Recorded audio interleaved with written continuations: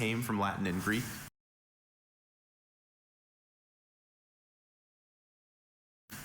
Rufinism is the state or condition of being reddish in color.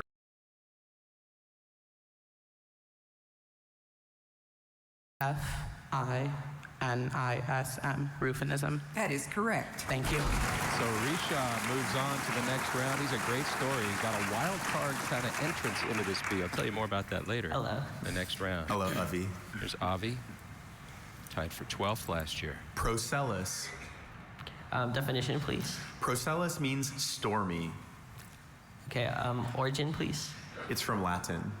Part of speech, please. Procellus is an adjective. And any alternate pronunciations? I have just the one, procellus. Procellus. Procellus. Procellus. P-R-O-C-E-L-L-O-U-S.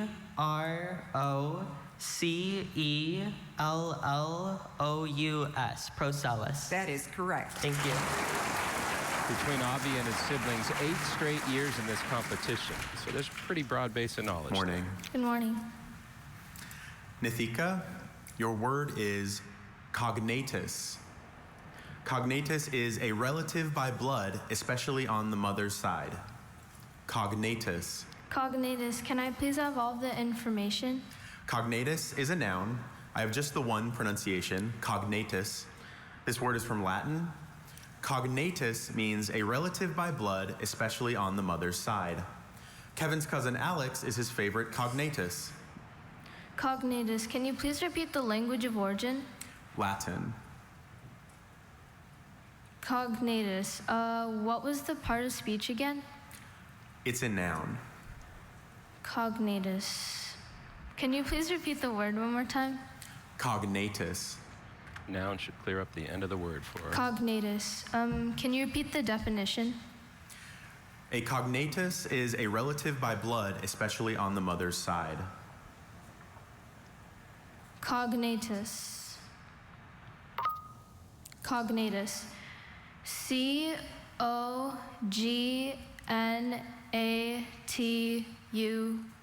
Cognatus. That is correct. Thank you.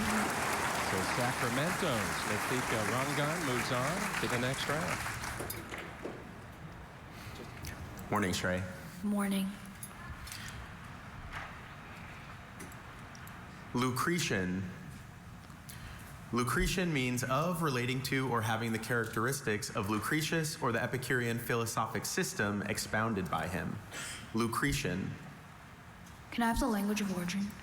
This is from a Latin proper name plus an English element. The definition gave him Could you that repeat name, all the information, please? Sure. which doesn't always happen. Lucretian is an adjective. Lucretian consists of a part from a Latin proper name plus an English element. Lucretian means of, relating to, or having the characteristics of Lucretius or the Epicurean philosophic system expounded by him. Jackson's writing is Lucretian in style, as he uses common words and archaisms to talk about technical terms. Lucretian. Are there any alternate pronunciations? Just the one, Lucretian. Can you say it for us? Lucretian. Lucretian. Can you repeat the definition? Of, relating to, or having the characteristics of Lucretius or the Epicurean philosophic system expounded by him. Okay. Lucretian. L-U-C-R-E-T-I-A-N.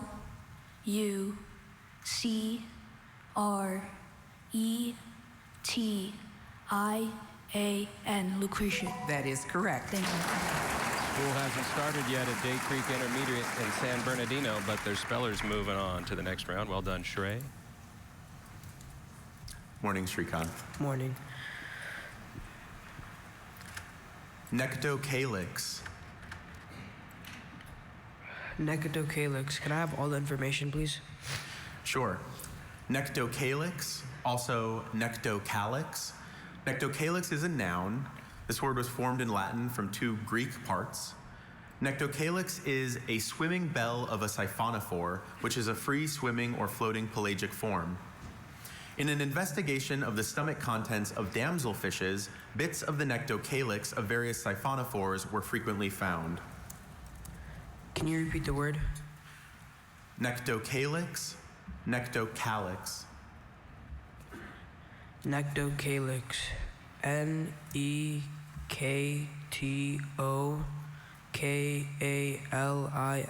nectocalyx. Nectocalyx is Nectocalyx.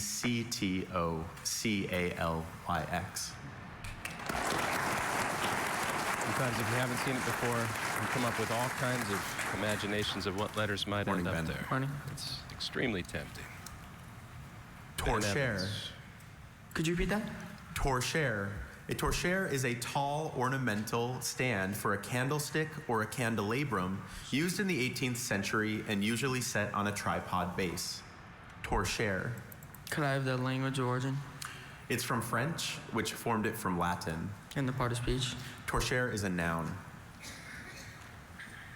Could you repeat all of that one more time? Sure. Torchère, it's a noun.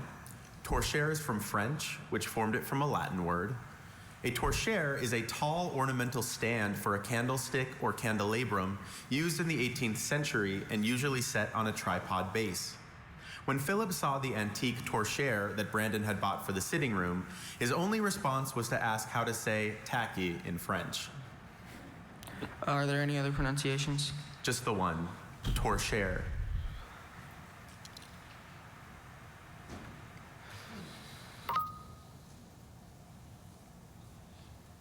You've watched the Torchère. TV all over the years. Torchère.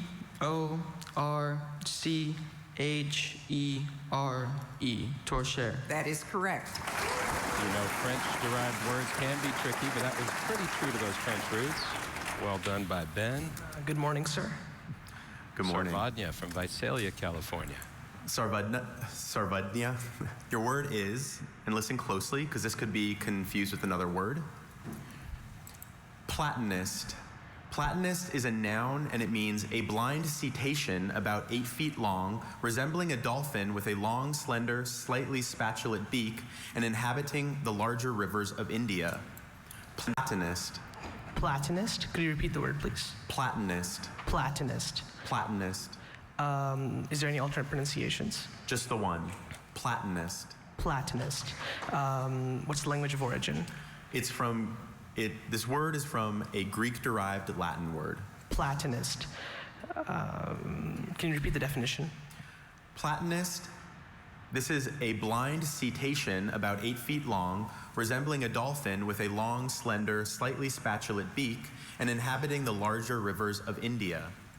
Platonist. Watch that Platonist. middle syllable. Is this a here. noun? It's a noun. Platonist. Platonist. Platonist. A lot of different vowel possibilities there for that second syllable. Does it come from the Latin platus, meaning spade or shovel? I don't see that here. Could you repeat the word, please? Listen again as Dr. Mock gives you the language of origin. Platonist is from Greek-derived Latin. Platonist. Platinist. Platonist. Platonist is Platanist.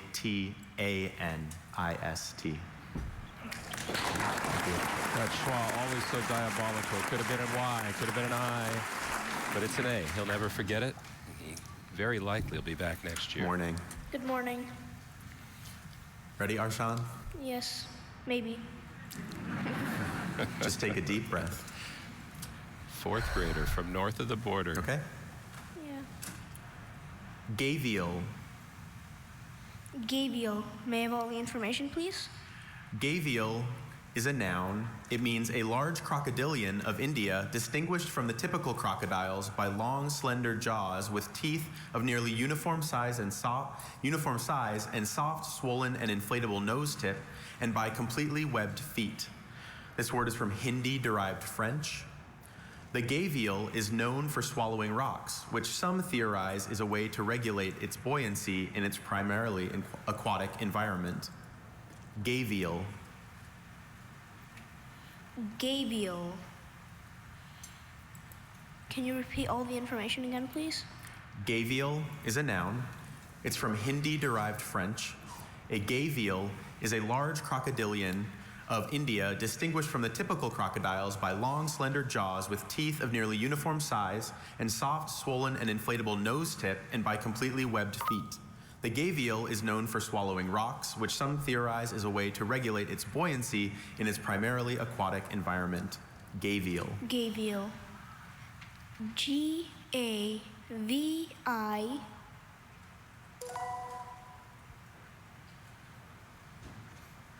E-L. Gavial. Gavial is spelled G-A-V-I-A-L. Thank you. So it has been a challenging round here in round 4, but our Sean, just a 4th grader, sure hope we see him back. Morning, Aditi. Torquemada.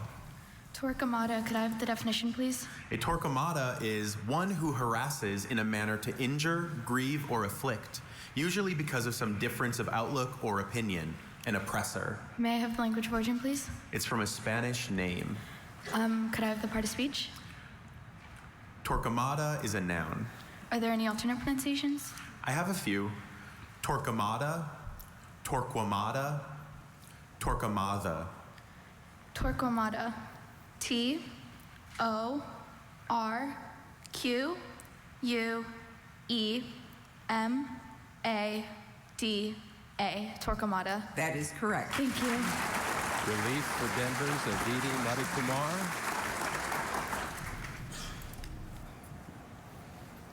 Morning, Hayden. Hi. Antwerp. Antwerp is a city, a port on the Schelde River and capital of the Belgian province of the same name. Antwerp, also Antwerp. All the information? Antwerp, also Antwerp. It's a geographical entry. It's from a Belgian geographical name. It's a city, a port on the Schelde River, and capital of the Belgian province of the same name. The famous Dutch painter Peter Paul Rubens is buried at the Church of St. James in Antwerp. Antwerp? Antwerp.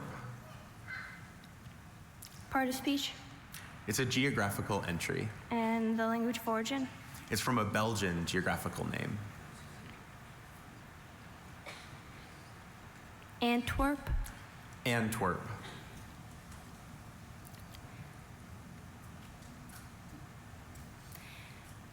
Antwerp. A N T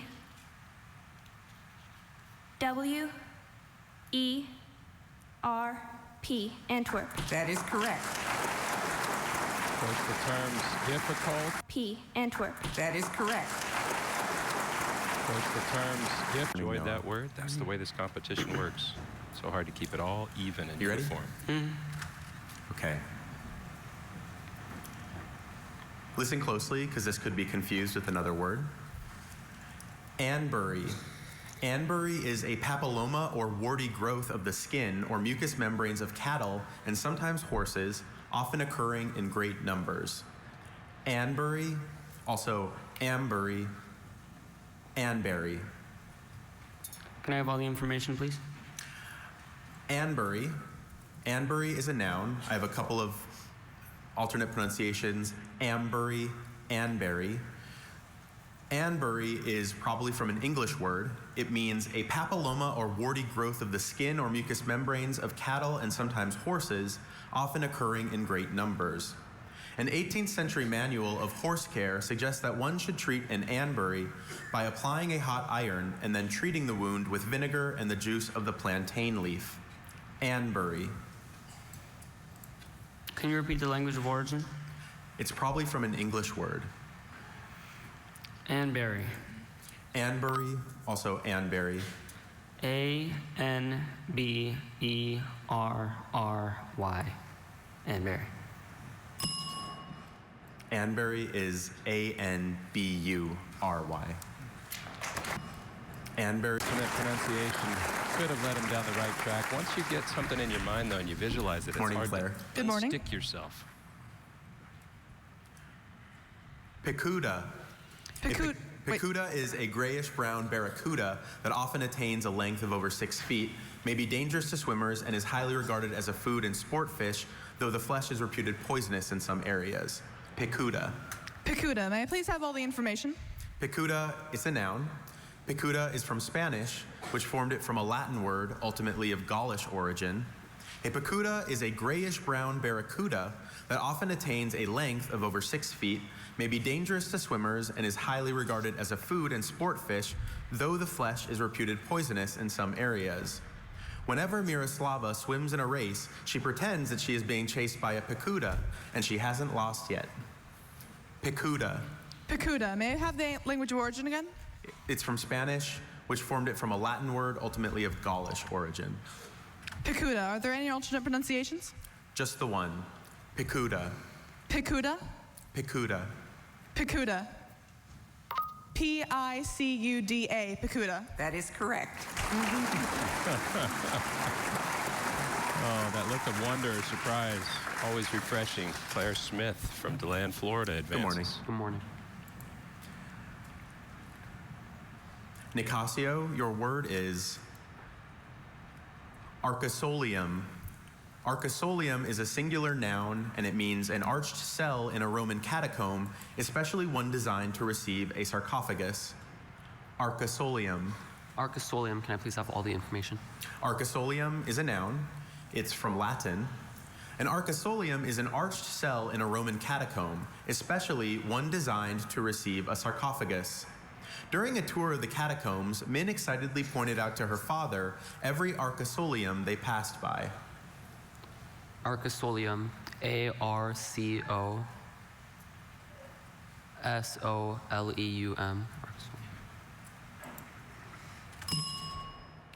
Arcosolium is A-R-C-O-S-O-L-I-U-M. That decision, I or E, has spelled many a speller over the years. Nicasio is strong showing this year. One more Good year morning, of eligibility. Ready? Shree's from Jacksonville. Regidor. Regidor. Regidor. Regidor. Could I have the language of origin? It's from Spanish, which formed it from Latin.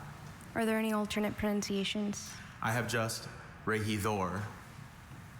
Regidor. Could I have the definition, please? A regidor is one of the body of officers charged with the government of a Spanish or Latin American municipality and corresponding to the English alderman. Regidor. Regidor. Could you use this word in a sentence, please? Sure. One of the first responsibilities that Manuel was given as regidor was to oversee the monthly city council meetings. Regidor. Could you repeat the language of origin, please? It's from Latin-derived Spanish. Regidor. Regidor. Could you repeat the pronunciation? Regidor. Regidor. Regidor.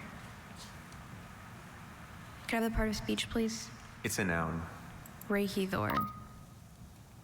Regidor. It's always tricky with Spanish. You don't know how much English has affected it. R-E-J-I-D-O-R. Regidor. Regidor is spelled R-E-G-I-D-O-R. Thank you. The J does make that same sound in Spanish, but in this case, that root for king Good or morning. ruler Morning, Elvis. might have helped her go G. Ready? No. Just take a deep breath. It'll help. Okay? Diticus. Diticus means producing 2 eggs or young at a time. Give me all the information. Sure. Diticus is an adjective. This word is from a Greek word. Diticus means producing 2 eggs or young at a time. Pigeons are generally didicus, laying 2 eggs at a time. Diticus. Is there any alternate pronunciations? I have just Diticus. Root word knowledge is crucial Could you say here. the pronunciation again? Diticus. Diticus? Diticus. One more time. Diticus. Diticus? Diticus. Diticus. Diticus.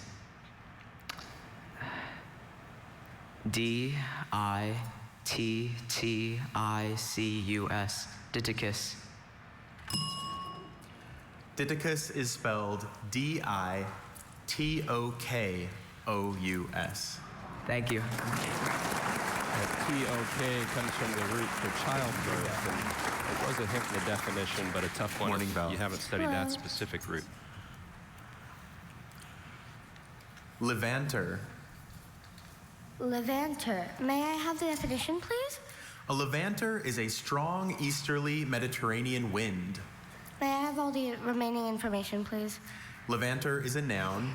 The first part of this word is from an originally Latin word that passed into French, and the second part is an English element, and is in a sentence, when the levanter hits the rock of Gibraltar, it soars up 1,400 feet, and its vapor becomes a dense white cloud. Levant. Levanter. Could you say it one more time? Levanter. Levanter. And am I pronouncing this correctly? We can't quite answer that, but the judges and I will let you know if we hear anything off. Okay, levanter. Could I have the language of origin one more time? So the first part of this word is from an originally Latin word that passed into French, and the second part is an English element. Levanter.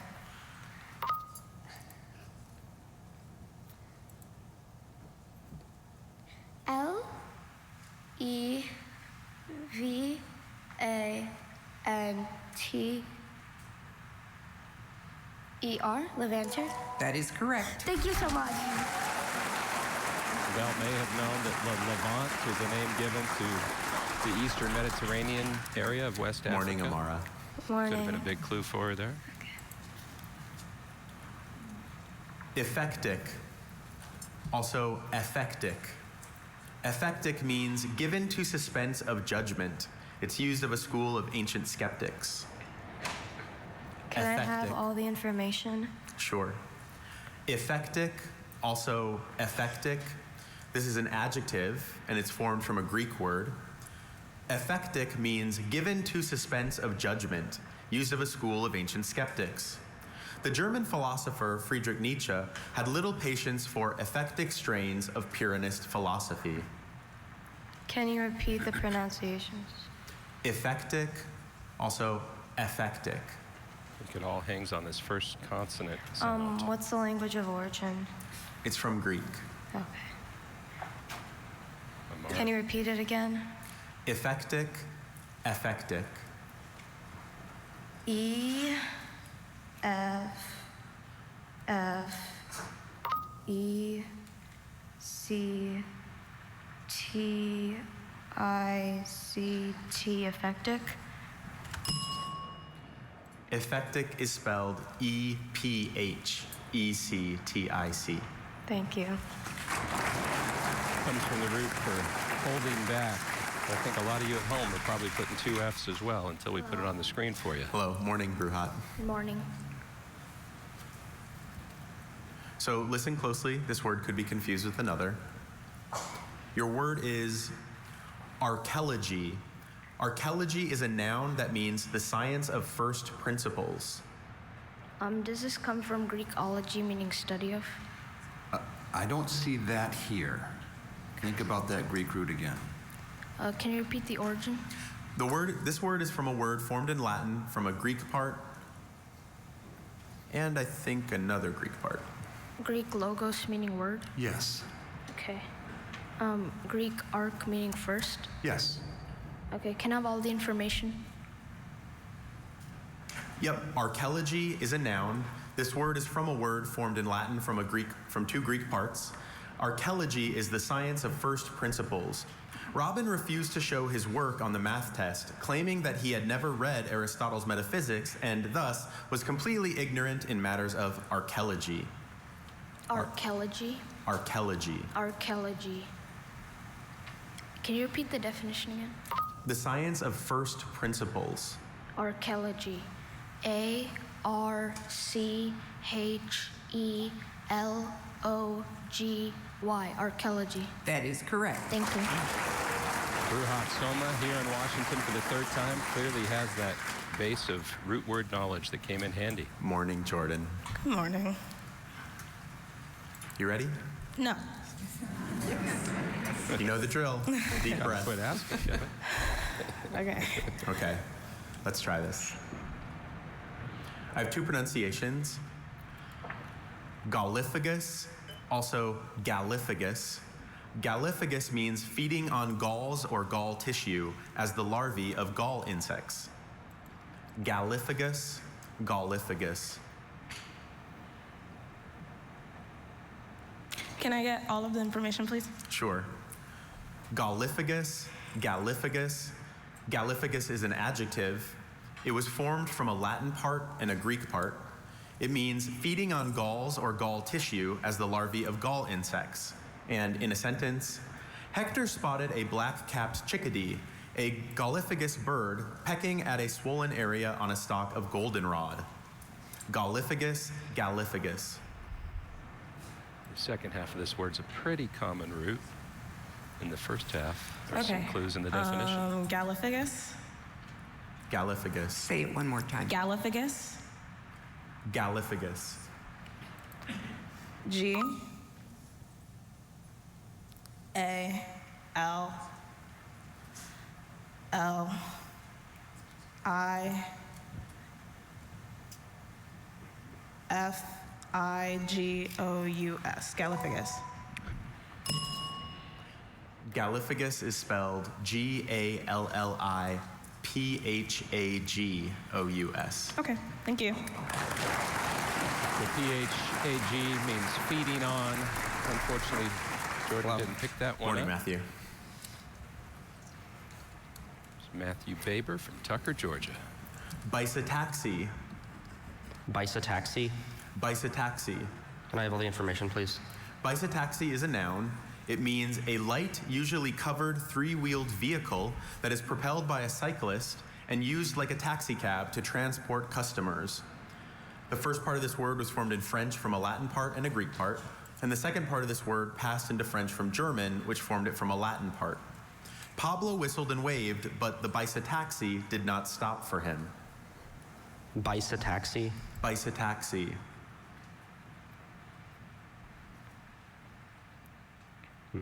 Does this come from the Latin bi, meaning two? You're on the right track. The trick is that second syllable. If you haven't seen this word, you may not see it Bisotaxi. coming. Can you repeat the word? Bisotaxi. Repeat the origin, please. The first part was formed in French from a Latin part and a Greek part, and the second part of this word passed into French from German, which formed it from a Latin part. Bisotaxi. Does this come from the Greek kiklos, meaning circle? Yes. Bisotaxi. Bicytaxi. Bisotaxi. Bisotaxi is spelled Bicitaxi. Thank you. It's literally the combination of bicycle and taxi, but for some reason that I didn't stick. Hello. The Y didn't Hello. stick and turned to an I. Morning, Sarv. And how could he see that coming if he hadn't seen the word before? Sarv is also Sogum. from Tucker, Georgia, fourth grader. Sogum is a square or rectangular cloak made of coarse wool, fastened usually on the right shoulder and worn especially by Gauls, early Germans, and soldiers of ancient Rome. Sogum. May I please have all the information? Sogum, it's a noun. Sogum passed from Gaulish to Latin. A sogum is a square or rectangular cloak made of coarse wool, fastened usually on the right shoulder and worn especially by Gauls, early Germans, and soldiers of ancient Rome. The sogum is the easiest Roman costume for a Latin student to make, since it's really just a big blanket. Are there any alternate pronunciations? Just sogum. Sogum, could you please repeat the word? Sogum. Sogum. Okay. Sogum. S-A-G-U-M. Sogum. That is correct. Thank you. Oh, that never gets old. So we have a fourth grader who's moving on to round 5. That means 14 spellers have spelled correctly in this round. We've already seen 18 hear that dreaded bell, and we still have a boatload who are going to compete in these quarterfinals because we're just getting started. More of the quarterfinal round here in Washington when these 2024 Scripps National Spelling Bee quarterfinals roll on.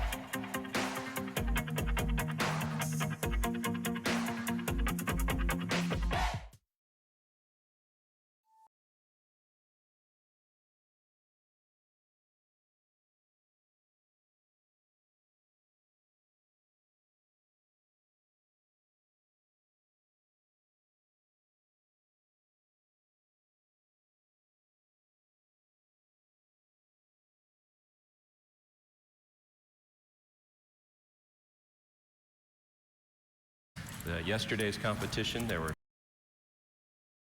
some lists that they could have perused. Today, it's fair game. Anything in that giant dictionary. And here's Abina Kwafo from Ghana. Hi, Abina. Hi. Okay, your word could be confused with another word, so listen closely. Okay. Cardinal. Cardinal is a non-vesicant oily liquid that is composed chiefly of monohydroxyphenols obtained from cashew nutshell liquid and used especially in making phenolic resins. Cardinal, also cardinal. Could you repeat the pronunciations?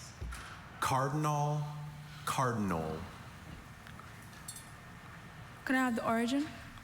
This word is from a part from Greek-derived Latin, an ultimately Greek part, and another part that passed from Arabic to Spanish to Latin. Okay. Could you repeat the definition? Cardinal is a non-vesicant oily liquid that is composed chiefly of monohydroxyphenols, is obtained from the cashew nutshell liquid, and is used especially in making phenolic resins. Cardinal. You watching that middle syllable, Ben? Yeah, that schwa is always tricky. Can I have the parts of speech? It's a noun. Okay. Could you repeat the pronunciation one more time? Cardinal, also cardinal. Cardinal, cardinal. Could you repeat the origin? The first part is from Greek-derived Latin, another part is from ultimately Greek, and the last part went from Arabic to Spanish to Latin. Okay. Cardinal. C-A-R-D-I-N-O-L. Cardinal. Sure enough, the schwa. Cardinal is spelled C-A-R-D-A-N-O-L. Thank you very much. And she did have to rush there. I mean, the clock was down to 2 by the time she said her last letter. There was really no way to know what that middle vowel could have been. I was a good guess. Hi, Giovanni. Abina eliminated, but here's another from Ghana, Giovanni Ajay, 6th grade. Execortus. Can I repeat the word? Execortus. Execortus. Execortus. Execortus. Does it have the Latin exe meaning out? You're on the right track. So that'll give him that second vowel. Can I have the meaning? Execortus is a disease of oranges in trees grafted on trifoliate stock that is characterized by peeling of the outer bark in narrow dry strips and by dwarfing of the tree, and is caused probably by either a virus or a genetic factor. Execortus.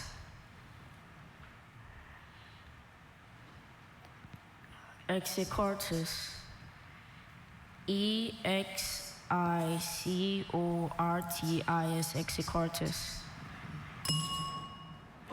Execortus is E-X-O-C-O-R-T-I-S. Thank you. When he asked the root, thought he had that schwa, but there's another for that sound that could be any vowel. Yeah. Warning. When those Greek roots come Ready, together, Nadom? Greek or Latin roots, sometimes what goes in the middle of them is hard to Listen predict. closely. Your word is piton.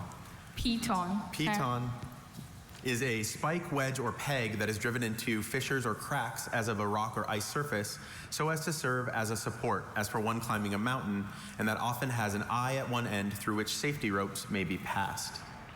Piton. Can I have the origin? It's from French. Can I have all the information? Piton, also piton, and python. It's from French. It's a noun. A piton is a spike, wedge, or peg that is driven into fissures or cracks as of a rock or ice surface so as to serve as a support, as for one climbing a mountain, and that often has an eye at one end through which safety ropes may be passed. Dana hammered a piton into the rock and adjusted her safety ropes. Piton. Does it come from the French? Ton meaning tuna. Could you ask that again? Thon meaning tuna. French. I don't see that here. Piton. P-I-T-O-N. Piton. That is correct. Autumn's here for the 3rd year. She's trying to climb her way to the top. Maybe that piton will help. Hi, good morning. Good morning. Here's Alina. Are you ready, Alina? Luz from Guam. Yes. Deep breath. Your word is hemapoiesis. Hemapoiesis? Hemapoiesis. Hemapoiesis. Can I have all of the information? Sure. Hemapoiesis, also hemapoiesis. This is a noun and it means formation of blood or of blood cells within the living body. Hemapoiesis was formed in Latin from Greek elements. Hemapoiesis takes place in bone marrow, constantly replenishing the red blood cells circulating in the body. Hemapoiesis, hemapoiesis. Can you repeat all of that again? Sure. Hemapoiesis, also hemapoiesis. It's a noun. It was formed in Latin from 2 Greek parts. Hemapoiesis means formation of blood or of blood cells within the living body. Hemapoiesis takes place in bone marrow, constantly replenishing the red blood cells circulating in the body. Hemapoiesis. Hemapoiesis. Hemapoiesis. Can I have the definition again? Formation of blood or of blood cells within the living body. Okay. Hemapoiesis. Hemapoiesis.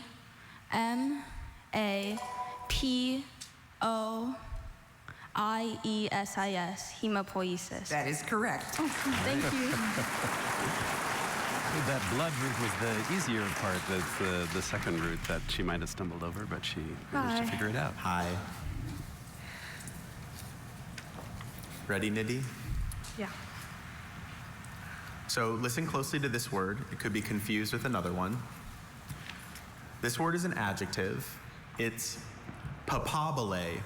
Papabile is a word from Latin-derived Italian, and it means qualified for and considered likely to succeed to the office of pope. Papabile. Can I have all of the information, please? Sure. Papabile, it's an adjective. It means qualified for and considered likely to succeed to the office of pope. Papabile is from Latin-derived Italian. In a sentence, even a cardinal who is not generally considered papabile may still be elected pope. Papabile. P-A-P-P-A-B-A-L-L-E. Papabile. Papabile is spelled P-A-P-A-B-I-L-E. Okay, thank you.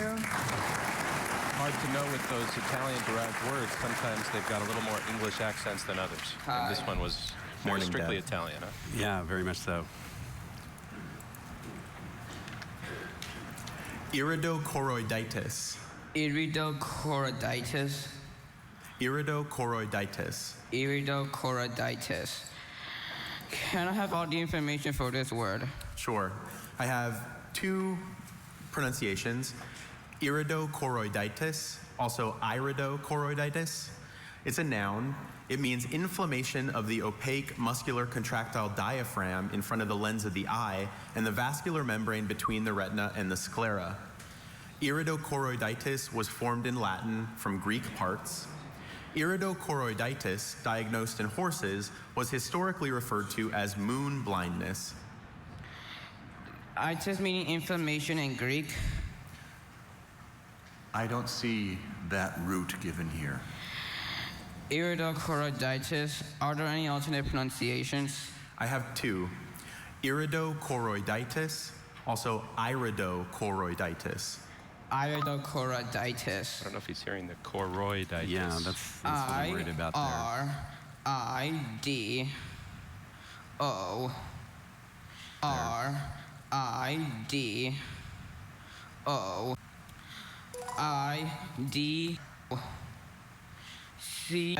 Iridochoroiditis. Iridochoroiditis is Iridochoroiditis. Thank you. And you could clearly hear, Ben, Dr. Mott pronouncing that, but you're so used to hearing the schwa, maybe your ear just tunes that? Yeah, he just had to listen a little more closely to catch that oi diphthong in the middle there. High It is a stress. little more subtle, that diphthong. Strabila. Can I have all the information? Sure. Strabila is a noun. It means a linear series of similar structures, such as the chain of segments forming the body of a tapeworm. Strabila is from a Greek-derived Latin word. Mr. Homan's biology class watched a video in which juvenile jellyfish separated one by one from a long strabila. Strabila.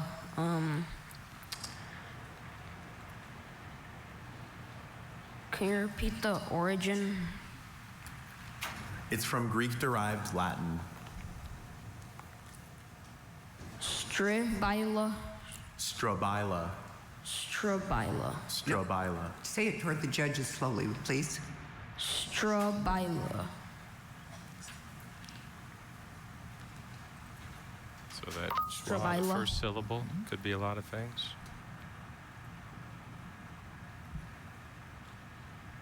The I sound could be formed by multiple letters. A lot of ways to go on Can this you one. repeat the origin one more time? Greek-derived Latin. And no big glaring clues here. Yeah. Strabila. S-T-R-A-B-I-L-A. Strabila. Strabila is S-T-R-O-B-I-L-A. Thank you. I could have been thinking of other words like strabismus that have the A there, but this time it was an O. And that's what your brain does. It goes to what's familiar. Right. Yaya, your word is San Juanito, also San Juanito. May I have the language of origin, please? It's from Spanish, which formed it from a name. Sentence. Gina and Paul set out to learn the San Juanito in preparation for their trip to South America the following summer. You said the origin is Spanish, right? It's from Spanish, which formed it from a name. All the information again, please. San Juanito, San Juanito. It's a noun. It's from Spanish, which formed it from a name. A San Juanito is an Ecuadorian couple dance resembling but more melancholy than the marinera of Peru. Gina and Paul set out to learn the San Juanito in preparation for their trip to South America the following summer. Part of speech, it's a noun. It's a noun. San Juanito. S-A-N-U-A-N-I-T-O. San Juanito is S-A-N-J-U-A-N-I-T-O. Thank you. Was the only real clue there was that it was from a name? Exactly. So you have to be thinking of San Juan, which changed its pronunciation a bit. Morning, Ian. San Juanito. Morning. Didn't pick up on that, unfortunately. Ian, your word is Espagnolette. Espagnolette. Can I have all the information, please? Espagnolette is a noun. It passed into French from Provençal, which formed it from an ultimately Latin word. And espagnolette is a fastening for a French door or casement window consisting of a long rod with hooks at the top and bottom of the sash bolt, of which are turned by a single handle to hook around fixed pins in the window frame. Celeste had to improvise with a rubber wedge to hold the bedroom window closed when the antique espagnolette broke. What's the language of origin again? It's from French, which took it from Provençal, which ultimately took it from Latin. See if you can dissect this word a little bit. Espagnolette. E-S-P-A-N-I-E-L-E-T-T-E.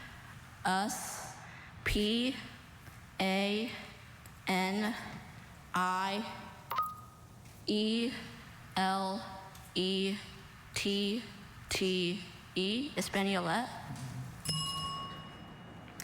Espagnolette is spelled E-S-P-A-G-N-O-L-E-T-T-E.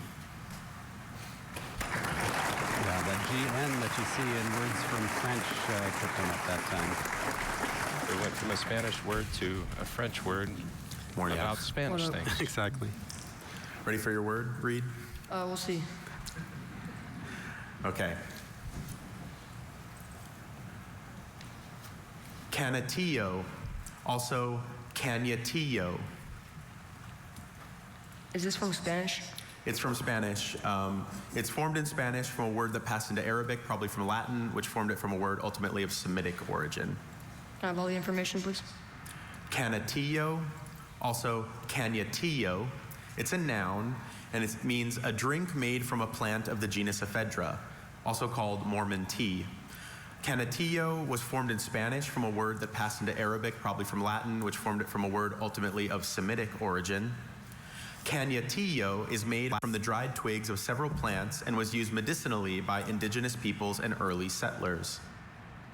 Cañatillo. Cañatillo. Cañatillo. C-A-N-U-T-I-L-L-O.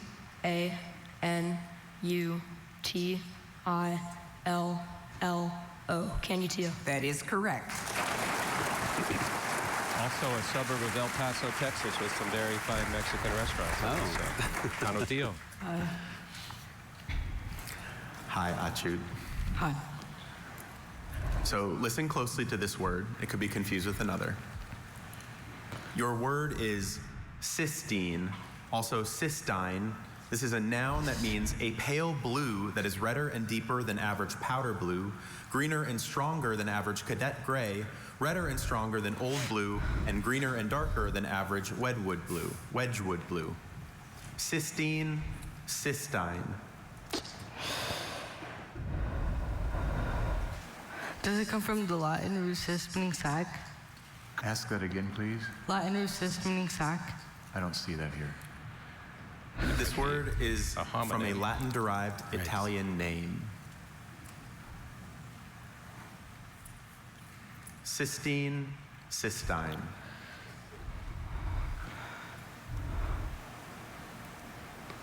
The Chute's gone very deep in this competition. Cystine, cystine. The last 2 years in a row. Cystine, cystine. Can I have the definition one more time, please? A pale blue that is redder and deeper than average powder blue, greener and stronger than average cadet gray, redder and stronger than old blue, and greener and darker than average wedgwood blue. Very specific. Cystine, cystine.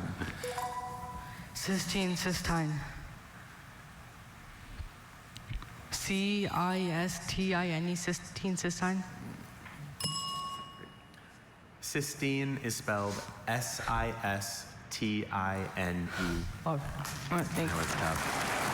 And again, it's all relative, Ben. Someone who's been to the Sistine Chapel, of course, they'd recognize it instantly. If you haven't, or if it doesn't come to mind in that moment, that brief. Sistine Chapel refers to the color. Yeah. That's unusual. That's where the name comes from. Eclogite. Eclogite. Can I have all the information, please? Eclogite is a noun. Eclogite is a metamorphic rock consisting of soda-rich pyroxene and magnesia-rich garnet as essential minerals. Eclogite was formed in French from a Greek word plus a French element. As a result of its broad range in composition, there is much debate surrounding whether eclogite is produced in the Earth's surface or its mantle. Eclogite. Are there any alternate pronunciations? Just the one. Eclogite.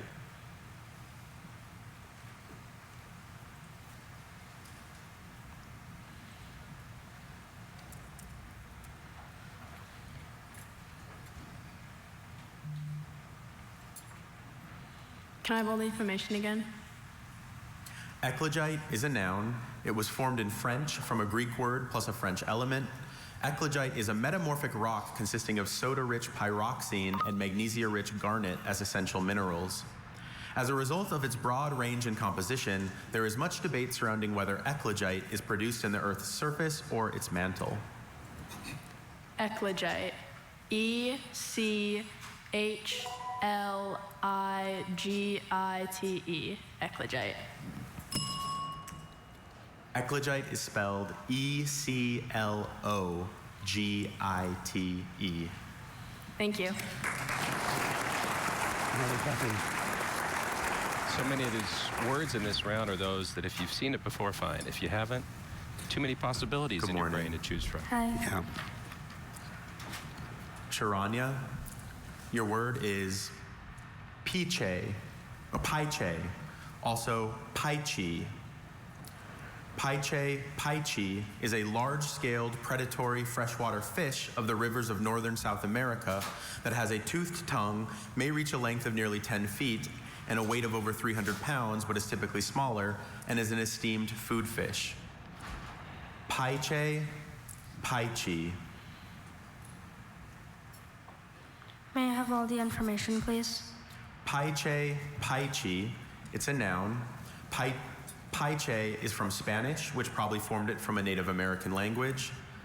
Paiche is a large-scaled predatory freshwater fish of the rivers of northern South America that has a toothed tongue, may reach a length of nearly 10 feet and a weight of over 300 pounds, but is typically smaller and is an esteemed food fish. The paiche may be more susceptible to overfishing because it breathes air and therefore must return regularly to the water's surface. Could you repeat the language of origin, please? Spanish from a Native American language. Spanish, big clue. Paiche.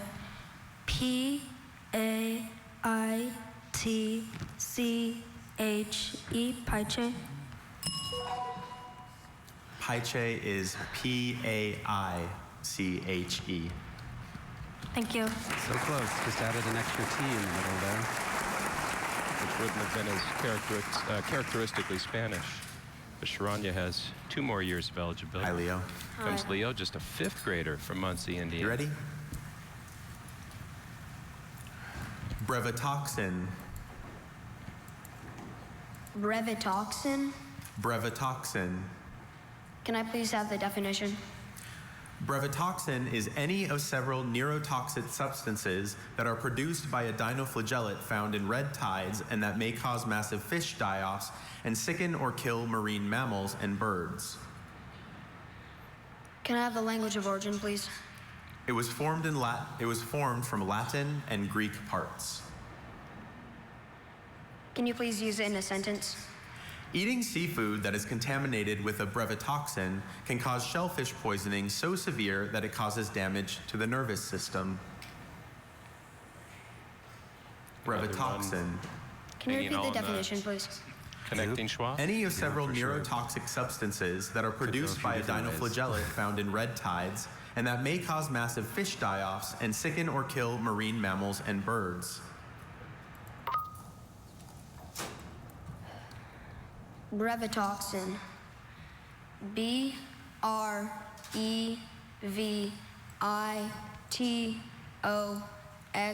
B-R-E-V-I-T-O-X-I-N. Brevetoxin? Brevetoxin is B-R-E-V-E-T-O-X-I-N. Thank you. The root there for short. Some people may see it in a coffee shop. I don't know if a 5th grader's hanging out in a coffee shop. The I was a totally plausible guess in the middle there. Morning. Good morning. The schwa again. And now Partha. Partha, That's ready. listen closely to this word because it could be confused with another. Your word is stolen. This stolon is a horizontal branch from the base of a plant that is either above or below ground and produces new plants from buds at its tip or nodes, as in the strawberry. It's also called a runner. Stolen. Stolen. Can I have Can you use it in a sentence, please? I hope they catch him. Liz reluctantly cut back the strawberry stolen that threatened to creep into her neighbor's garden. He said stolen, Can I which is have a the different definition word again? with a different spelling. Stolen is a horizontal branch from the base of a plant that is either above or below ground and produces new plants from buds at its tip or nodes, as in the strawberry. Origin, please.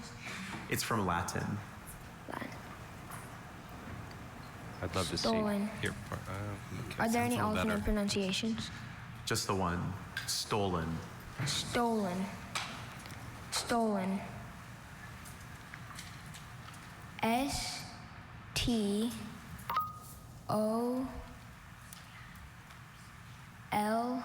S-T-O-L-L-E-N. Stolen. Stolen is spelled S-T-O-L-O-N. Did you hear that? He put the little German stolen in there, which is a different word, which is spelled exactly how he spelled it. Oh, well, there you go. Which has been in this B before, and that's Moment, some of please. these subtleties. Very It's tough, very heartbreaking. tough.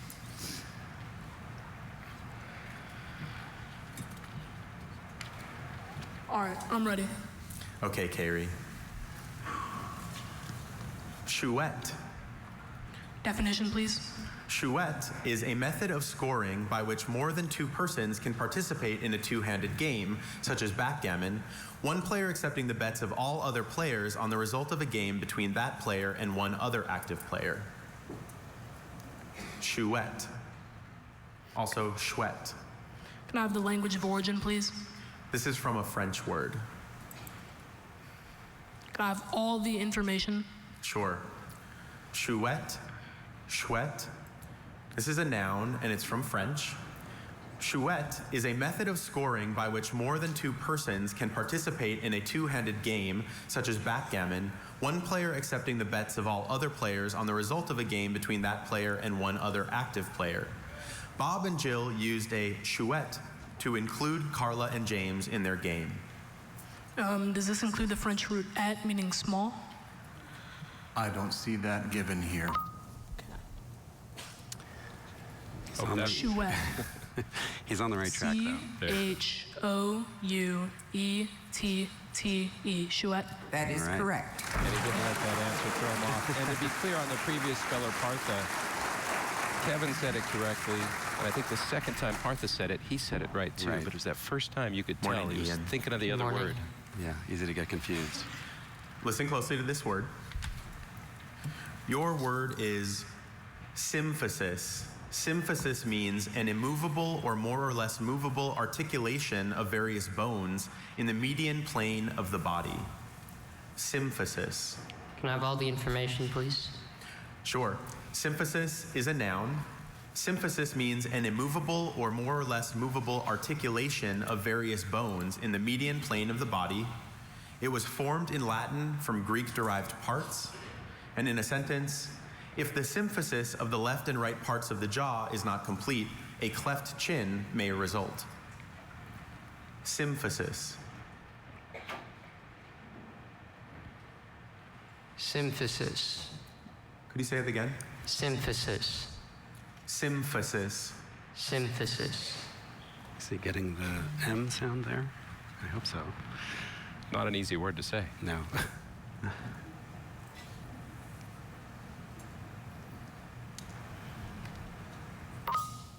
Symphysis. S-C-Y-M-P-H-Y-S-U-S.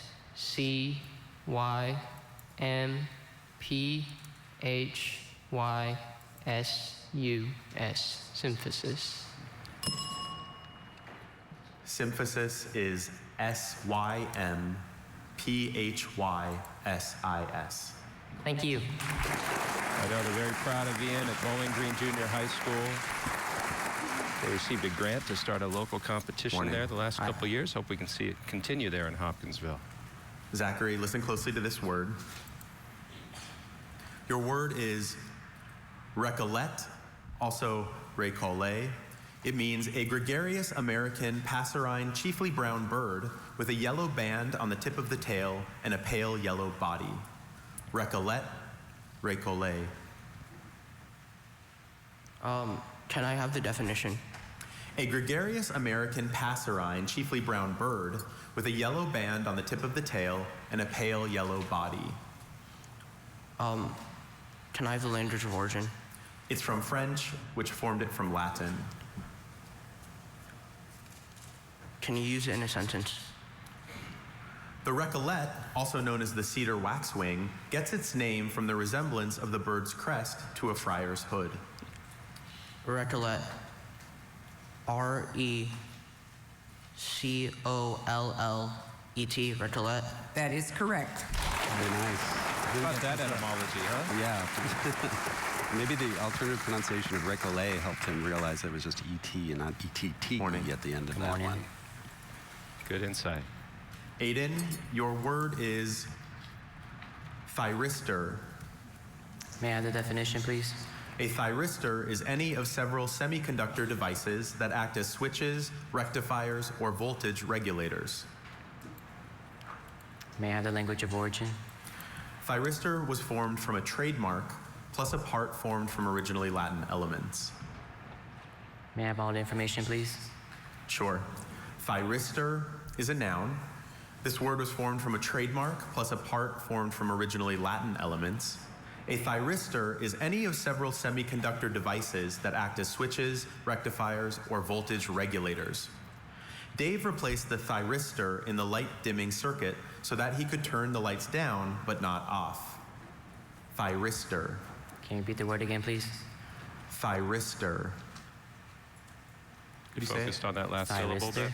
Thyristor. Yeah, we'll see if he picks up the Can you repeat related the word again, here please? of transit. Thyristor. Thyristor. Can you use it in a sentence, please? Dave replaced the thyristor in the light dimming circuit so that he could turn the lights down but not off. Thyristor. T-H-Y-R-I-S-T-E-R. Thyristor. No. Thyristor is spelled T-H-Y-R-I-S-T-O-R. In the 50s or 60s here, the spellers would all have transistor radios. These days they have smartphones, huh? Yeah, maybe not so familiar with that word anymore. Hi. Hi. Paranika, your word is plagiopatagium. Plagiopatagio. Plagiopatagium. Plagiopatagium. Plagiopatagium. Plagiopatagium. Can I have the definition, please? Plagiopatagium means an extensile membrane connecting the forelimb and the hind limb as of a bat or flying squirrel, and used when spread in flying or gliding. Plagiopatagium. Can I have the language of origin, please?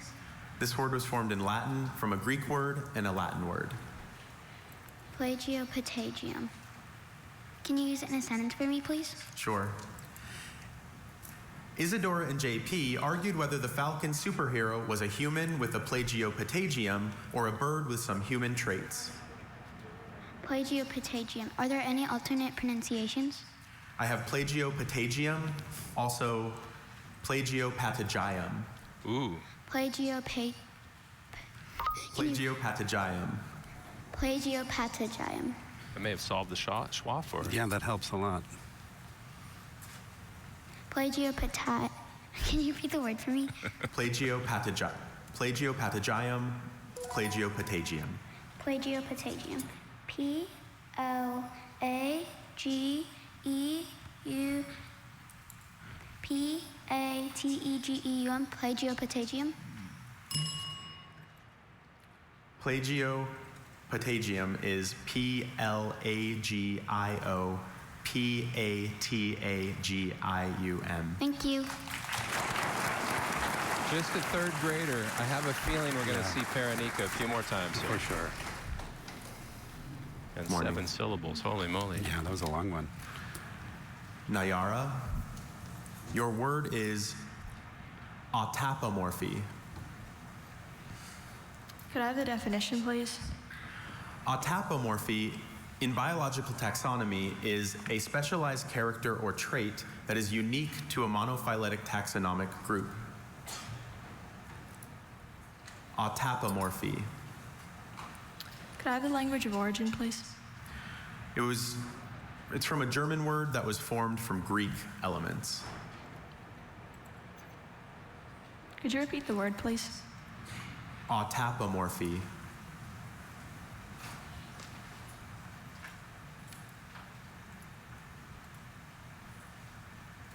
Could I have the part of speech, please? It's a noun. Could you say it for us? Autapomorphy. Autapomorphy.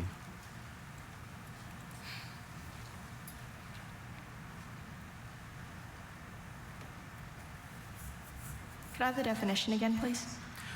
Autapomorphy, in biological taxonomy, it's a specialized character or trait that is unique to a monophyletic taxonomic group. Greek should help with the connecting schwa. Could you repeat the word, please? Autapomorphy. Autapomorphy. A-U-T-A-P-O-M-O-R-P-H-E. Autapomorphy. Thank you. Autapomorphy is A-U-T-A-P-O-M-O-R-P-H-Y. I thought she had it there. I did too, and that's one where I wonder if maybe a little more time. Yeah. She was right up against She it. may have been focused so much on the other parts of the word. Hi, Sunil. Seen it happen so many times. Another third Microphakia. grader. Microphakia. Does this come from the Greek root micro meaning small? It does. Microphakia. Can I have the definition? Microphakia is abnormal smallness of the lens of the eye. Microphakia. Can I have the language of origin? It is formed in Latin from Greek parts. Microphakia. Can you repeat the word? Microphakia. Microphakia. Can I have all the information except for the sentence? Sure. Microphakia. Microphakia is a noun. This word was formed in Latin from Greek parts. Microphakia means abnormal smallness of the lens of the eye. Microphakia. M-I-C-R-O.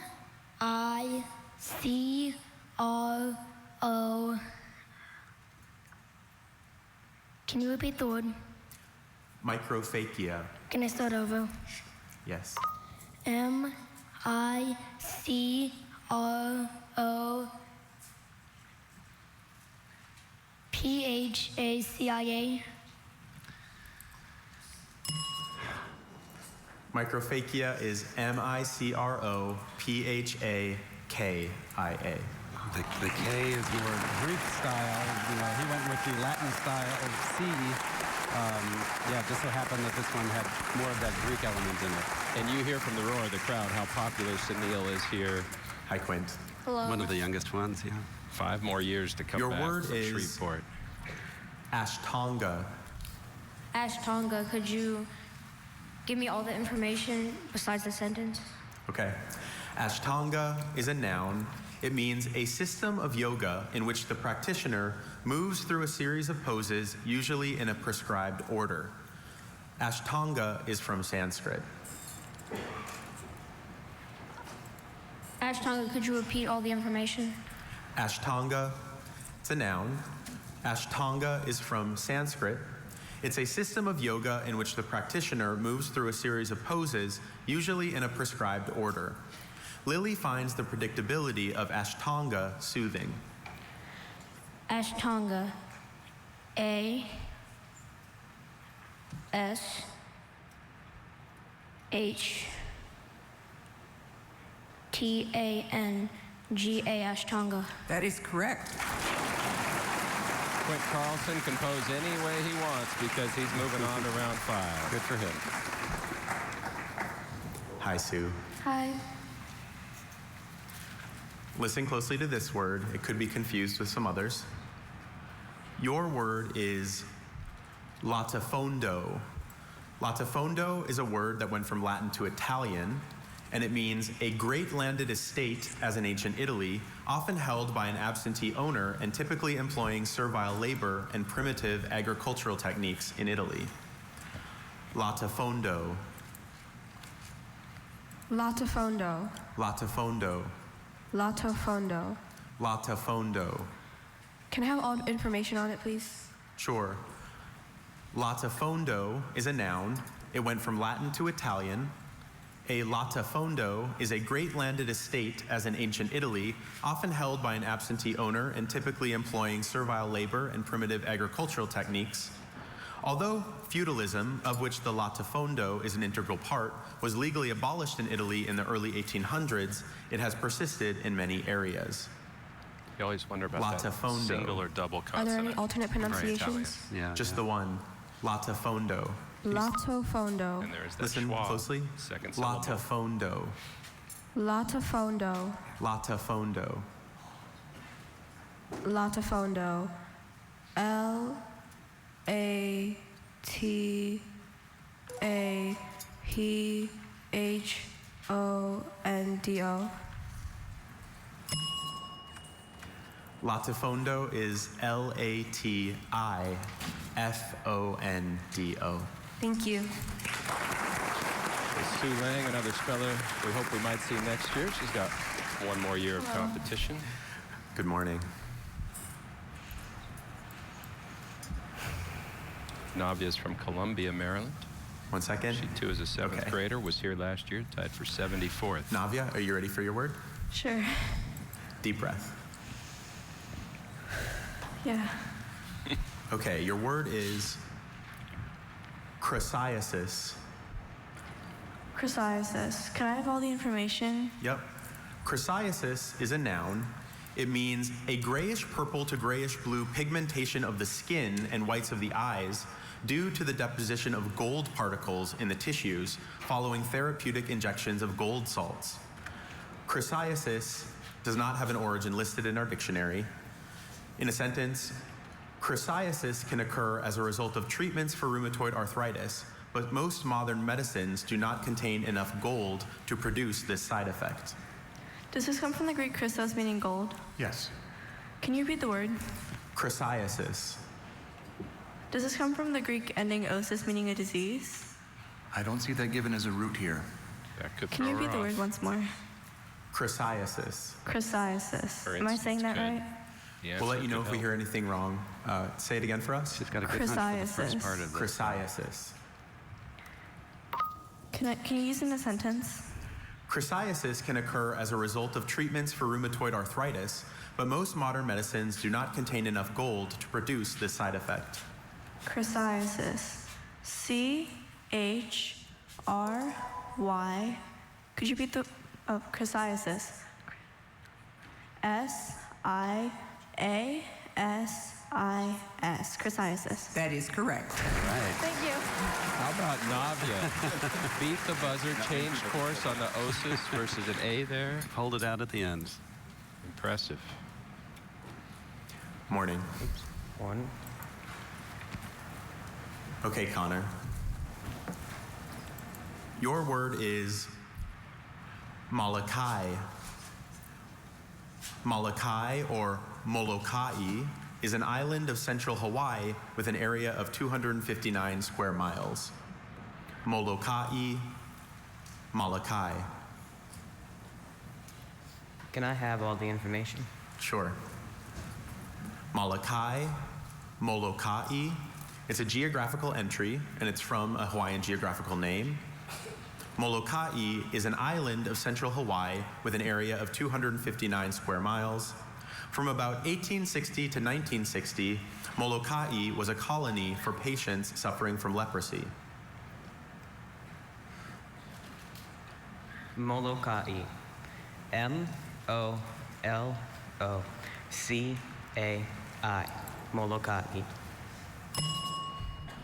Molokai is M-O-L-O-K-A-I.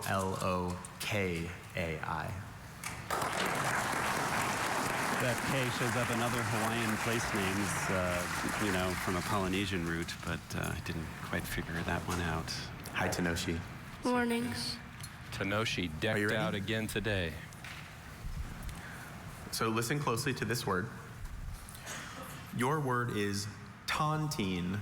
Tontine is a noun, and it means a financial arrangement as an insurance policy whereby the participants share benefits equally on such terms that when one dies or defaults, the others equally share the portion until only one remains to own the entirety. Tontine. Can I have all the other information? Tontine is a noun. It was formed in French from an Italian name plus a French element. In a sentence, in the days before a central bank or common currency, villagers often used a tontine to share ownership of property. Tontine. Tontine. T-O-N-T-E-N-E. Tontine. Tontine is spelled T-O-N-T-I-N-E. Thank you. We've seen Tenoshi here the last couple years. Certainly won Best Dressed with the tux this year. We'll remember that. Yeah. See how he shows up next year. I hope she comes back.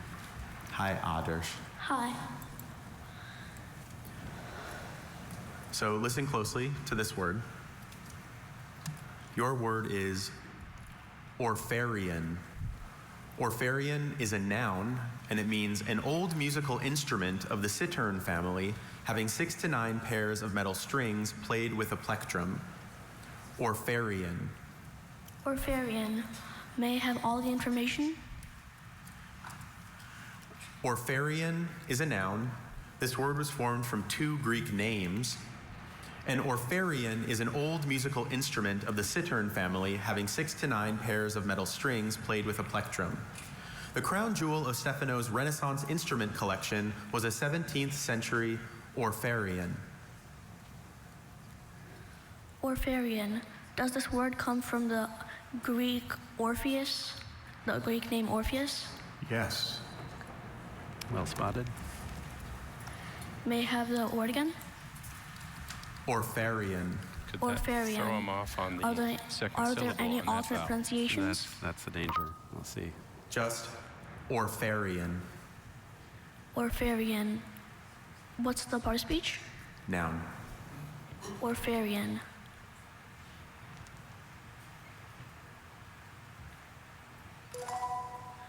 Orpharion. O-R-P-H-E-R-I-O-N. Orpharion. Orpharion is spelled O-R-P-H-A-R-I-O-N. Thank you. Yeah, probably thinking the E in Orpheus when he said E. A tough break for a Darsh, but another young speller with many chances to come back. Just a 5th Morning. grader. Josephine, a 6th grader. Frumenty, also Martha's Vineyard. frumenty. This is a dish of wheat boiled in milk and usually flavored with sugar, spice, and raisins. Frumenty. May I please have all the information? Frumenty, also frumenty. It's a noun. This word is from a Latin-derived French word. Frumenty is a dish of wheat boiled in milk and usually flavored with sugar, spice, and raisins. Inexplicably, Benny dislikes oatmeal but loves frumenty. Could you repeat the origin? This word is from Latin-derived French. The last letter may be the most difficult for this one. French may May I lead to a please have all different the ending. information Yeah, again? we've got that Latin Frumenty, for wheat. frumenty. The This is a last noun. letter there It's from is Latin-derived French. Possibly hard to Frumenty is a dish of wheat boiled in milk and usually flavored with sugar, spice, and raisins.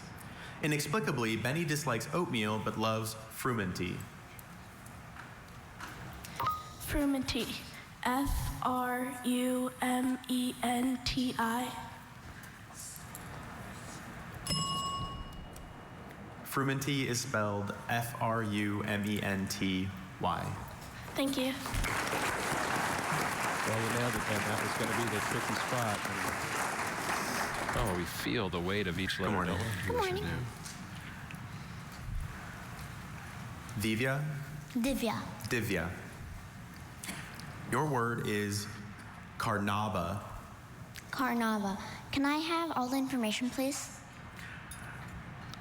Carnaba, also Carnuba, Carnauba, Carnauba, means a yellowish to dark brownish gray, hard, brittle, high melting wax obtained from the surface of leaves of a fan palm of Brazil.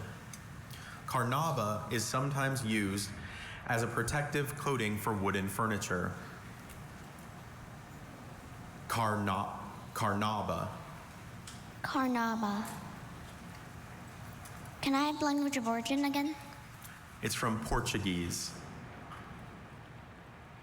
Carnava. C-A-R-N-U-B-A. Carnava. Carnauba is spelled C-A-R-N-A-U-B-A. Thank you. A 5th grader. Hopefully we'll be back. Morning, Joshua. Good morning. Camionette. Can you give me all the information, please? Sure. Camionette, also camionette. This is a noun and it means a small truck or bus. It's from French. The hotel provides a camionette to shuttle guests to and from the airport. Does this have the French feminine diminutive et? I don't see that given as a root here. Okay. But it does. Can you give me the definition again? Yes, A small they may truck not be able or to bus. share that particular Part of bit of speech. information. It's a noun. Spellers. Are there any alternate pronunciations? Camionette, camionette. And the definition has a clue there, huh? Can you say the word one more time? Yeah. Camionette, camionette.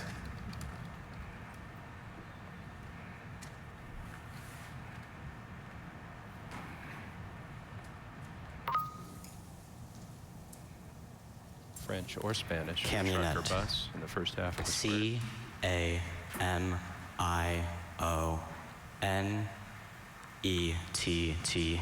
camionette. That is correct. Put it together. He didn't let that response about the diminutive ending I'm so cooked. dissuade him. Okay, let's just get it on. Okay, Reese, deep breath. Your word is patable. Patable is a noun, and it means the transverse piece of a cross. Patable? Patable. Can I have the origin? It was formed from a Latin word. Patable. Okay, can I have the rest of the information? Patable is a noun. It was formed from a Latin word. Patable means the transverse piece of a cross. The carpenter shaved the patable until it fits smoothly with the perpendicular piece. Okay, here it goes. Patable. P-A-T-A-B-L-E? Darn it. Patable is spelled P-A-T-I-B-L-E. Thank you. So yet again, that schwa sound rings the bell. Always a tricky one. Aryan, listen closely to your word. It's linaloa. Could you repeat the word? What? Yeah. Linaloe. Sorry, linaloe is your word. Linaloe is the wood of any of several trees of the genus Bursera that yields aromatic oils used chiefly in perfumes and that is used to some extent in furniture and cabinet work. Linaloe. Can you say it? Linaloe? Linaloe. What's the language of origin? It's from Spanish, and it's composed of parts of Latin and probably Dravidian origin. Linaloe. Linaloe? Linaloe. Could you repeat all the information, please? Linaloe, it's a noun. This word comes from Spanish and is composed of parts of Latin and probably Dravidian origin. It means the wood of any of several trees of the genus Bursera that yields aromatic oils used chiefly in perfumes and that is used to some extent in furniture and cabinet work. Linaloe, used to distill wood oil, smells somewhat like a rose and is produced mostly in Mexico and from introduced trees in India. That last part's related to the English Linaloe, word could you aloe, repeat the but it's pronunciation? being pronounced very differently in this word. Linaloe. Linaloe. L-I-N-A-L-O-E. Linaloe. That is correct. How about that reaction from Aryan, who's one of the favorites here, for sure. Yeah. Tied for 5th last year. Definitely wants to get back to the finals. Spelled it how it sounded in Espanol. Ready? Yeah. Sphenopalatine. Sphenopalatine. Can I have all the information, please? Yep. Sphenopalatine is an adjective. It means of, relating to, lying in, or distributed to the vicinity of certain bones of the cranium and the jaw. Sphenopalatine is from Greek, and the second part is from Latin. The first part is from Greek, the second part is from Latin. The sphenopalatine artery is the main artery for the sinuses and is the source of severe nosebleeds. Can you repeat the word again, please? Sphenopalatine.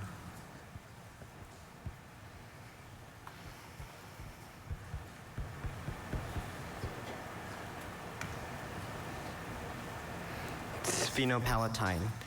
S-P-H-E-N-O-P-A-L-E-T-I-N-E. Sphenopalatine. E-I-N-E. Sphenopalatine. A-L-A-T-I-N-E. The schwa is in another speller. I'm sure our viewers are getting tired of us saying that, but the spellers are really getting tired of it. It's the truth. Morning. They're getting tired of us saying that, but the spellers are... Your word is Orihan. Can I have the language of origin, please? It's from Japanese. Can I have the definition, please? An orihan is a strip of paper, papyrus, or vellum that is accordion folded so as to divide the writing, is a strip of which appears on one side into pages or columns and that sometimes has laced on covers. Is there any alternative pronunciations? Just the one. Orihan. Orihan. Language of origin could hurt or help. That's true. Orihan. That third syllable. O-R-I-H-A-N.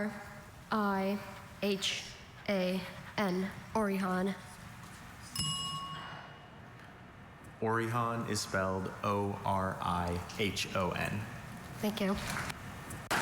Well, Ben, we've seen what a hard job you guys have on the word panel to try to make this even across the board. Not easy. It's a challenge. We have to sort of match their level and see what's challenging for them. And, you know, they're doing battle with these words. And, you know, the ones that are going through are doing a fantastic job. But everybody's doing a great job to get to this point.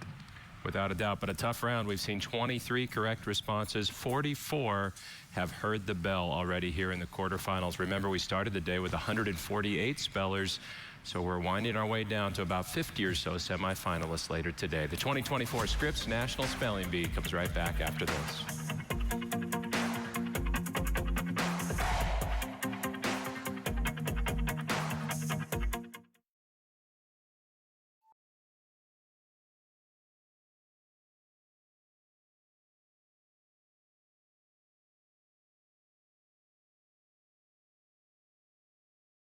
Taking the reins for this round alongside Associate Pronouncer, Dr. Kevin Mock. Good morning, Dr. Kevin. How are you?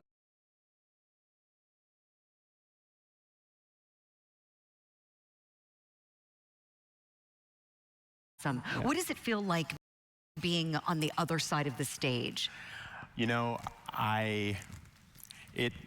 it's a whole different experience, but knowing what the spellers are going through, the biggest goal that I have while I'm sitting up there is helping them to understand what their word is and give them the best chance at spelling correctly. That's right. It's a learning opportunity. It really is. It really this is. experience, as I always say, it is invaluable, as you know, Dr. Kevin. All right, here we go. Time to head back to the stage to get to our next speller.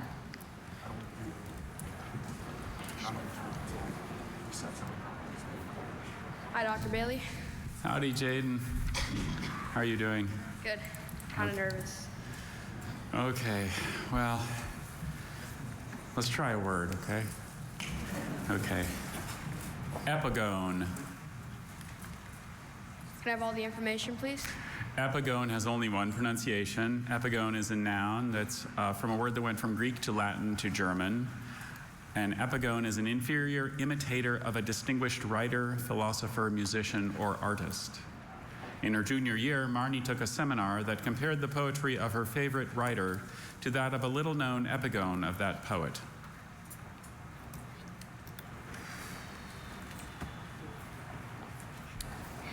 Jaden, could you take a step closer to the mic and say the word for us? Epigone? Epigone. Okay.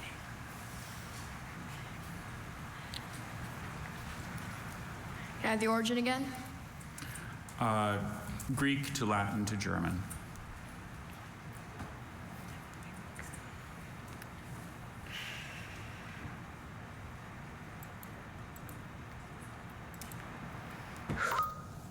Epigone. E-P-I-G-O-A-N. Epigone. Epigone is spelled E-P-I-G-O-N-E. Thank you. Thank you. And Jaden can come back next year, Dr. Kevin. Yeah, we'd be happy to see him back next year. It's a tough pronunciation on that. Hey, William. Hello. Aphanisia. Can I have all the information? Sure. Aphanisia, aphanigia, aphanesia. Aphanesia is a noun formed in Latin from a Greek word plus a Latin element. Aphanesia means early normal development of a vestigial organ followed by regression. Larval tadpoles exhibit aphanesia when they lose their tails as they grow to become mature frogs and toads. Aphanesia, aphanesia, aphanesia. Aphanesia. A-P-H-A-N-I-S-I-A.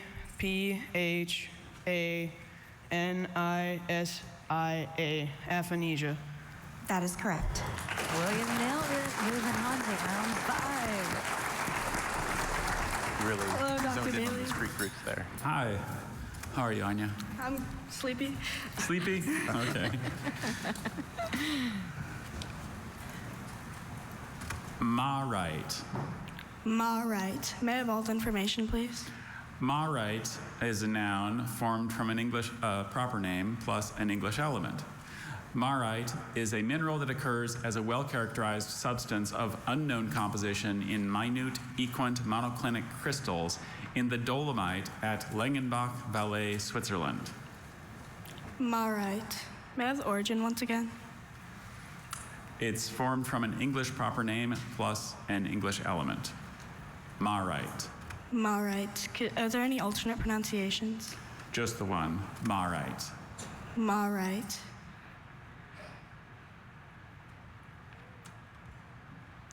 Marite. M-A-H-R-I-T-E.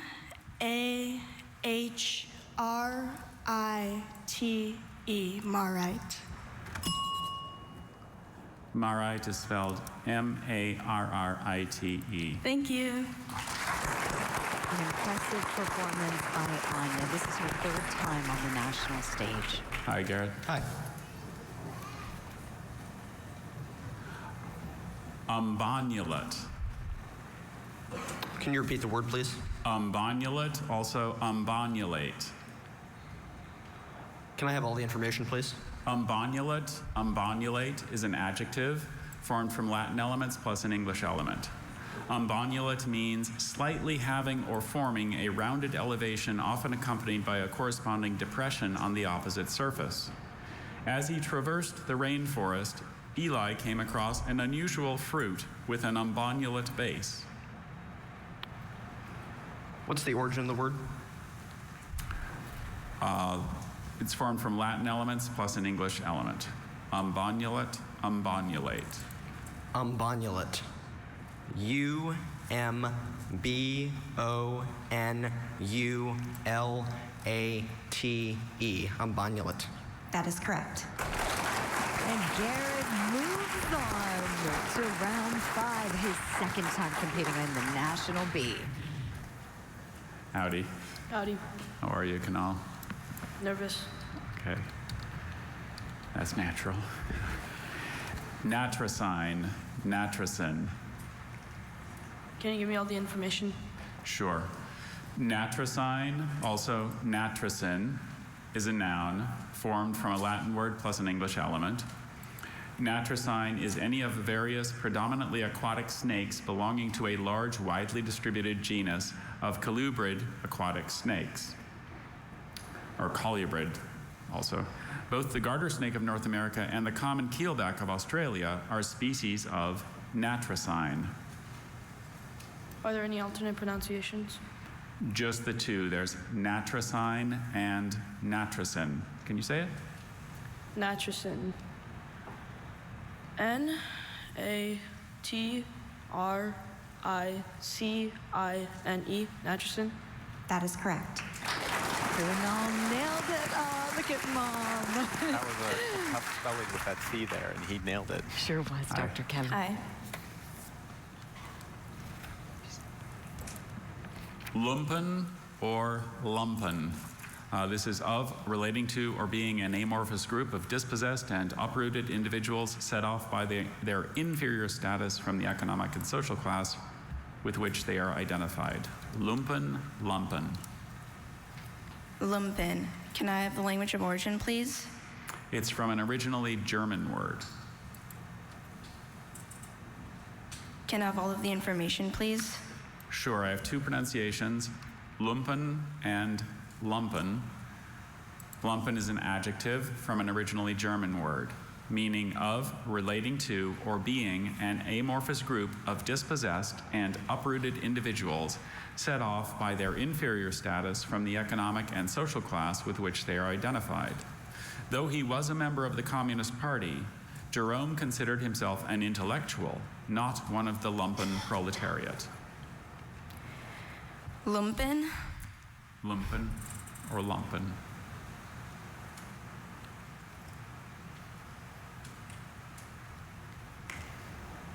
Can you pronounce the word one more time? Lumpen, lumpen.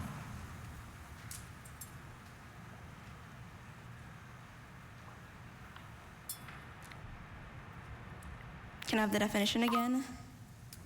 Of, relating to, or being an amorphous group of dispossessed and uprooted individuals set off by their inferior status from the economic and social class with which they are identified. Lumpen. Lumpen. L-U-M-P-E-N,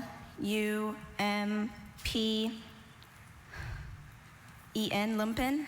That is correct. Thank you. Oh, look at that expression of relief from Sonia. Her second time in the National Spelling Bee. Hi. Hello. Hormigo, also ormigo. Can I please have all the information? Sure. Hormigo, ormigo. It's a noun from Latin-derived Spanish. It's a kind of tree, any of several South American trees having hollow stems inhabited by venomous ants which repel intruders. Ants live in hollow stems of the hormigo, harvesting honeydew from scale insects that also live there. Kind of cozy. Can you please repeat the word? Hormigo, ormigo. Hormigo? Hormigo. Hormigo. J-O-R-M-I-G-O. Hormigo. Hormigo is spelled H-O-R-M-I-G-O. Thank you. I can see the confusion. That's a tough one because that H sound can be spelled with either a J or an Hello, H in Sarah. Spanish. Just a second here. Okay. Hooped, also hooped. Can you repeat the word? Hooped, hooped. It's a rather small Pacific salmon that has light-colored flesh and is native to both coasts of the North Pacific and is also stocked in the Great Lakes, also called a coho. May I have the origin of the word? That's unknown. Hoopig? Hooped. Can you say it again? Hoopig? Hooped. Hoopid? Hooped. Hooped. Sorry, hooped. Hooped. Can you repeat the information? Sure.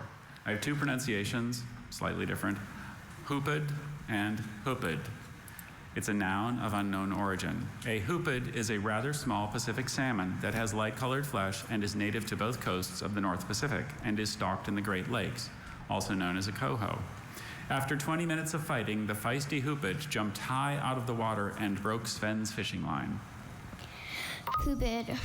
Can you repeat the alternate pronunciations? Hooped, hooped. Hoopid.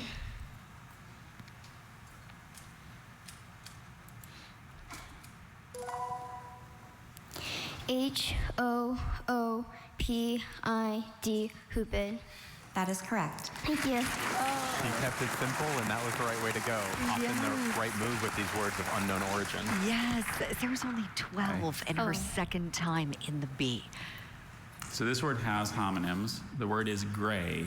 This is ceramic stoneware, especially when decorative in quality. Okay. Are there any alternate pronunciations? Just the one, gray. May I have all of the information, please? Yes, gray is a noun from Germanic-derived French. Gray is ceramic stoneware, especially when decorative in quality. Olive attached a rider to her home insurance policy to cover her large collection of gray against breakage and loss. Gray.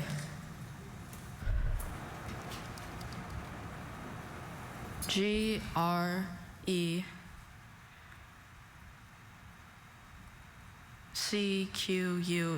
gray. Gray is spelled G-R-E-S. Okay, thank you. These homonyms are tough, yep, and sometimes they can take you lots of different directions in your mind. Hi, I'm Ritanchu. Hello. Harfang. Harfang. Can I have all the information about this word, please? Sure. Harfang is a snowy owl. There's only one pronunciation, harfang.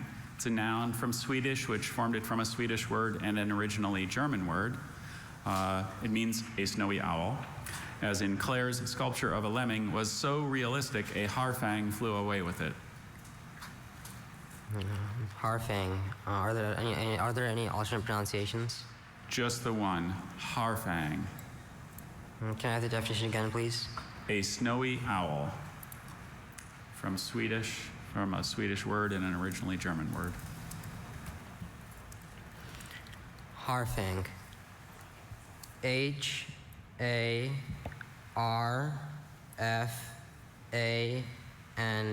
Harfang. That is correct. Thank you. Very impressive job. Hello. Hello, Olivia. Glossomatics, also glossomatics. Very slight variant. May I have the definition? Glossomatics is linguistic analysis based on the distribution and interrelationship of the smallest units, as of a word, stem, or intonation that signals a meaning in a language. May I have the origin? It's from originally Greek elements. Can you repeat the word? Yes, I have glossomatics and glossomatics. Olivia, can you speak into the mic a little more? Glossomatics. Glossomatics, glossomatics. Can you say it again? Glossomatics. Glossomatics. Say it one more time for us clearly and loudly. Glossomatics. Glossomatics.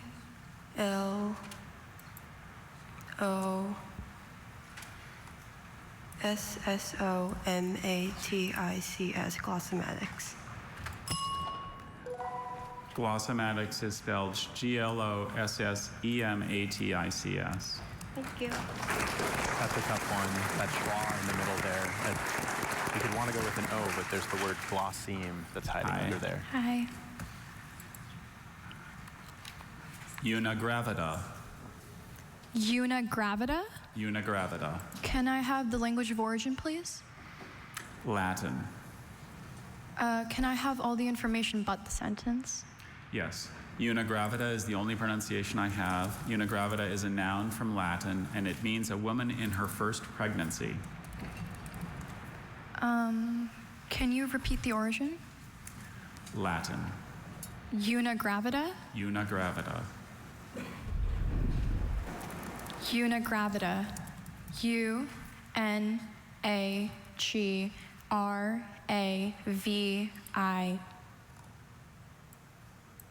Can you repeat the pronunciation? Unigravida. Unigravida. Unigravida. Yep. Can I start over? Of course. Unigravida. U-N-A-G-R-A-V-I-D-A. Unigravida. Unigravida is spelled U-N-I-G-R-A-V-I-D-A. Thank you. Another tough connecting vowel there. She did a great job. An amazing job. Hi. Hi. Isostasist. Could you please repeat the word? Isostasist. Can I have the definition? Yes, an isostasist is a specialist in the study of general equilibrium in the Earth's crust. maintained by a yielding flow of rock material beneath the surface and by the approximate equality in mass of each unit column of the Earth from the surface to a depth of about 70 miles. Isostasist. Can I have the origin, please? It's made up of originally Greek parts.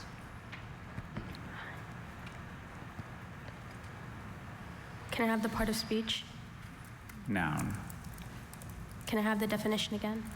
A specialist in the study of the general equilibrium in the Earth's crust, maintained by a yielding flow of rock material beneath the surface and by the approximate equality in mass of each unit column of the Earth from the surface to a depth of about 70 miles. Clarence Dutton was the first isostasist. Are there any alternate pronunciations?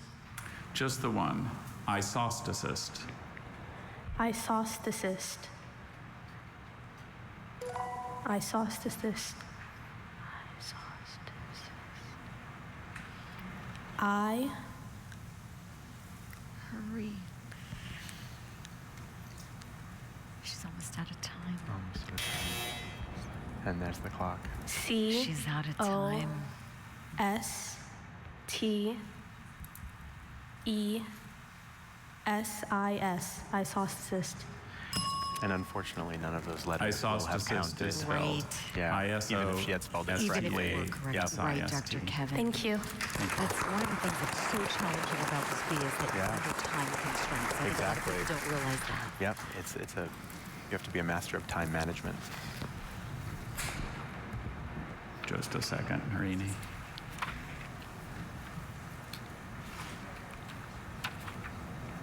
Okay, I think I'm set. Anna. Hiragana, can I have the definition, please? The cursive script that is one of two sets of symbols of Japanese syllabic writing. Hiragana, can I have the part of speech, please?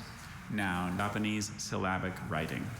Hiragana, can I have the language of origin, please? Japanese, Hiragana, are there any alternate pronunciations? just the one. Hiragana. Hiragana. Hiragana.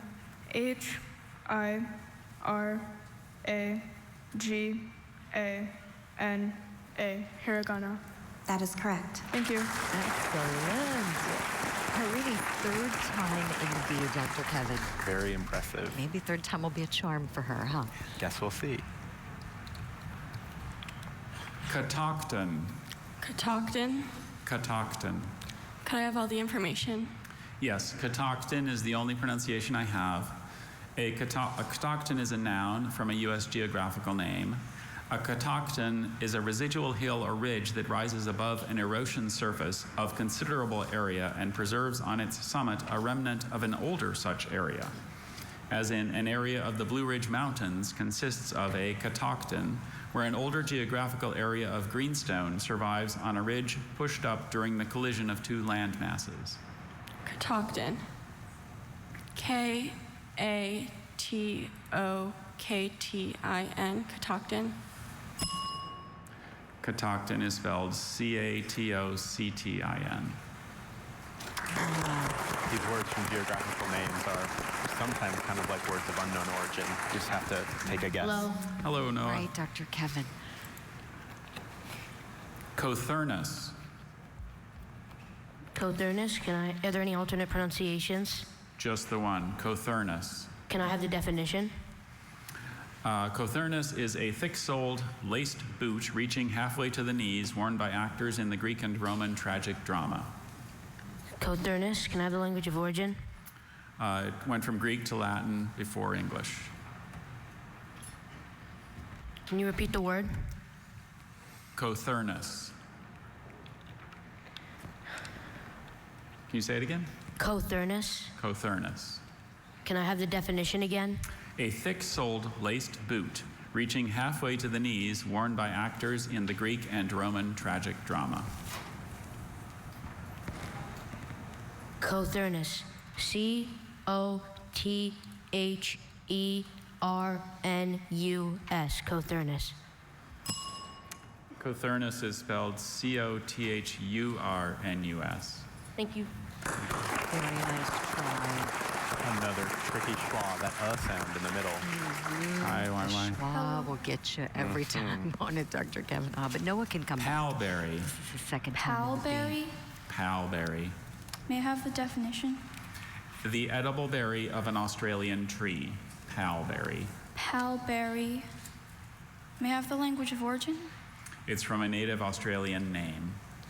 Palberry. Palberry. Palberry. That is correct. Fast and furious. And he sails right through it. Very impressive. Great. He's only 12. Hi, Victor. Rivel. This word means wrinkle. Rivel. Could I have the language of origin? It's from English. Grivel. No. Listen closely. Okay. Rivel. Could you repeat the word? Rivel. Rivel. R-I-V-E-L. Rivel. That is correct. Yes. And we have another one. Coming right through. Baby Victor will be victorious. He was 12 years old from New Windsor, New York. Hello. Hi, Jay.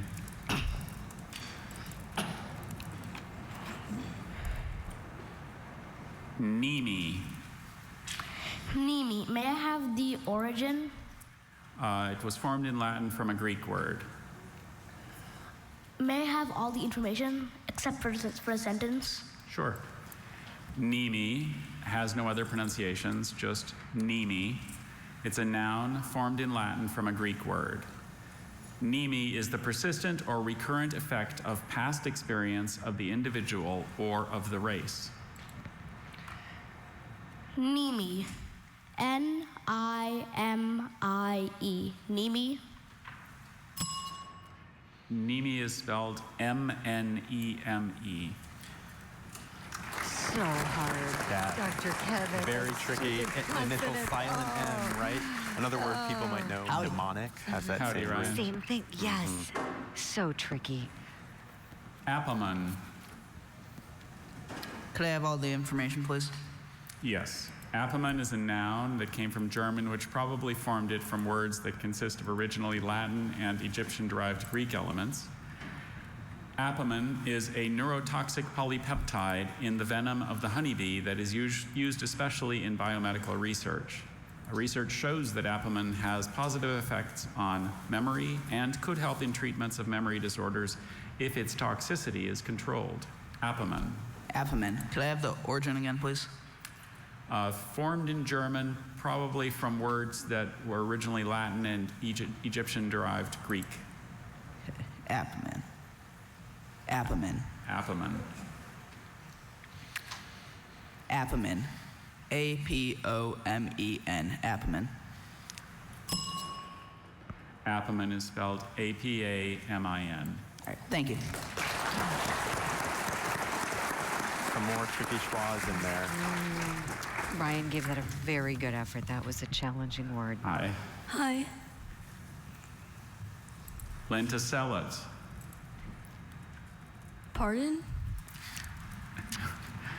Lenticelat. Lenticelat. Can I have all the information, please? Sure.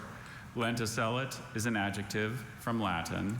Lenticelat means having or producing pores that are common in the stems of woody plants composed chiefly of loosely packed, unsuberized cells.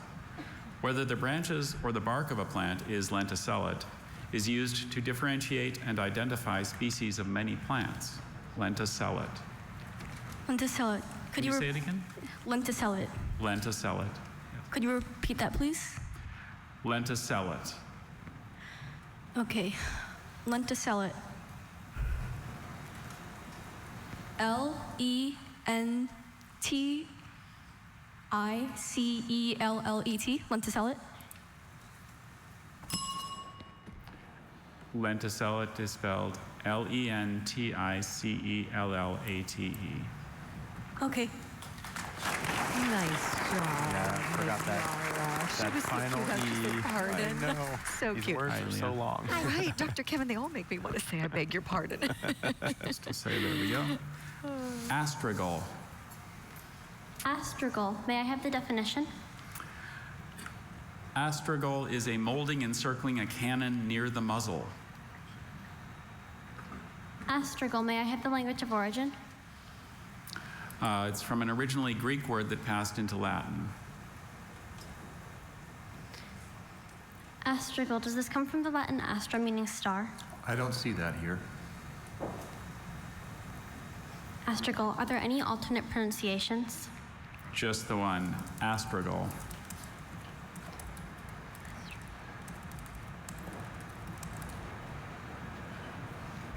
May I have the language of origin again?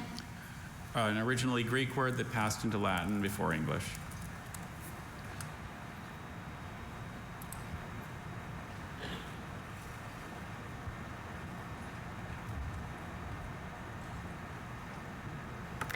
Astragal. A-S-T-R-A-G-A-L.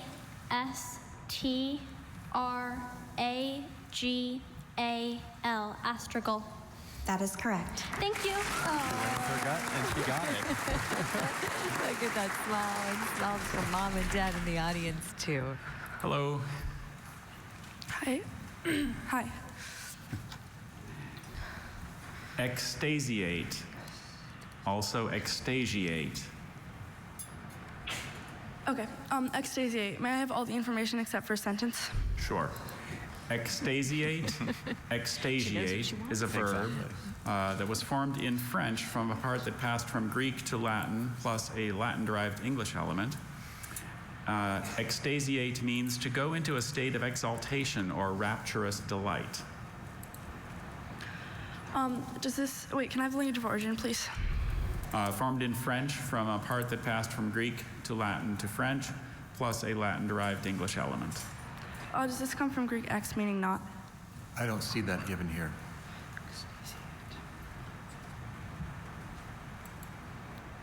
Extasiate. May I have the definition again, please? To go into a state of exaltation or rapturous delight. Extasiate. E X T A S I A T E. Extasiate. Extasiate is spelled E-C-S-T-A-S-I-A-T-E. Another tricky word. I guess the hint there is the rapturous delight, which might point towards the word ecstasy. Extasiate. Hello. An indication of the sea. Abia. Yeah. May I have all information? Sure. Abia is the only pronunciation I have. Abia is a noun from Spanish, which probably formed it from a Latin word. And abia is the oily seed of a South American plant that is used in making candles. Marita was surprised to learn that her new candle was made of abia. Repeat the origin. Spanish, probably from Latin. Part of speech. Noun. Abia. A-B-I-L-L-A. Abia. That is correct. And he got it. Just following those Spanish patterns led him down the right path. Hello. Hello, Dr. Bailey. Cordwainery. Cordwainery. Cordwainery. Can I have the definition, please? Shoemaking. Cordwainery. What's the language of origin? The language of origin is formed from a Spanish geographical name that passed into French plus an English element. Cordwainery. Are there any alternate pronunciations? Just the one, cordwainery. Cordwainery. Could you repeat the definition, please? Shoemaking.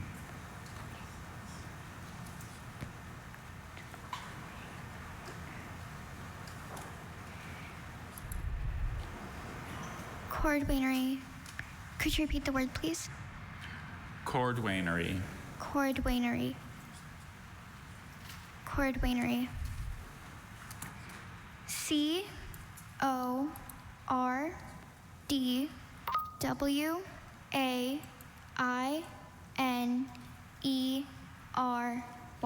Cordwainery. That is correct. Thank you. Amazing. Not a straightforward word. It seems like maybe she knew it. That was tough. Very impressive. Howdy, Ananya. How are you?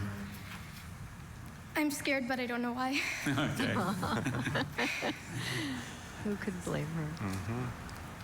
Real emotion. Reclam. Reclam, can I have the language of origin? It's from Latin-derived French.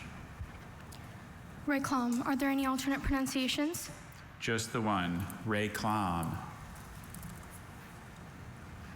Reclam. Can I have the definition?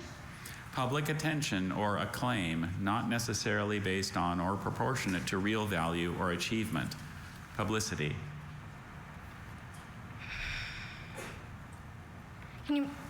Are there any alternate pronunciations? Can you please repeat them? There's just the one pronunciation. It's reclam. Okay. Can you please repeat the language of origin? From Latin-derived French.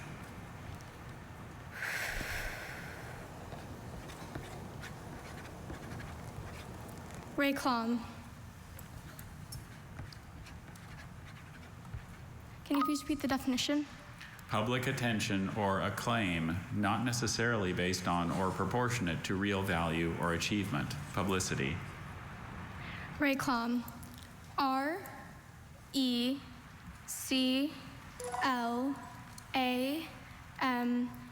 Reclam. That is correct. Thank you so much. Very impressive. And look at that happiness. Oh, look, there's a proud mom there taking her picture. Hi. Fifey. Can I please have all the information? Fifey is a noun formed from a Scottish place name plus an English element. A fifey is a Scottish fishing boat with straight stem and stern posts. Joseph could not determine which end was the stern and which was the stem of the fifey that plied the waters between Newport and Dundee. Fifey. Can you repeat the language of origin? Scottish place name plus an English element. Fifey. Are there any alternate pronunciations? Just the one. Fifey. Can you repeat the word again? Fifey. Can you say it? Fifey. Fifey. Fifey. P-F-E-I-F-E.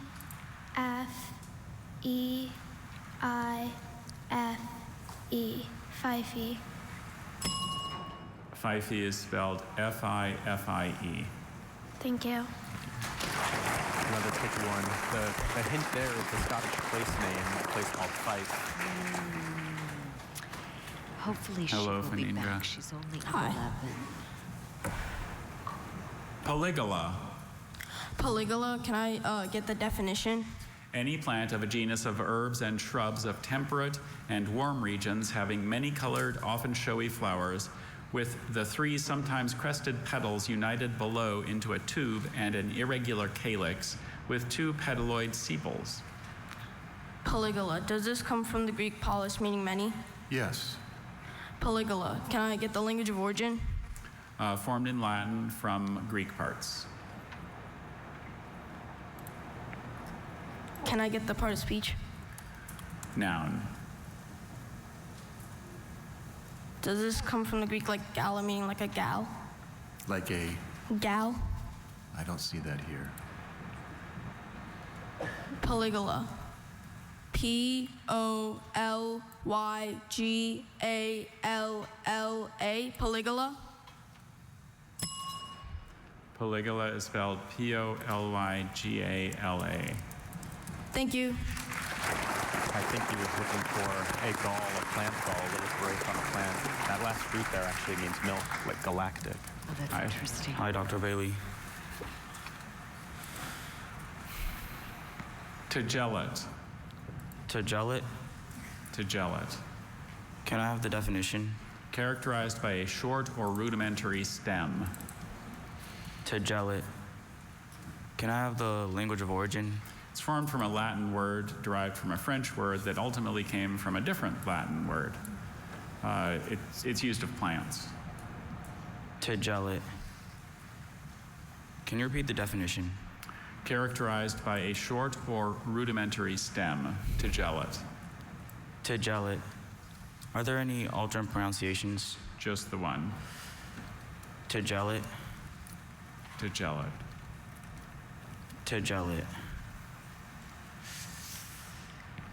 T E G E L L A T E. To gel it. To gel it is spelled T-I-G-E-L-L-A-T-E. Thank you.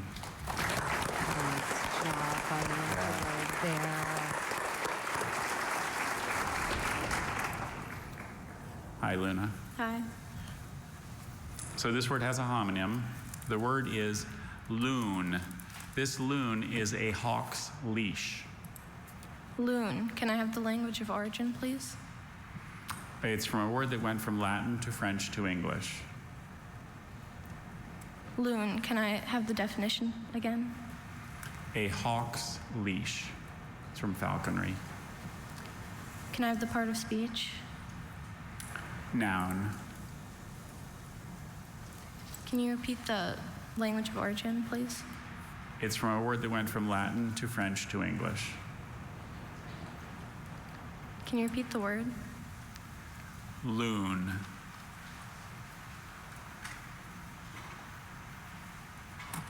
Loon. L-O-U-N-E.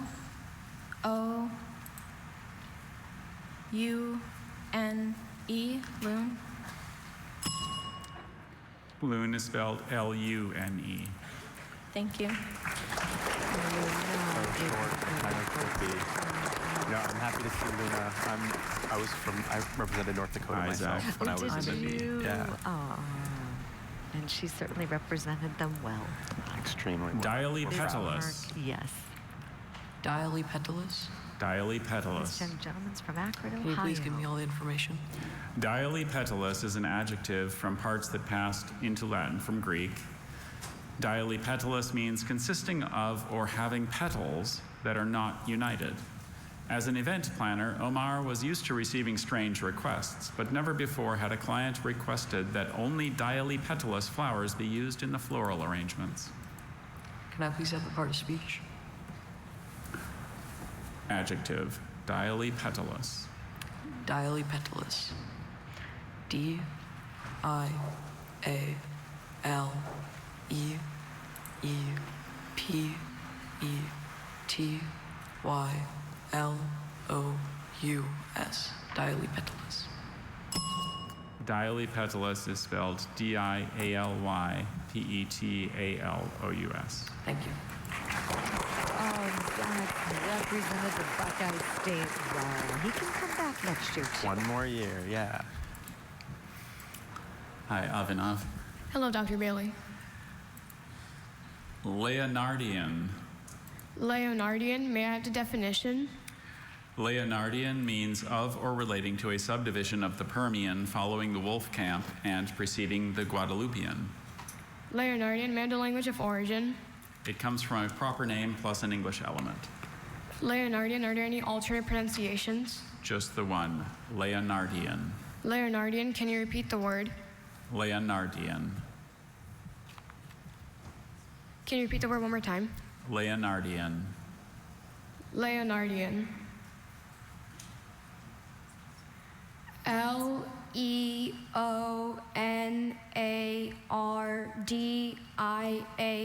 Leonardian.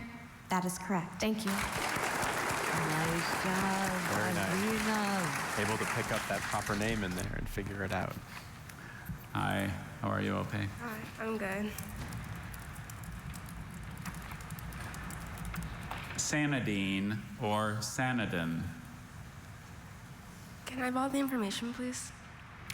Sanidine or Sanidin is a noun from a German word formed from a Greek part plus a German element.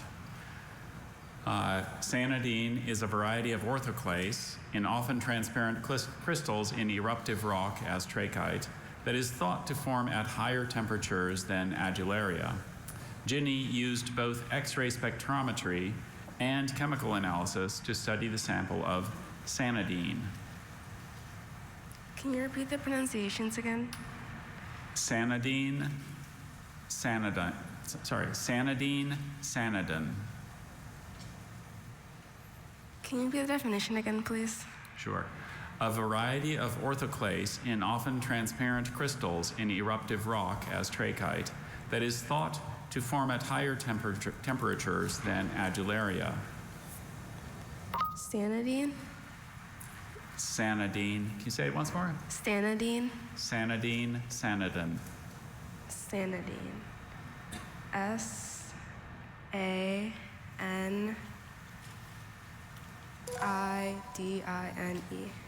Sanidine. That is correct. And she gets it.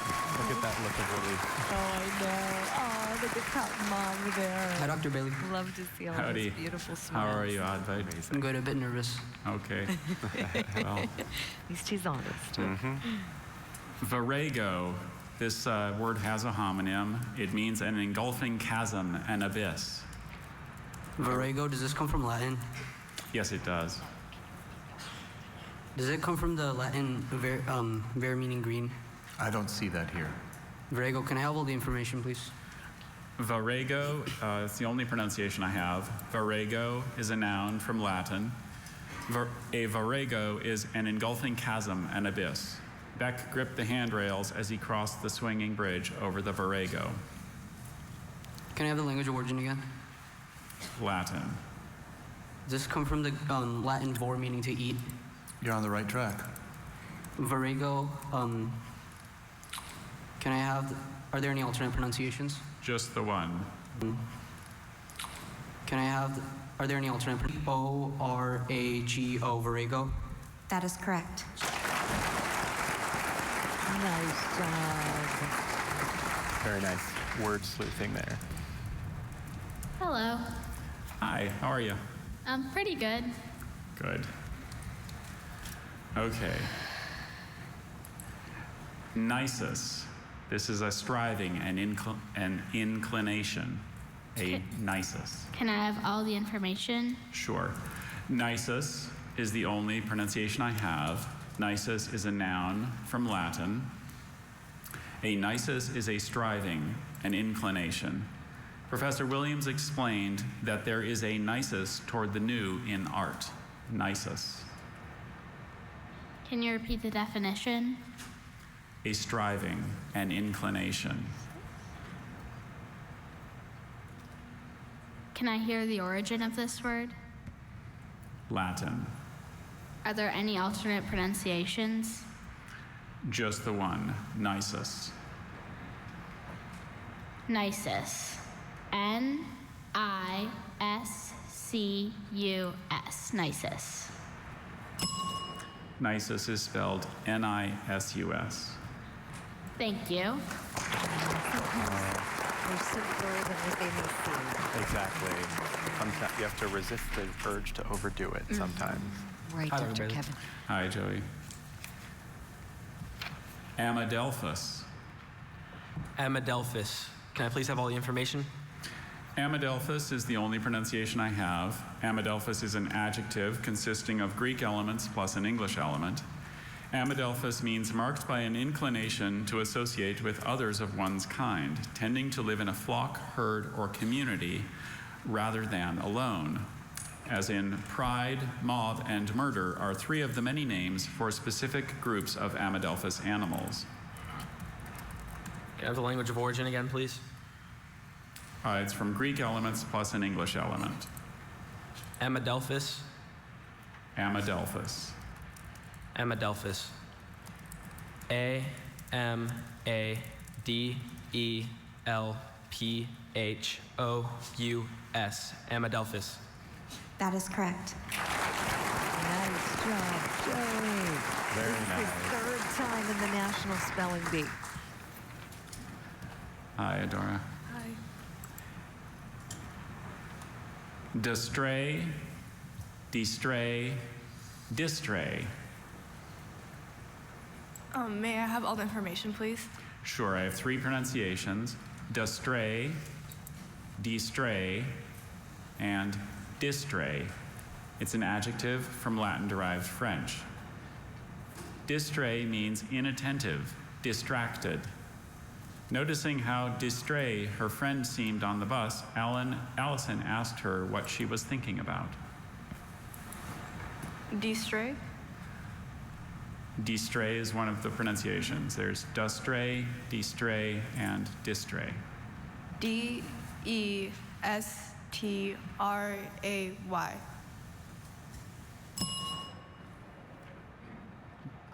Destray is spelled D-I-S-T-R-A-I-T. Okay, thank you. That's another tough one.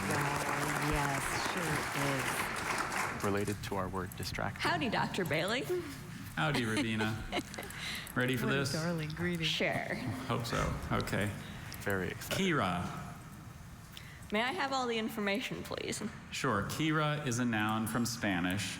Kira is the reddish-brown, heavy wood of a tropical American tree, having pinnate leaves and yellow flowers. Melinda preferred the pretty grain pattern of the table made of Kira to the pine table that her parents liked. Kira. Are there any alternate pronunciations?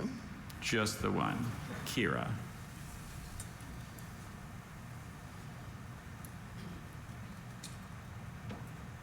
May I have the language of origin again, please? Spanish. Kira. Q-U-I-R-A. Kira. That is correct.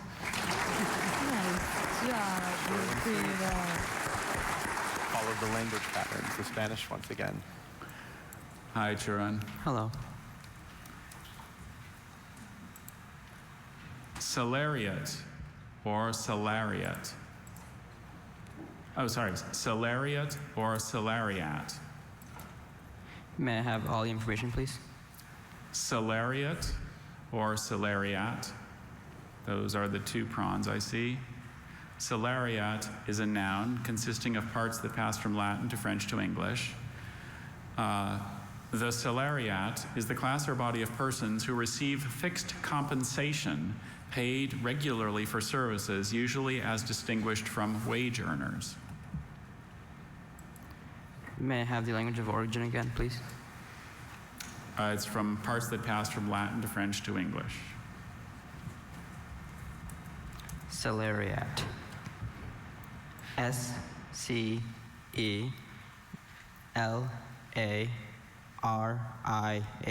Salariat.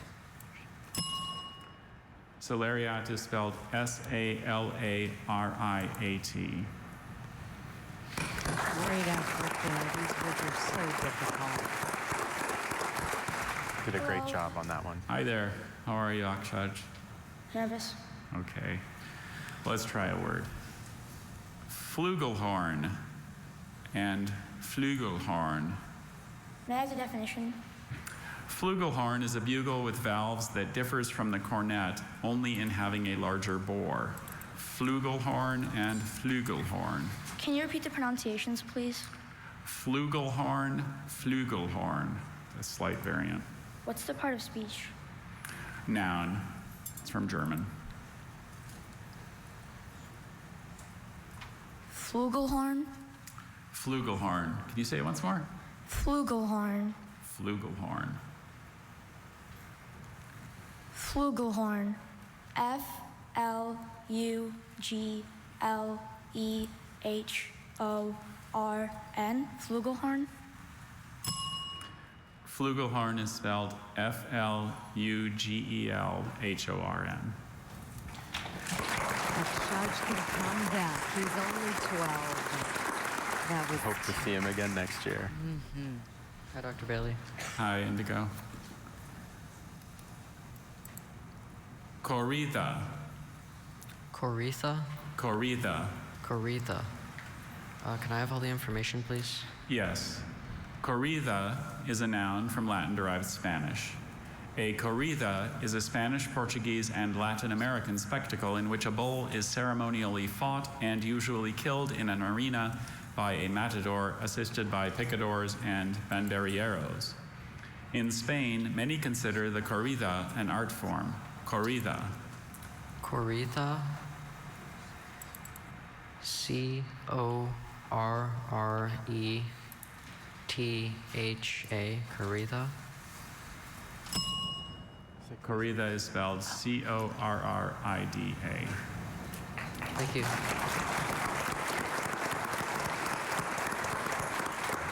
Hi, Dr. Bailey. It appears we meet again. Yes. Hello, hello. I'm ready for my round 4 word. Okay. Dracunculosis. Dracunculosis. Now, what does that mean? That means infestation with or disease caused by the guinea worm, and it's marked by painful blisters, especially on the lower legs or feet, from which one or more mature female guinea worms slowly emerge. Ugh, that sounds bad. Are there any alternate pronunciations? I have that just might be the best reaction of the day, Dr. Kevin. I think so. Dracunculosis. He's not wrong. No. Language of origin? It's formed in Latin from a Latin word plus a Greek part. Does it have the Greek root osis, meaning disease? I don't see that given as a root here. Dracunculosis?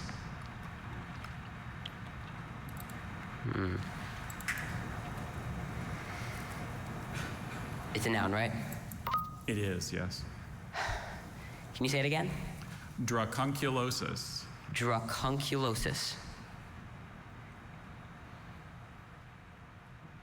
Dracunculosis. D-R-U-C-U-N-C-U-L-O-S-I-S. Dracunculosis. Dracunculosis is spelled D-R-A-C-U-N-C-U-L-O-S-I-S. Thank you. Indigo did a nice job. Such a nice job. Another tough sound at the beginning there. Yes. So, well, let's do a recap, shall we? We've got 41 spellers currently in the competition who've made it on through round number 4. And we've got 68 that have been eliminated, but they have done a marvelous job, haven't they, Dr. Kevin? Really amazing to see this today. This is the first time they're seeing these new words, and I'm really impressed with what our spellers have done today. Same. And for anyone who's just tuning in, Dr. Kevin Mock is an associate pronouncer with the B this year, but you also were a finalist back in 2002. Yeah, that's right. Took 3rd back in 2002. Also participated in 2001. Yeah. Wonderful. Your best advice for these spellers? You know, study hard, learn lots of languages, and try to pay attention to the different patterns between the different languages, and, you know, have fun. Really find what you love in the spelling. Yes, I love that you said that. We very rarely hear have fun. You heard it from Dr. Kevin Mock, so let's do it. We're going to squeeze in a break. There's so much more to come. We're in the quarterfinals of the 2024 Scripps National Spelling Bee. Don't go away.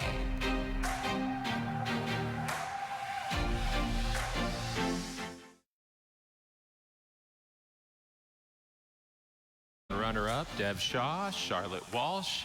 I'm sure you two remember what this feels like, a round like this. I'm kind of glad I'm on this side now. And you brought Becky again. Gotta say hi to Becky. All right.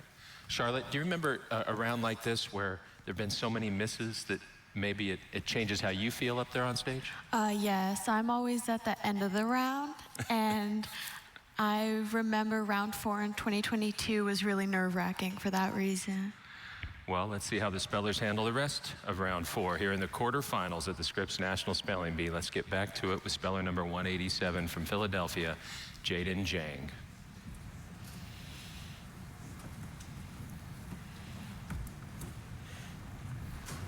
Howdy, Jaden. Hi. This word has a homonym, or homonyms. The word is rude. This rood is a large crucifix at the entrance of the chancel of a medieval church. Rude. Can I get all of the information? Rude. The pronunciation I have, rude is a noun, originally English. A rood is a large crucifix at the entrance of the chancel of a medieval church.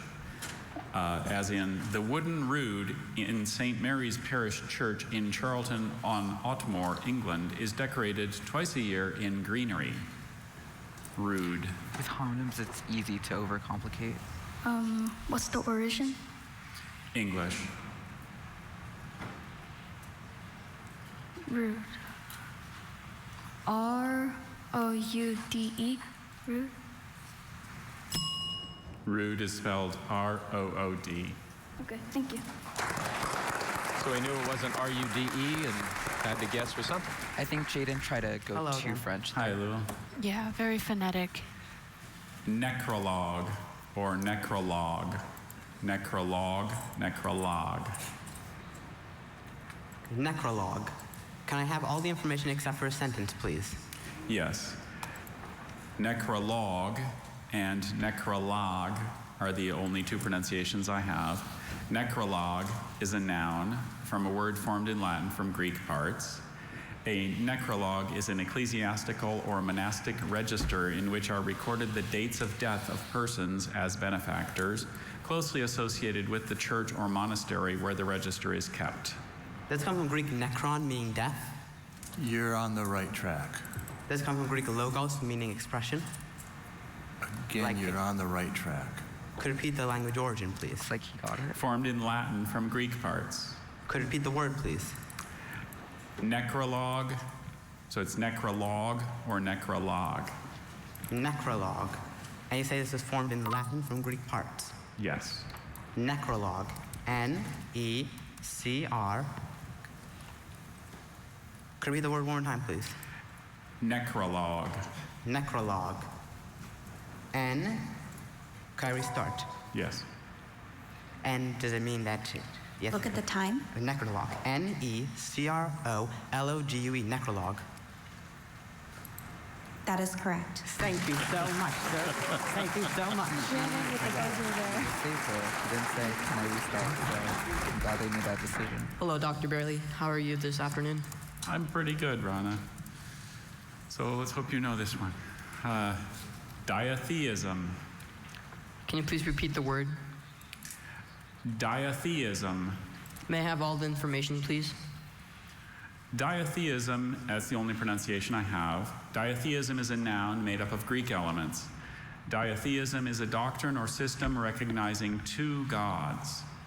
Diatheism is represented in the belief of a god and a goddess as a dual partnership in ruling the universe. Diatheism. Can you please give me the language of origin? It's made up of Greek elements. Can I please have all the information again? Diatheism. Sorry, I did the stress the other way before, so it's diatheism. Diatheism is a noun made up of Greek elements. Diatheism is a doctrine or system recognizing two gods. Hard part here is definitely Diatheism. why. The front half of the word. It's where the tough choices are. Diatheism. D-I-A-T-H-E-I-S-M.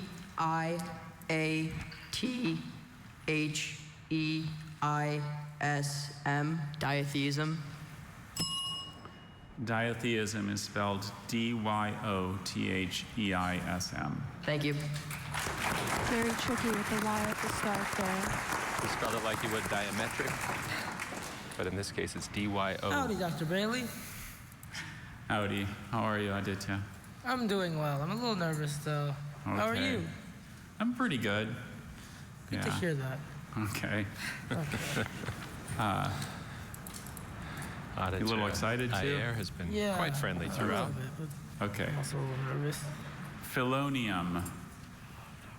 Philonium. Language of origin, please. Formed in Latin from a Greek name. Oh, those are tricky. Philonium. Language of origin. Formed in Latin from a Greek name. Sorry, Philonium. definition, please. Yes, philonium is an ancient remedy for colic, containing opium, saffron, euphorbium, henbane, spikenard, and honey. Philonium. Could I have the word in a sentence? The Getty Museum has in its collection a beautiful Persian jar used to hold philonium in the 1500s.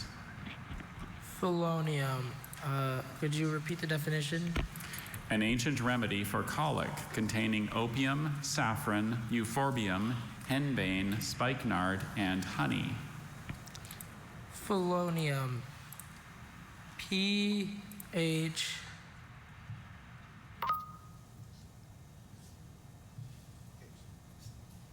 I-L-O-N-E-U-M, felonium. Felonium is spelled P-H-I-L-O-N-I-U-M. Oh. Very close. You did get the hard part correct, though, which was the beginning part. The IM endings are one of the most common ways to miss a word. Howdy, Dr. Bailey. Howdy, Mariana.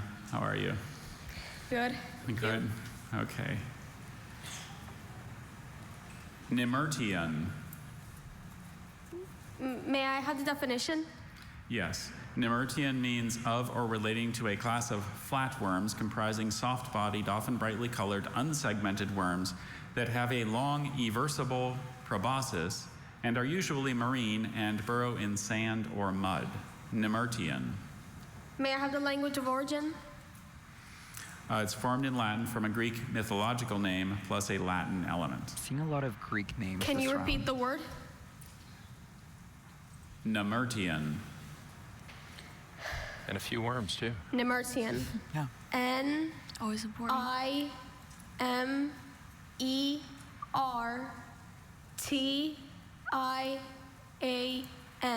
Nemertean. Nemertean is spelled N-E-M-E-R-T-E-A-N. Thank you.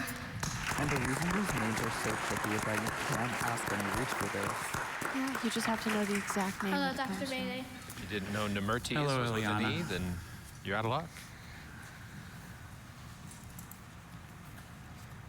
Notolix. Notolix. Are there any alternate pronunciations? I have just the one. Notolix. Can I have the origins? Yes, it's formed in Latin from originally Greek parts.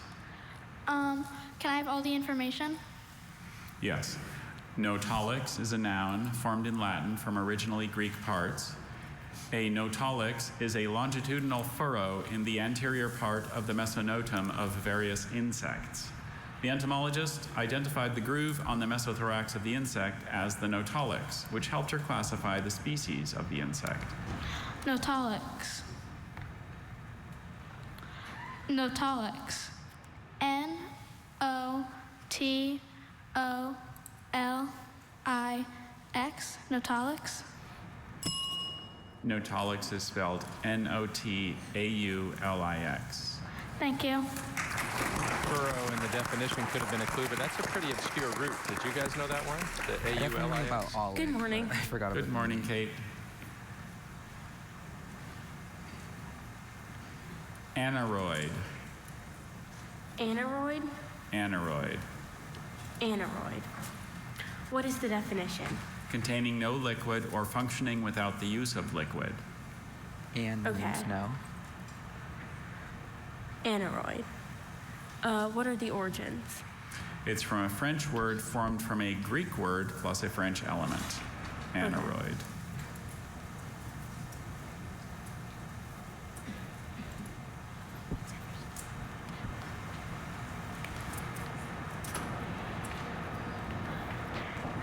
Aneroid. A-N-A-R-O-I-D. Aneroid. Aneroid is spelled A-N-E-R-O-I-D. Thank you. It feels like a broken record all day long in round 4. Schwa, schwa, schwa, schwa. Preceding the bell. Hi, Mallory. Hi. And here comes another schwa word. Abacocket. Could you repeat that? Abacocket. Could I have all of the information, please? Yes. Abacocket is a noun formed from an English word and a French word.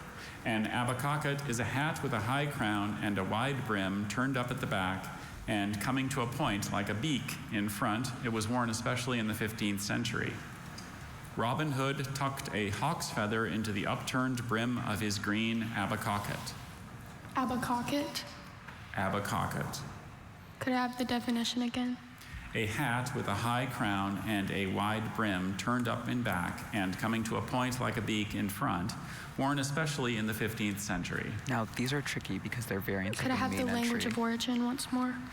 It's from an English word and a French word. Abacocket. Abacocket. A-B-O-C-O-C-C-A-T. Abacocket. Abacocket is spelled A-B-O-C-O-C-K-E-T. Thank you. Got the schwa that was the tricky. What's the ending of the word? She definitely overcomplicated the ending, but she got the hard. Howdy, Dr. Bailey. Howdy, Connor. I'm not feeling too good about this one. Oh, well, Very relatable. we'll know soon. I hope you know it. Exercitant. All information, please. Exercitant. Exercitant. Exercitant, exercitant. A noun from French, which formed it from Latin. An exercitant is one engaged in acts of practice manifesting devotion to and reflecting the nature of the divine. All members of the monastery did physical labor, but each considered the time spent as an exercitant much more important. Does this come from Latin ex, meaning out? Yes. Can you repeat the word, please? Exercitant. This comes from the same element as Exercitant. exercise. Very important to make the connection.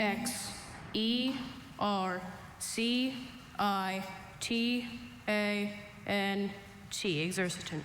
That is correct. And Connor Norton exercises his right to celebrate. Cheer and form Dr. back in Bailey. Florence, Hello, South Carolina. Neascus. Neascus. Would you please give me the definition? A larval fluke encysted in the flesh of fish, such as black bass. It's also called a black grub. Would you please repeat the word? Neascus. Would you please give me the language of origin?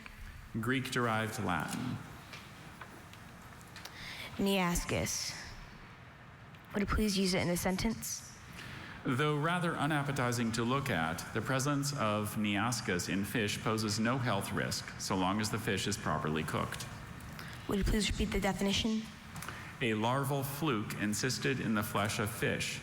I guess it often occurs in black bass. It's also called black grub. Neascus. Neascus. N-E-A-S-C-U-S. Neascus. That is correct. Thank you. Greek parts ask this means ladder in Greek. Very tricky. Uncommon root at the end there. And a fourth-time Hello, competitor, Rehan. Logan Edwards, advances. Your word is lacrimando, also lacrimando. Can I have all the information, please? Lacrimando and lacrimando is an adjective from Latin-derived Italian. Lacrimando means sorrowful. It's used as a direction in music. The conductor told the orchestra the movement should be played lacrimando, but without descending into mawkishness. Lacrimando. Can I have the language of origin? It's from Latin-derived Italian. Does this come from Latin crom, meaning color? I don't see that given here. Can you repeat the word? Lacrimando and lacrimando. Lacrimando. L-A-C-H-R-O-M-O-N-D-O. Lacrimando. Lacrimando is spelled L-A-C-R-I-M-A-N-D-O. So as you touched on, Deb, the clue there was sorrowful. It brings to mind tears. All right, Josh. That's where the first half of the word came Hello, from. everybody. Good morning, Good morning or afternoon, whatever, Dr. Bailey and Dr. Sietzema. Well, it's still morning here, so you're good. Okay, good. Okay. Got to say his hellos. Good job, Josh. Zygantrum or zygantrum. Zygantrum, may I have all the information, including the sentence? Sure. Zygantrum and zygantrum. It's a noun formed in Latin from originally Greek parts. A zygantrum is a fossa on the posterior median part of the neural arch of a vertebra, found in snakes, I guess. that accommodates the zygosphene of the next vertebra. In snakes, the zygantrum is a kind of pocket in which the next vertebra can swivel freely, allowing for the extraordinary flexibility of these creatures. Zygantrum? Zygantrum or zygantrum. Zygantrum. Zygantrum? Zygantrum? That is correct. Yes! If you look at the definition, a word gave the first part away, zygosphene. Hello, Jaden. Hello.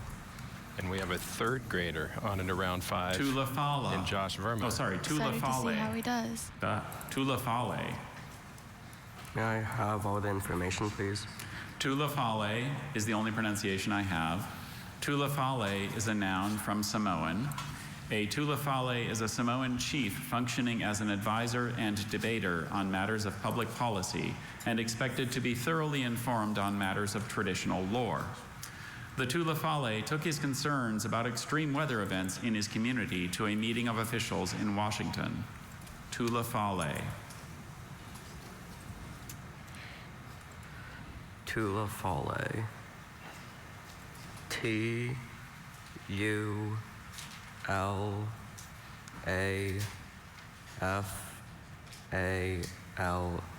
Tulafale. That is correct. Charlotte, Jaden gave you a run for your money last year, didn't he? That's right.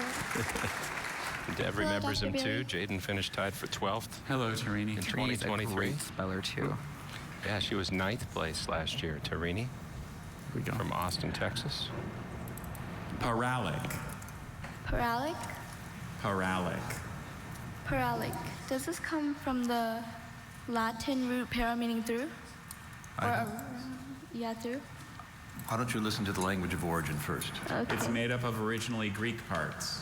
Paralic. Paralic, may I have the definition, please? Of, relating to, or being interfingered marine and continental sediments. Paralic.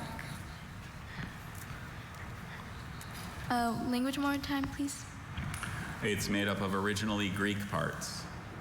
Is this from the Greek root para meaning around? You're on the right. Well, just a Or second. the Say your, Greek root. say your root very clearly to me. The Greek root para meaning beside or like parallel Yes. to? Okay. Yes. Paralic. Paralic, are there any alternate pronunciations? There's just paralic. Oh, sorry. There's two main Paralic. Greek roots that sound this way.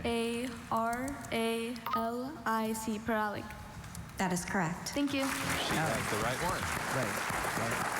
And just like last year, Tarini moves on to round 5. Hi, Dr. Bailey. Hello. How are you, Faison? I'm good. How about you? Pretty good. Samosen. Samosan, could I have all the information? Samosen has no alternate pronunciations. Samosen is a noun from an Asian dialect of Chinese. It went from an Asian dialect of Chinese to Japanese and then English. A samosen is a 3-stringed Japanese musical instrument. It resembles a banjo. Takaharu Kunimoto, a famous samosen player, became accomplished in both the traditional Japanese rokyoku and bluegrass styles. Samosen. Samosan? Okay. Could you repeat the language of origin? Yes, it went from an Asian dialect of Chinese to Japanese and then English. Now it's easy to confuse this with samurai, which comes from the same language, Japanese. Could Lots you of repeat the things word? it could be confused with. Samosen. Samosan. S-A-M-I-S-E-N. Samosan. That is correct. Looks like you got it. America is very talented speller. Excited to see how he does. Faison says, I'm not confused at all. Third time he's made it this Hello. far.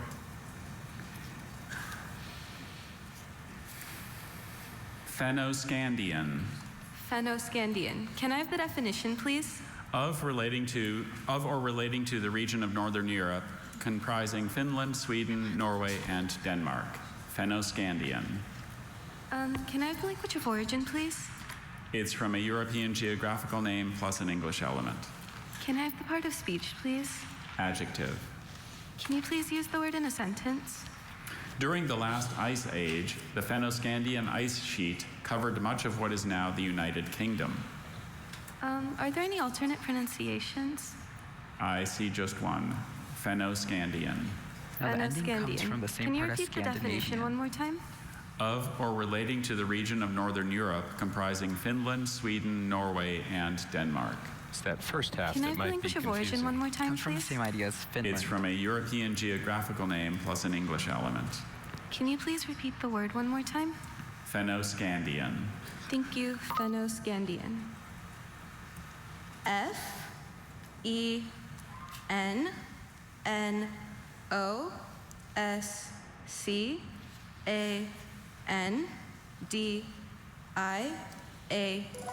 Fennoscandian? That is correct. Thank you. So Shreya Gomatam from Dallas, Texas advances to round 5. Here's Chioma. Good morning, Dr. Bealey. How are you doing? Pretty good. Good day to you too, Chioma. Thank you. Senvi. The mustard plant. Definition, please. Senvi is the mustard plant. Hey, I've heard that somewhere before, Dr. Bailey. The etymology, please. It went from Greek to Latin to French. Then English. Senvi? Senvi. Proud of that. Can I have it in a sentence? One variety of senvi has big white seeds, while another variety has little brown seeds. Are there any alternate pronunciations? Just the one, senvi. It is easy to overcomplicate this, Senvi. Very true. S-E-N-V-Y? Senvi? That is correct. Way to go, Chioma. Earlier we heard Canutillo. She can go get a chalupa at the Little Diner in Canutillo, back at her home area of El Paso after that one. Just a second. I'd go with the Autobahn myself, but let's see what Tanya gets here next. Hi, Tanya. Hi. Watsis. Sorry, Watsis, or Watsis, or Watsis, or Watsis. Can I have all the information, please? Yes. A Watsis is a thing of unspecified, nondescript, or mysterious character. Literally comes from the word what. Watsis is a noun made up of English That would be a parts. good route to ask you. Yeah. So just when Maxwell thought his model airplane would never fly again, his uncle pulled a Watsis out of his everything drawer and used it to fix the toy. So we have several variants. They're close to each other. We have Watsis, Watsis, Watsis, and Watsis. I wonder what. Can I have the language of origin?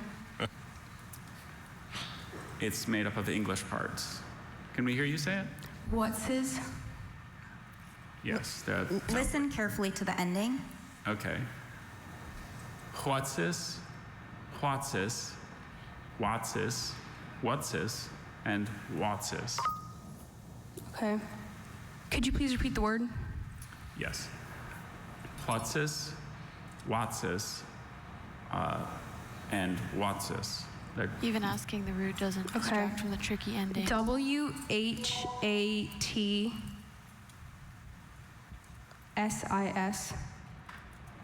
Watsis. That is correct. Fun to learn new words, and I wonder if they've ever asked its cognate whatchamacallit. Hi, Dr. Bailey. Yeah. Hi. How are you, Ishika? Good, how are you? I'm pretty good. You a little nervous? Yes. Yeah. Ruminitis. Ruminitis, can I have the definition, please? Inflammation of the first stomach of a mammal that chews its cud. Ruminitis, does this come from the Greek itis, meaning inflammation of? I don't see that given as a root here. Ruminitis, does this come from the Greek rumen, meaning a part of the stomach? You're on the right track. Ruminitis, can you repeat the definition, please? Inflammation of the first stomach of a mammal that chews its cud. Ruminitis, are there any alternate pronunciations? I have just ruminitis. Ruminitis, can I have the part of speech, please? Noun. Ruminitis. Watch out for that second syllable here. Tricky schwa. Ruminitis, can you repeat the definition, She has please? the root. Inflammation of the first stomach of a mammal that chews its cud. Ruminitis. Ruminitis. R-U-M-E-N-I-T-I-S.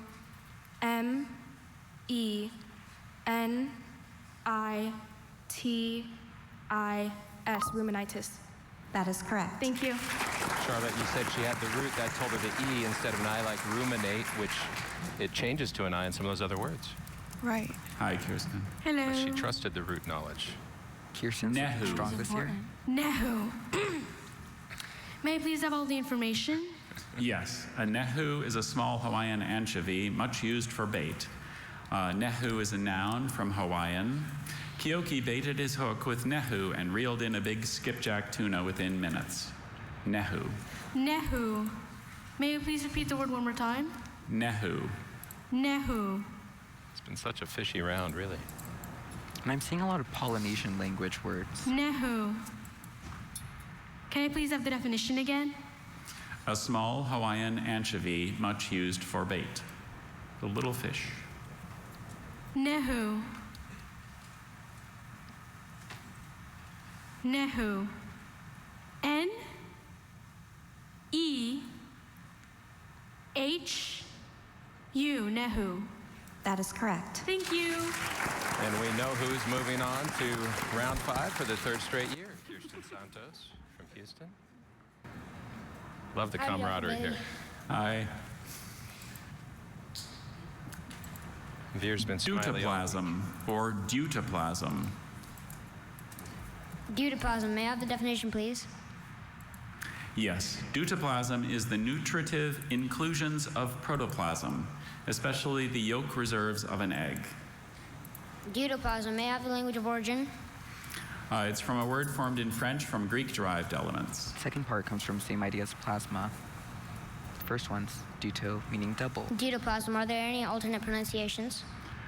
There's two. There's deutoplasm and deutoplasm. Deutoplasm. Can I have the definition helps again? clear up some The stuff nutritive inclusions of protoplasm, especially the yolk reserves of an egg. Deutoplasm. D-E-U-T-O-P-L-A-S-M. Deutoplasm. That is correct. Chalk up another 5th grader for round 5 in Veer Lagad. Hi, Alejandro. Hello.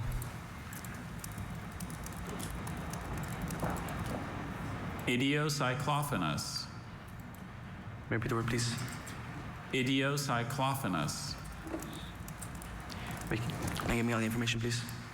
Idiocyclophanus is an adjective made up of Greek parts plus an English element. Idiocyclophanus means exhibiting interference figures without the aid of a polariscope. It's used of a crystal. Herschel was excited to discover that calcite and spar have been found to have naturally idiocyclophanus crystals. Idiocyclophanus. May you give me the language of origin, please? Greek parts plus an English element. With long words like these, it's just best to break Repeat it the up word, with please. the roots. Idiocyclophanus. And he handled a Greek-derived word Idiocyclophanus? in the last round. Idiocyclophanus. Can you say it into the mic clearly? Idiocyclophanus? Idiocyclophanus. Idiocyclophanus. Important to remember where you are in the word. Idiocyclophanus. I-D-I-O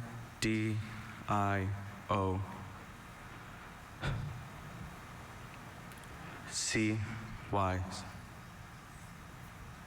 C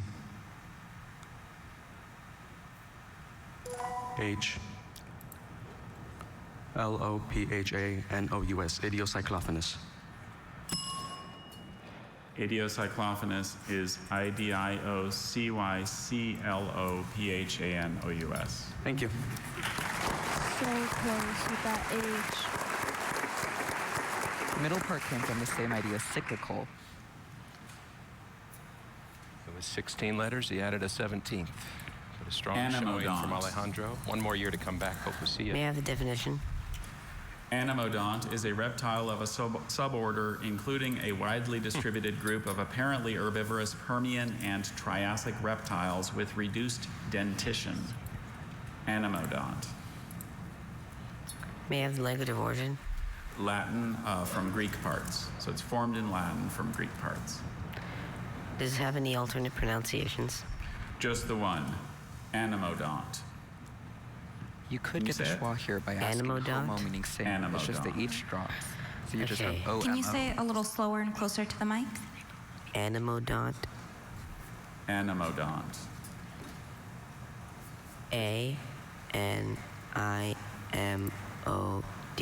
A-N-I-M-O-D-O-N-T. Animodont. Animodont is spelled A-N-O-M-O-D-O-N-T.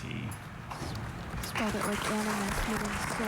Important to ask the root too. He had odontoloxia in the last round, so he knew the Right root off for the belly. teeth, but it was that schwa that knocked him out. And here's Shreya Sivakumar from Midland in Nursinga. West Texas. Nursinga, may I have all the information, please? Nursinga is a noun from Hindi, which perhaps formed it from Sanskrit words. A nursinga is a curved metal trumpet used throughout India. A nursinga is made of two separate curved tubes put together to form an S. Now the schwas in Nursinga, Hindi and may I Sanskrit are have your usually A, definition like again? kurma. A curved metal trumpet used throughout India. And it's Hindi? It's from Hindi. Perhaps the Hindi word was formed from Sanskrit words. You're talking about that first syllable. Nursinga, can I have the part of speech? Noun. Nursinga, can I have all the information again? Nursinga is a noun from Hindi, which perhaps formed it from Sanskrit words. A nursinga is a curved metal trumpet used throughout India. Nursinga. Nursinga. N-E-R-S-I-N-G-H-A. Nursinga. Nursinga is spelled N-A-R-S-I-N-G-A. Thank you. The GH is a combination It you do is. see in some of those Indian It's a languages. common thing in Indian languages. She did a great job. Hello. But that first syllable Hi, of Lucas. schwa still reared its ugly head again. Rondu. Can I have all the information, please? Rondu is a noun from Latin-derived French. Rondu is an artistically finished architectural drawing representing a design problem. Zaha created a rondu to help her solve the issue of how to prevent rainwater from collecting in a particular bend in the proposed roof. Comes from the same element as rendezvous. Rondu. Can you repeat the Good word? connection to make. Rondu. Rondu. Just the final vowel. R-O-N-D-E-A-U. Rondu. Rondu is spelled R-E-N-D-U. Thank you. It's easy to overcomplicate French words like that. Seems like you confused it. The vowel sounds can come from different vowels.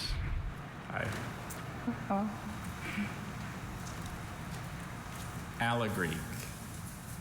Allegreek, what does this mean?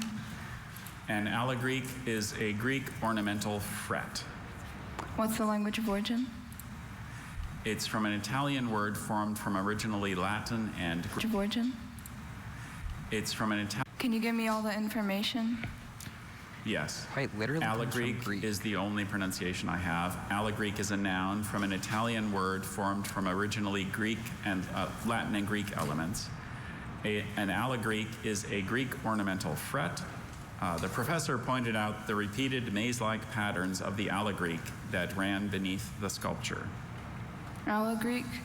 Does this come from Greek allos, meaning other? I don't see that given here. Does this come from Greek allosein, meaning to exchange? I don't see that given. Does this come from Greek allosein, meaning to exchange? Pretty Of good at origin? roots. That was a It's great formed root from an question. Italian word formed from originally Latin and Greek elements. Sorry, can you say that one more time? It's from an Italian word formed from originally Latin and Greek elements. Does this come from Latin ad meaning to? I don't see that here. Time to spell, Brooke.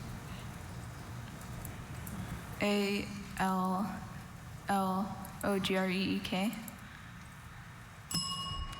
Allegreek is spelled A-L-I-G-R-E-E-K. All right, thank you. And that actually makes a lot of sense because it's the Italian alla greca, A-L-L-A. It's the root for this, but in English we shorten that to A-L-I. Very confusing Hi, Sophia. etymology for a word. Hello. And she clearly knew her roots. Very well. Inspeximus. Comes from the same idea as inspect. Inspeximus. Can I have all the information? Yes.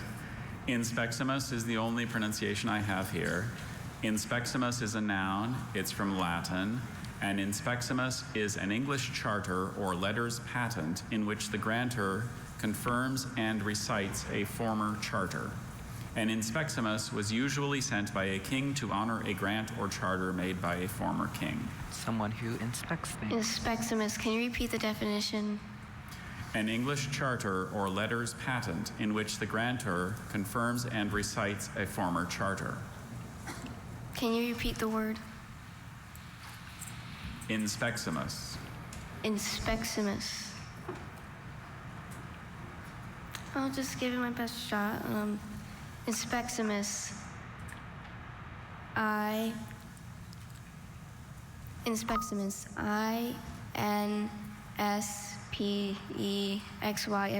Inspectimus.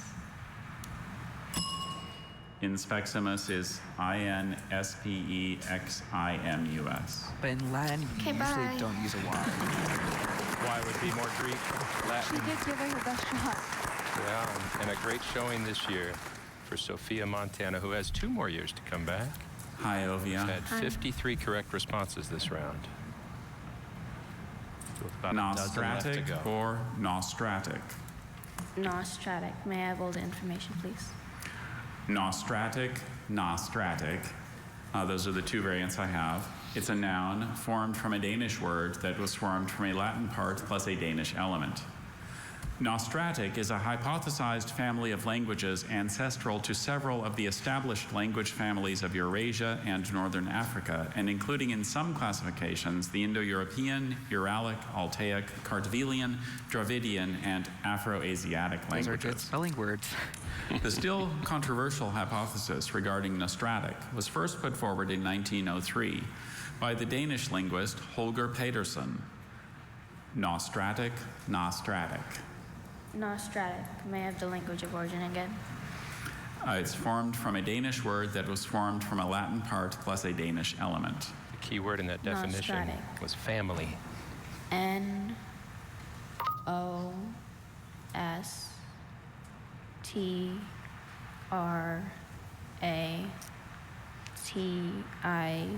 Nostratic. That is correct. Thank you. And Ovia is in La Nostra for round 5. Moving on. Howdy, Dr. Bailey. Howdy, Claire. Hassium. Hassium. Can I have all the information, please? Yes. Hassium is the only pronunciation I have. Hassium is a noun formed in Latin from a German place name. Hassium is a short-lived radioactive element of the atomic number 108 that is produced artificially.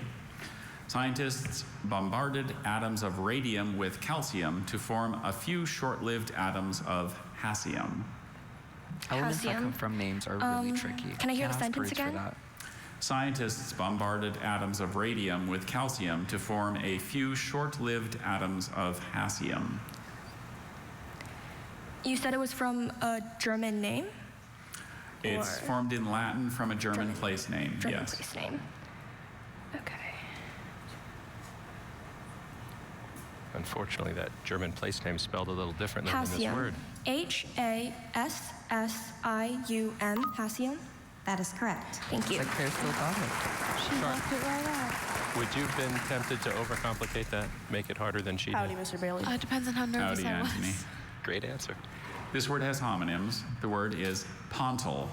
This pontal is a solid metal rod used for fashioning hot glass, and that is attached by a button of glass first gathered on the rod. Comes from the Latin Pontal. for bridge. Can I have all the Pontal information?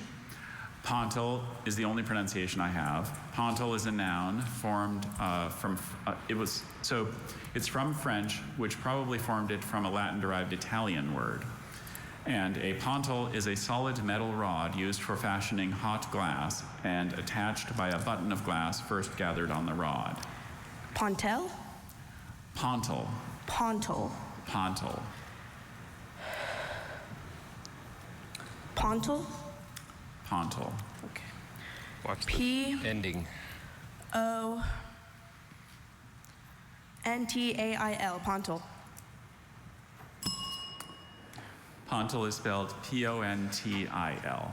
So close. Overcomplicated the ending there. And yet another, you guys ran into this a lot. A Hi. word that unless you've seen it, probably not going to guess right. This word also has no homonym. matter what, though. The word is Janiculum. This is the hill in Rome. So a Janiculum is a hill in Rome, Italy, on the right bank of the Tiber River, opposite the 7 hills on which the ancient city was built. Janiculum. Could I have the origin? It's from a Roman geographical name. Could you repeat the word? Janiculum. Are there any alternate pronunciations? Just the one. Janiculum. Interesting that they Could asked you a repeat the geographical word? entry in fourth round. Janiculum. This is a really hard Janiculum? Janiculum. A lot of different Say it one ways more to time. form the first sound in Janiculum? this word. And because it's a geographical entry, there's no roots. Could sound it out, though. Could you repeat the word? Sure. Janiculum. You could think of January. Janiculum. hard to make that connection.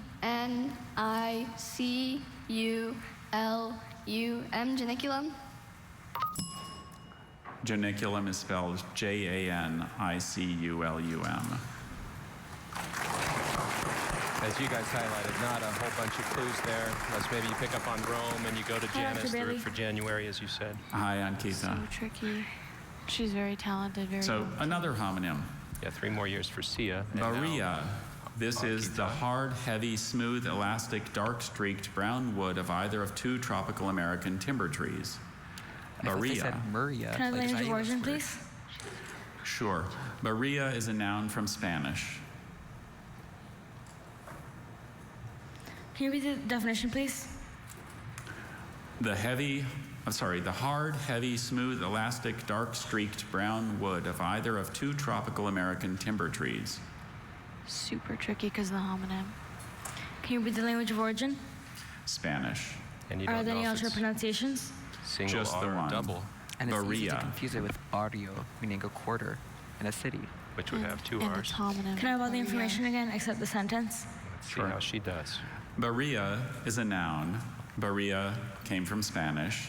Baria is the hard, heavy, smooth, elastic, dark-streaked brown wood of either of 2 tropical American timber trees. And there are no alternate pronunciations. That's correct. Just Baria. That's a helpful Can you read the clue word here. once? Baria. Again? Baria. Baria. Why don't you say it? Baria. Baria. Baria. Okay. Baria. B-A-R-R-I-L-L-A. Baria. Baria is spelled B-A-R-I-A. Thank you so much. Have a great Use the day. ending would be tortilla. So tricky. There's so many ways to spell that. And with Spanish, you don't know if it's more anglicized or more authentically Espanol. And Dr. in that Bailey. case, that's just the Hi. Spanish word. She has one more year. Schlick or schlich? Schlick. Can I please have all of the information? Yes. Schlick or schlich is a noun from German. Schlich is a mass or coating of microorganisms, such as bacteria, growing in paper stock. The word schlich is simply not found, and so it is exceedingly hard to make a sentence using schlich accurately. But paper machines can be plagued with a slime that is probably called schlick. Can you repeat the language of origin? It's from German. Schlick Important or because the schlich. sh sound in German is SCH. May I please have the definition one more time? A mass or coating of microorganisms, such as bacteria, growing in paper stock. Schlich. That second pronunciation should help clear up the ending here. S-C-H-L-I-C-H. Schlich? That is correct. Thank you. Nargiza's moving on from Merrifield, Virginia. You know where that is, Charlotte? It's my regional. I thought so. Howdy. Hello, how are you? I'm okay. This is a good day. Urubamba. Urubamba, may I please have all the information except the sentence? Urubamba is a geographical entry from a South American geographical name. Urubamba is a river 450 miles long in central Peru, flowing northwest to unite with the Apurimac River, forming the Ucayali River. So it's a river in Peru. Urubamba. Are there any alternate pronunciations? No, just Urubamba. Could you please repeat the word? Urubamba. Urubamba. May I please have the etymology? It's from a South American geographical name. Could you please repeat the word one more time? So those are some familiar Urubamba. South American vowel sounds. Urubamba.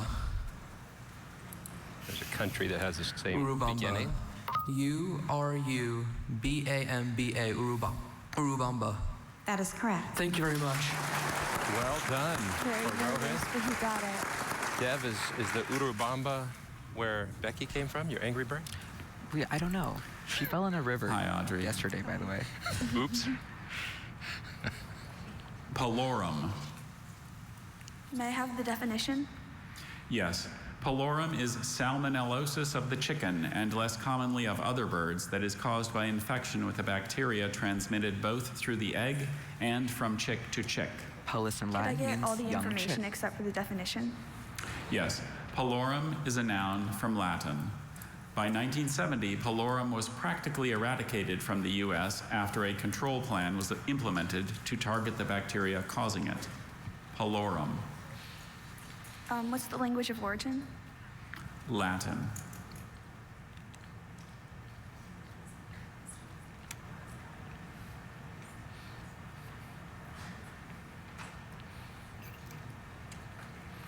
So poultry farmers know a pullet is a younger Palorum. bird.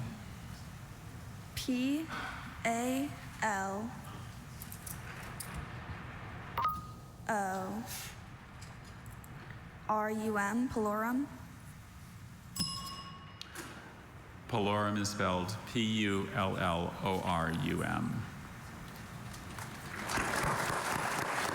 The round of the schwa continues. Yeah. Just a few more in round 4. Hello, Declan. Hi. Arista. May I have all the information, please? Yes, arista is a noun. It's from Latin. Arista is the bristle-like structure near or at the tip of the antenna of many two-winged flies. The tsetse fly, known for spreading African sleeping sickness, has an arista with branched hairs on an upper edge, differentiating it from all other flies. Arista. Arista.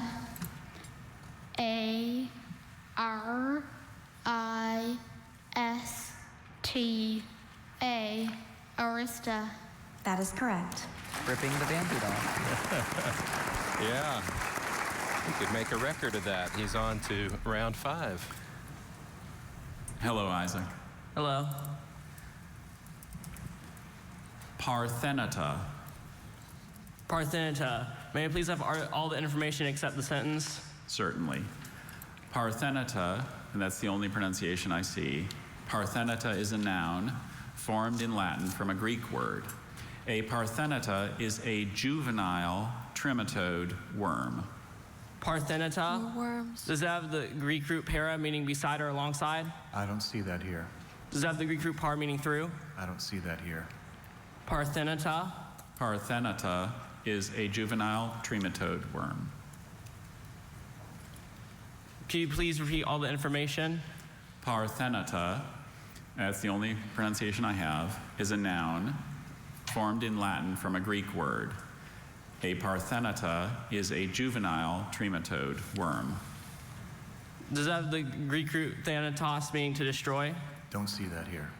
It's best to just Parthenata? start with the part you know. Is this a noun? Yes, it is. Parthenata. P-A-R-T-H-E-N-A-T-A. Parthenata? Parthenata is P-A-R-T-H-E-N-I-T-A. Very close. Thank you. Boy, this round has been defined by the very close. The one letter almost always on the schwa. Let's see how Aiden fares. from Madison, Hi, Aiden. Wisconsin. Myenteron. Myenteron. Could I have the definition, please? The muscular coat of the intestine. Myenteron. Myenteron. Could I have the language of origin? means muscle. It's formed in Latin from originally Greek parts. Myenteron. Is this coming from the Greek mys, meaning mouse or muscle? Yes. Is this coming from the Greek enteron, meaning intestine or stomach? Yes. Myenteron. Could I have the part of speech? Noun. Myenteron. Could you repeat the language of origin? Formed in Latin from originally Greek parts. Myenteron. Could you repeat the definition? The muscular coat of the intestine. Myenteron. Could you repeat the word? Myenteron. Myenteron. M-Y-E-N-T-E-R-O-N.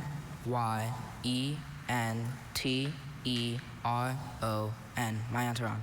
That is correct. Thank you. You guys impressed by that root show there? Very much. Although the definition did go. Hello. Yep. Like the two of you last year. It's Nathra, right? Yeah. Hamelia. This is any plant of the genus of tropical American shrubs having flowers in scorpioid cymes with the corolla distinctly five-ribbed. Hamelia. Can I have the language of origin? It's formed in Latin from a French name plus a Greek-derived Latin element. Hamelia. Hamelia? Hamelia.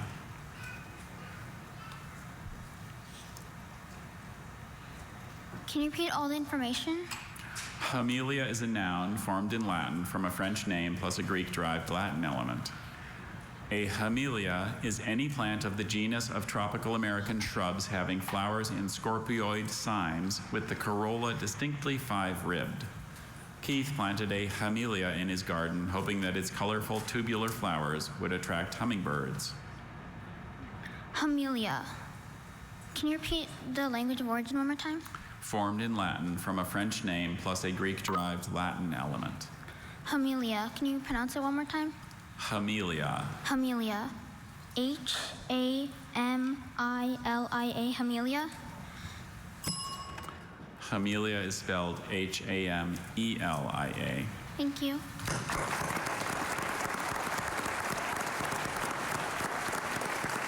Wow, what a round. And we know the heartbreak. Dev and Charlotte, you felt it in your past performances last year, the top two in this competition. One more note to add to that round. We had 59 correct responses. There was a speller who we thought had gotten it correctly, but on examination, Victor Yang, speller number 146, when he spelled Rivel, R-I-V-E-L, unfortunately, he had already said a G before he understood the correct pronunciation of that word. And by the rules, if you say a letter, you can't retrieve it. You can't turn back time. So a heartbreaking moment for Victor, who does have 2 years of eligibility. Thanks again to Dev Shah, last year's champion, Charlotte Walsh, last year's runner-up, for their commentary. We'll be right back to the Scripps National Spelling Bee after this.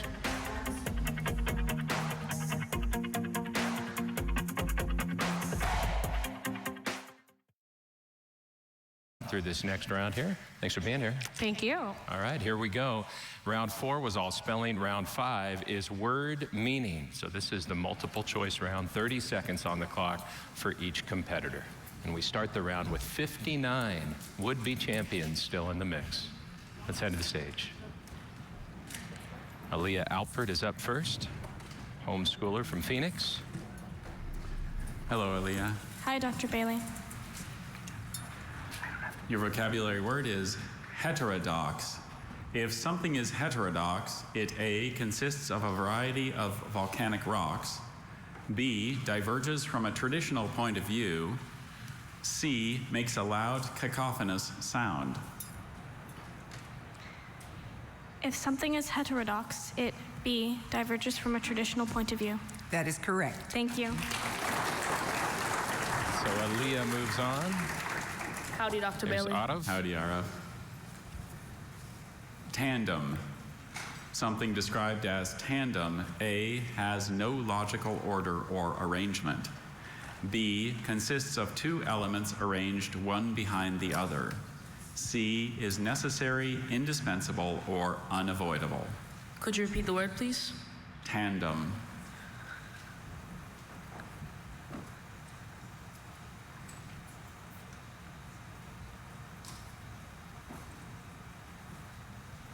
Could you repeat the word? tandem.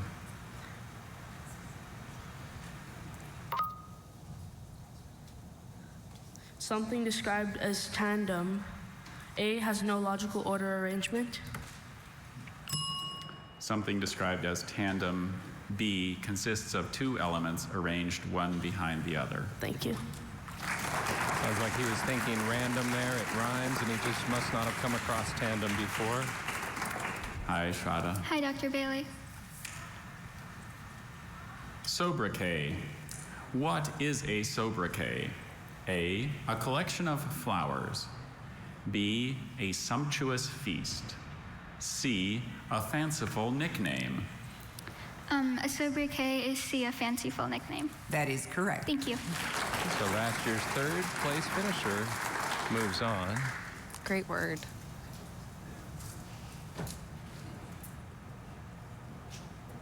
And Tyler, I know you get to learn a lot about these spellers. There's so much more to each of them than just what they do on this stage. It's true. They are just a remarkable bunch. It's obvious when you watch them on stage, but my favorite parts about them are just how multifaceted they are. They have so many different interests and hobbies, and we learn so much about them as they compete. And sometimes we have to figure out where they are. Hello. So here's Rishab. Hi, Rishab. You need a moment. Catch breath. Yes, please. No problem. Every speller's nightmare. The round continues without you. Okay, let's go. Okay. Swaggering. Someone described as swaggering has A, a tendency to experience misfortune. B, a difficult time falling asleep. C, a pompous or arrogant manner. Let's go with C, a pompous or arrogant manner. That is correct. Thank you. All right. And Rishab got here through a virtual B against spellers from all over. It's true, yes. Hello. Hi, Avi. Woozy. A person described as woozy is A, wearing ornamental rather than utilitarian clothing. B, extremely attentive to details. C, experiencing dizziness, mild nausea, or weakness. A person described as woozy is C, experiencing dizziness, mild nausea, or weakness. That is correct. Thank you. We've seen spellers on this stage feel a little woozy from time to time. You can't blame them for that. I think there's a famous YouTube clip that involves that. Perhaps. Nitika Rangan from Sacramento has had a very impressive showing. She was here 5 years ago. Great to have her back. We need to get something straightened out. Sorry. And with a new regional partner this year, which is very exciting. When I said the virtual B for Rishab, so spellers who didn't have a sponsor in their area were able to compete against each other to send someone here. It's correct, yeah. Love that that happens. Opportunity is what it's all about. Is everything good? I think it is. Natika's Regional is sponsored by the TCG Memorial Academy. Wrangle. What does it mean to wrangle? A, walk unsteadily. B, engage in argument. C, talk indecisively or evasively. Could you repeat the word one more time? Wrangle. B, engage in argument? That is correct. Thank you. So far, the vocabulary proving a little more successful than the last round of spelling. Hi. Your vocabulary word is acronym. What is an acronym? A word formed from the initial letters of other words. B, a word spelled the way it sounds. C, one of two or more words pronounced alike with different meanings. A word formed from the initial letters of other sounds. That is correct. Tyler, you're the brand strategy manager, so has anyone ever turned the word B into an acronym for y'all?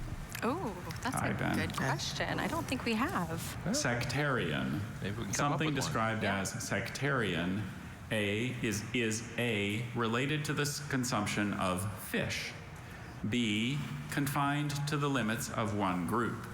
C, devoted to social reform. Is it B, confined to the limits of one group? That is correct. So So far, round 5, just one incorrect response. Hello. And Aditi wants to keep it that way. Hi, Aditi. Bellicosity. Someone exhibiting bellicosity is A, exquisitely beautiful, B, showily aggressive, C, playfully humorous. Someone exhibiting bellicosity is B, showily aggressive. That is correct. Thank you. Like how she got her hand ready to spell. In a vocab round. Right. Go for it. Ameliorate. What does ameliorate mean? A, to make something better. B, to consume by fire. C, to forget entirely. Can you repeat the word? Ameliorate.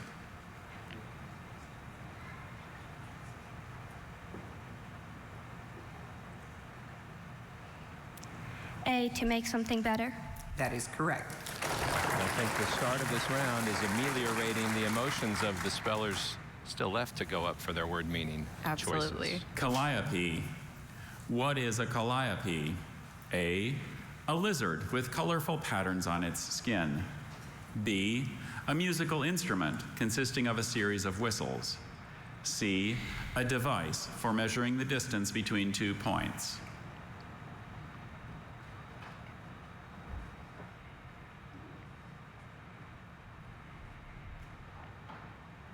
B, a musical instrument consisting of a series of whistles. That is correct. So Claire Smith moves on, and we have confirmed anyone who gets through this round will be a semifinalist. Xenophobia. Xenophobia. Xenophobia is the fear of A, pain or discomfort, B, large bodies of water, C, strangers or foreigners.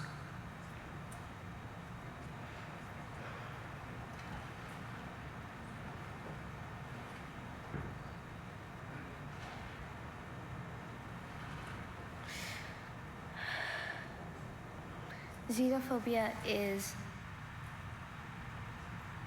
C, strangers of or foreigners. That is correct. Thank you so much. Take that deep breath. Phil. All right, we're on. Troglodyte. What is a troglodyte? A type of electrical circuit. B, a statue of a pagan deity. C, a primitive cave dweller.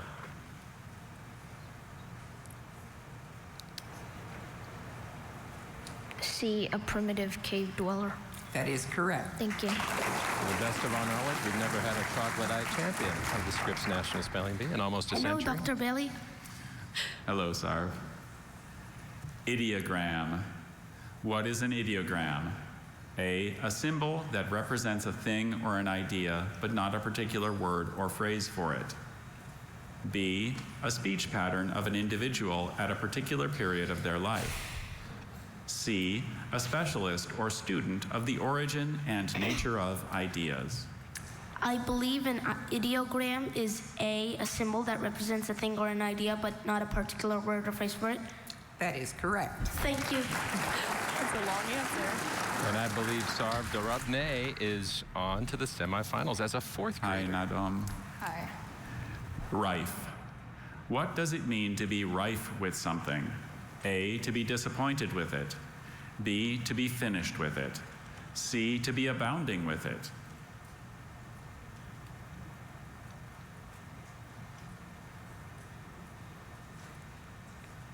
Can you repeat the word? Rife.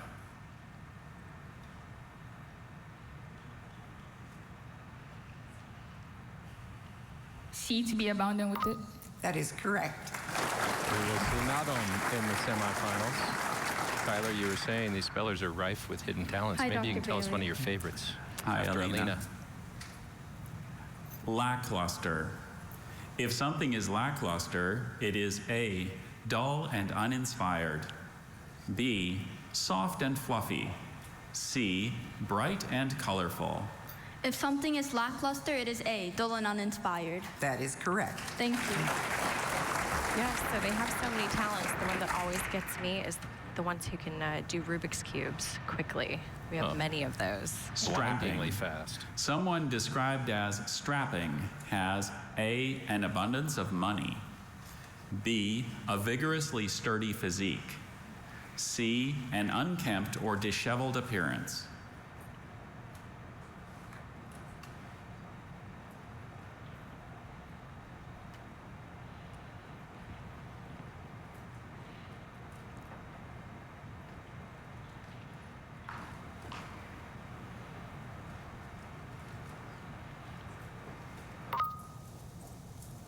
C, an unkempt or disheveled appearance. Someone described as strapping has B, a vigorously sturdy physique. He spelled Azulejo and Aristarch and Canutillo, but vocabulary will have Reed hoping for next year. He's got one more year to come back. Spore. Carries in his last year. What is a spore? A tiny body used by a living thing to reproduce itself. B, a mark made on the surface of a road by tires. C, a solemn promise to undertake a particular task. A tiny body used by a living thing to reproduce itself. That is correct. So Carrie Chisira from Topeka on to the semis. Hi, Zachary. Hi. Ohm. What is an ohm? A system of alphabetic writing. B, a unit of electric resistance. C, a charm to avert evil. B, a unit of electric resistance. That is correct. Thank you. Louisville's Zachary Rara advances. Hello, Quint. Hello, Dr. Bailey. Tacitly. Something done tacitly is done in a manner that is A, forceful to the point of rudeness. B, implied but not actually expressed. C, lighthearted and humorous. Something done tacitly is B, implied but not actually expressed. That is correct.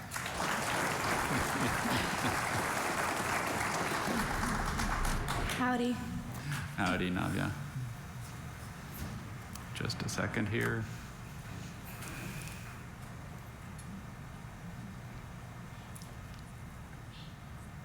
Those 30 seconds could seem to take a long time, and sometimes it seems the longer they take, the more they doubt that first instinct.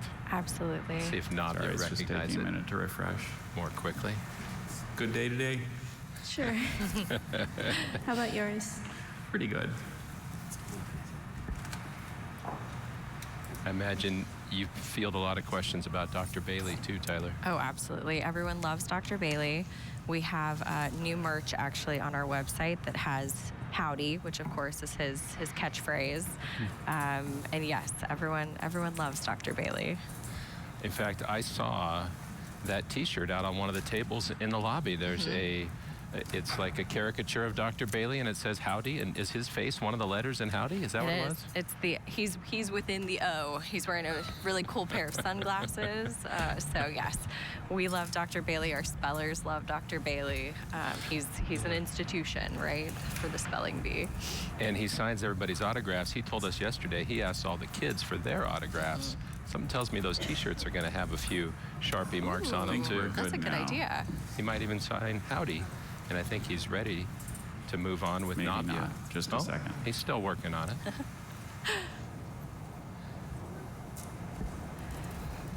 Navya's done an incredible job. She's a 7th grader from Columbia, Maryland, not too far away. Last round she had chrysiasis, which she sniffed out with her sleuthing.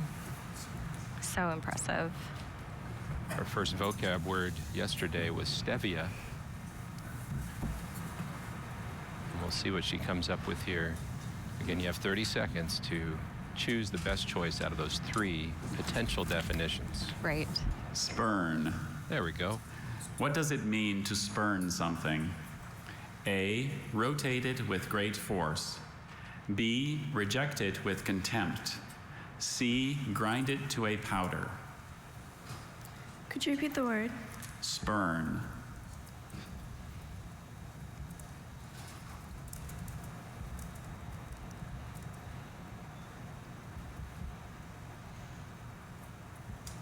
If you spurn something, you B, reject it with contempt. That is correct. Thank you. I'm sure there's a particular Shakespeare quote that came to mind for a lot of people, and I'm sure some of these spellers would like to spurn the first word they get up there. Howdy.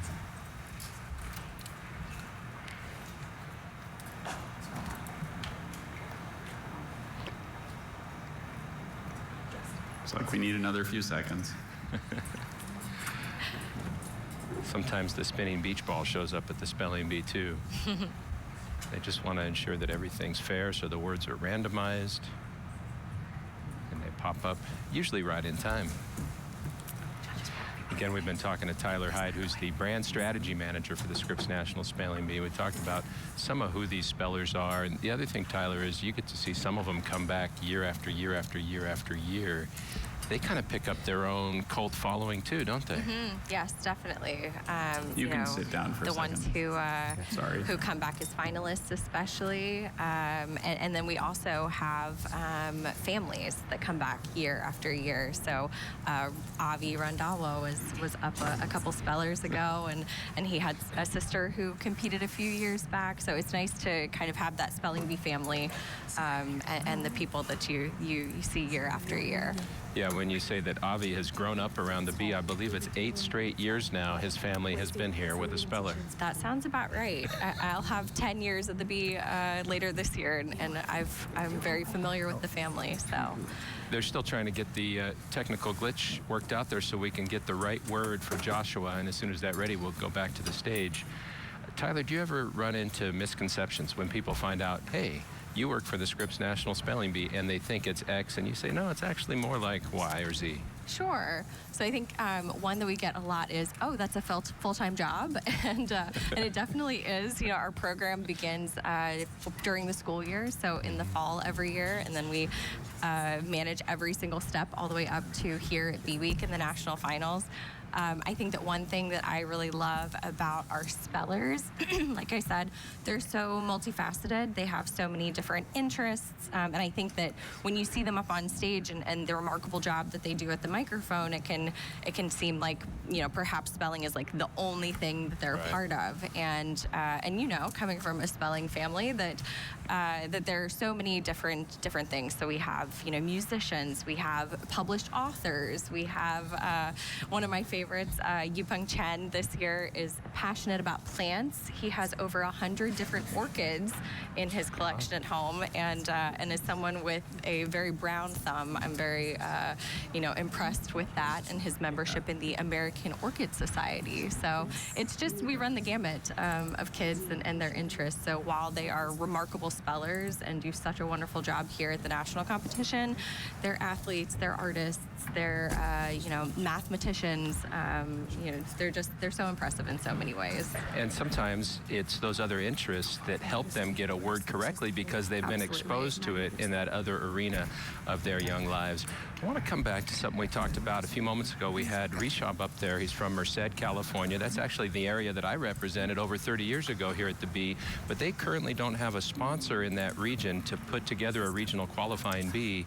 So he got here through something Scripps has started, a virtual bee with dozens of competitors from multiple states because that particular region doesn't have a sponsored presence. That's correct. So we have schools across the country that, for whatever reason, don't have that organization in their community who sponsors the spelling bee program, and so we, you know, equity is an important part of our mission, and so as part of that, we're looking at what can we do in that situation. So yes, we have about 500 schools this year that enrolled with us but didn't have regional partners. So we had all of those students compete in an online test, and then the top finishers of those tests, we did virtual spelling bees. And Claire Smith answered correctly a moment ago as well, and she was from another one of those regions. So you can tell that they're very worthy students, and they just, for whatever reason, don't have that regional partner to kind of make the program happen in their community. So it's just one way that we can make that. that happen for them. And this looks more like a beehive, or from the other side, the Death Star, than a soapbox. But I'm just going to tell you, if you're out there and you're in education and your school or your area doesn't have access for the best spellers in your area to get here, figure it out. Find a sponsor in your community. It's not that hard to do.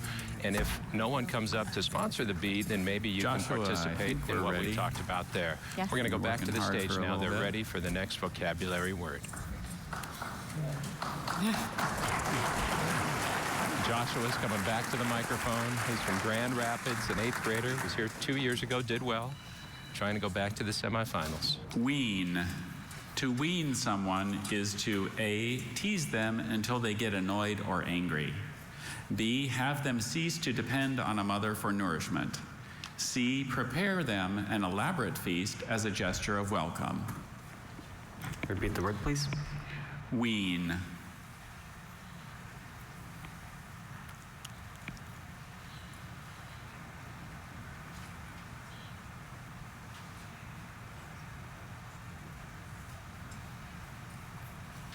To wean someone is to tease them until they get annoyed or angry. Yeah. To wean someone is to B, have them cease to depend on a mother for nourishment. Thank you. Oh, such a tough break for a young man who spelled some really tough words. Serviette, camionette, nailed those French spellings. But the vocab round claims a third speller here in round 5. Just wait for it. Remember, Arian last year was a big surprise in the competition. It was his first year here, and he made it almost to the top of the heap, was in the top 5. He was very impressive.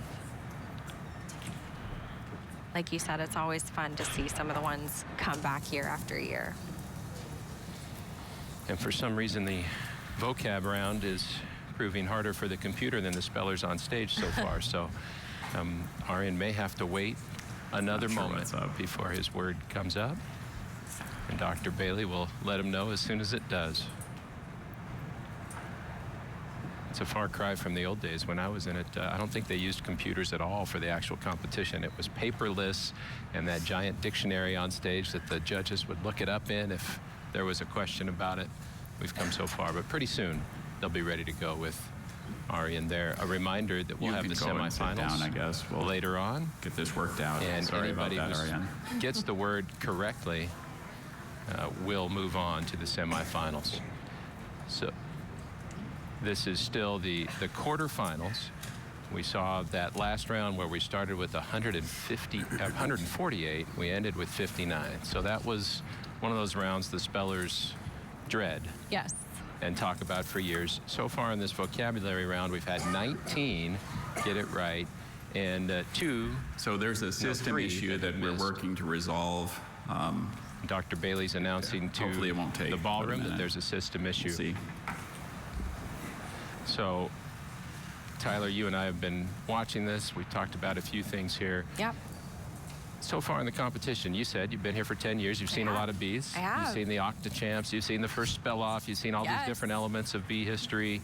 So far today, anything about the early rounds surprise you or raise your eyebrows? You know, it's interesting. This year we had the studied round 3 again, and I think I was just so impressed by the students. They got that 500-word study list for round 3 at the beginning of April, and the fact that so many of them were able to learn that list so well, know these words, both spelling and vocabulary. I think we were all surprised by the number of them that came into the quarterfinals this morning. So I think it's fantastic what they're able to do in such a short amount of time. It's a lot to learn. Yeah, so 148 spellers making it to the quarterfinals. That's a pretty big number, and what Tyler's alluding to, the first few times on the stage, the first spelling word, first vocabulary word, and the second spelling word, those were all from lists that if the spellers had enough time and enough brain power, they could memorize or at least master the words on that list. Yes. Everything that we've seen so far today in round 4 and 5, that's off the list. So now it's anything that's in the dictionary could pop up when they get to the microphone. For you, and you told us, yes, it really is a full-time job at the Spelling Bee, and there's a few people who have this full-time job, but what is it that makes you love this week, Bee Week, year after year after year in Washington, D.C.? B Week is, it's impossible to explain to people. I feel like you really have to be here to experience it. And I think the thing that I love so much about it is that the impact that it makes on the students, not necessarily, I mean, obviously the competition is why we do this. It's a huge deal. But it's the opportunity for them to come to a place to meet you know, spellers that might be like them, might have their same interests, might be, you know, just like really, really excited about words. I think that, you know, it's just the impact that it can have. And we bring back some college students that help us out during the week, and it was really gratifying to hear at the beginning of the week from them just about all the different ways that the bee has impacted them, whether, you know, as they're a middle schooler competing, or in high school as they're kind of, you know, learning and going after their interests, or as they get into college and they're picking their majors and what they want to do with the rest of their lives. Like the bee can have such an impact, and I think that that's the best part about this week. And we mentioned yesterday, and we just had Dev Shaw up here with us along with Charlotte. Dev was last year's champion, and he just wrote a really fascinating and eye-opening essay that you can find in the Education Week publication about how the spelling bee prepared him for high school. He just finished his first year. Right now, you know, Tyler was talking about these spellers being so multifaceted, I think is the term you used. They have all kinds of hidden talents. Would you like to know some of those? Why don't we take a look at what they tell us their secret treasures are?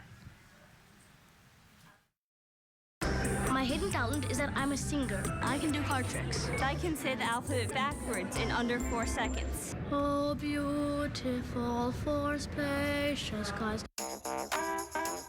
I'm double jointed in my hips, so I can do that. ZYXWVUTSRQPONMLKJIHGFADCBA. My hidden talent is I can burp the Hebrew alphabet. I can even switch fingers. Aleph. My secret talent is violin. Oh. Good. This flute is called an atentebeng. It's made from bamboo. My hidden talent is solving a Rubik's Cube really fast.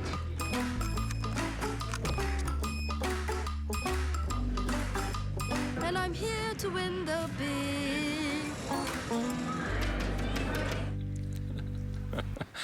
Oh, such a special group of young people. And Tyler even mentioned Rubik's Cubes to us. We just saw some of those. Thanks again to Tyler Hyde for her time. And it's really nice to have so many different faces up here and hear so many different perspectives from the word panel, the judges, the past competitors.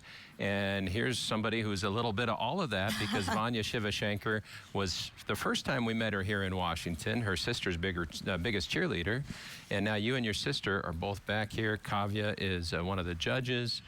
And you are the in-house MC. So you've been talking a little bit and probably talking to a lot of these spellers. Do you have a feel, Vanya, for maybe their mood or the atmosphere in the room right now? Yeah, I mean, it's great to be able to come on stage and, you know, cheer them on, see how well they've been preparing for the competition. As I've seen them throughout the week, a lot of spellers have, you know, asked me for advice or, you know, told me if they have any last-minute tips for them. And my biggest tip to them is to just go on stage and have fun. You know, a lot of them have come from all over the country, maybe here for their first time, some here for their 4th time. But all of them are excited for this competition. As we saw this morning, they all did a fantastic job with those hard words that they got. So I think they're all very prepared and very ready to take on the rest of the competition. Now, when you were in the competition, there was a word meaning element, but we didn't get to see it. You were taking a test on a computer. You weren't up there on stage with millions of people watching, having to choose A, B, or C in 30 seconds. Do you think that makes a difference? Absolutely. The stage element of this national competition is a huge aspect of being able to go on stage, being able to compete under that pressure. You know, I was lucky, I would say. If I had to go up there and be like those spellers that we see today on stage, I don't know if I could do it, Paul. These kids are doing amazing. So, you know, with time comes changes, and I think this is a great change added to the competition, and it makes it more fierce, and it really drives home the message of wanting to learn word meanings and vocabulary. I just have to say, in full candor, that Vanya was one of the most prepared champions we've ever had at the Scripps National Spelling Bee, and I think your sister and your father would have made sure that the vocab round was in your wheelhouse, too. You know, it was difficult. The vocab change came about halfway through my tenure competing on the stage, and so it was definitely a change that we had to make as a family, thinking about how to prepare better for vocabulary. It wasn't just words that you could, you know, figure out by root words, which, of course, as you know, are some of my favorite things to do, those Greek and Latin roots. But there was you were a lot, okay at that. just a little bit. But there was a lot to add into it. So, you know, it was a process, but I love what it's transformed into the bee today. Not to put you on the spot, but you graduated last year from Yale. Not an easy place to get into, not an easy place to graduate from and move on to med school, which you're doing soon. But that vocabulary that you had to learn because that was added to the competition, did that help you in any of those academic pursuits at Yale? For sure. I was in a lot of pre-med classes. As I said, I'm going on to med school, so a lot of words, even one word that you heard today, myenteron, you know, it's made up of Greek roots, myos meaning muscle, enteros meaning intestine, a lot of words like that, or even, you know, chemical words, biological words. It made my tenure at Yale, and, you know, I'm sure kids across the country who have competed in the spelling bee, it makes it more fun to study those subjects because I recognize the word, and I can even teach myself a subject because I have that familiarity with roots. And you kind of answered another question that I bet some people at home were asking too. Well, if a champion learns all these words and they're done in 8th grade, do they really remember all that years down the road? And it sounds like a lot of that you still have. Yeah, a lot of it really does stick with you. You would be surprised. I mean, of course, if I were to go onto the stage right now, I'm not sure how well I would fare, Paul, but I think a lot of those, you know, language patterns, the etymological roots, the things that you don't memorize, the things you actually learn about spelling, really stick with you for so many years. And that also proves what the importance of not memorizing, not having rote memorization before you come on stage and come and compete with these words really is. And it shows what the spelling bee really is all about. Vanya Shivashankar's been a big part of the spelling bee for a long time, 2015 co-champion. Now that was before the spell-off. Of course, then we had the octo-champs a few years back, 8 in one year because nobody was missing anything. Yeah. But when you were in it, it was you and a young man named Gokul Venkatachalam. And I think that might be, of all the bees that I've done, one of my favorites because you two were just so uber prepared for that. And you had this feeling, this could go all night. We could be here tomorrow morning at 6 a.m. because they're not going to miss something. Do you think Gokul and some of those other spellers of your era made you sharper? Absolutely. You know, while we always say at home, you know, you're not competing against other spellers, you're competing against the dictionary, it's the entire community and the way that all of us inspire each other to study more, to work harder. On that stage, me and Gokul, we both were composed, we both were ready to take on the rest of the night. I mean, I think for the audience it felt like a long time, but truly for us up there, it felt like no time had passed at all.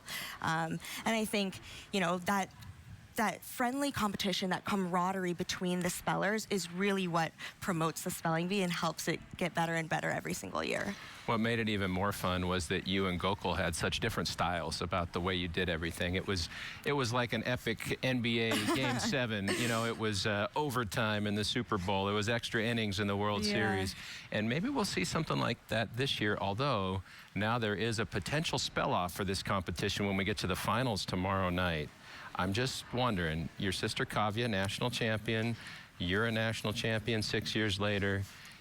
Have you two tried to talk them into letting you two go up there and do the little spell-off lightning round? How many can we get in that amount of time? You know what? I would be scared to go up there to do that spell-off. I don't know how it would fare. There's been talks, you know, maybe we should do a past champion spelling bee, something, you know, for fun.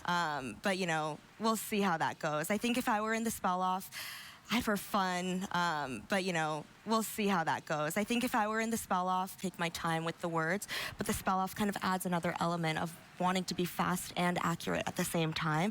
That's something I never really practiced when I was studying for the competition. You kind of didn't want to because you wanted to take your time. There's no margin for error. Exactly. You know, it was all about thinking through the word. What clues could I get from the language of origin, the definition? You know, that last month before I got on stage my final year, my dad and I, he would only quiz me on, you know, maybe 30 words at a time, but each word we broke it down and made sure we had the right process going into the competition.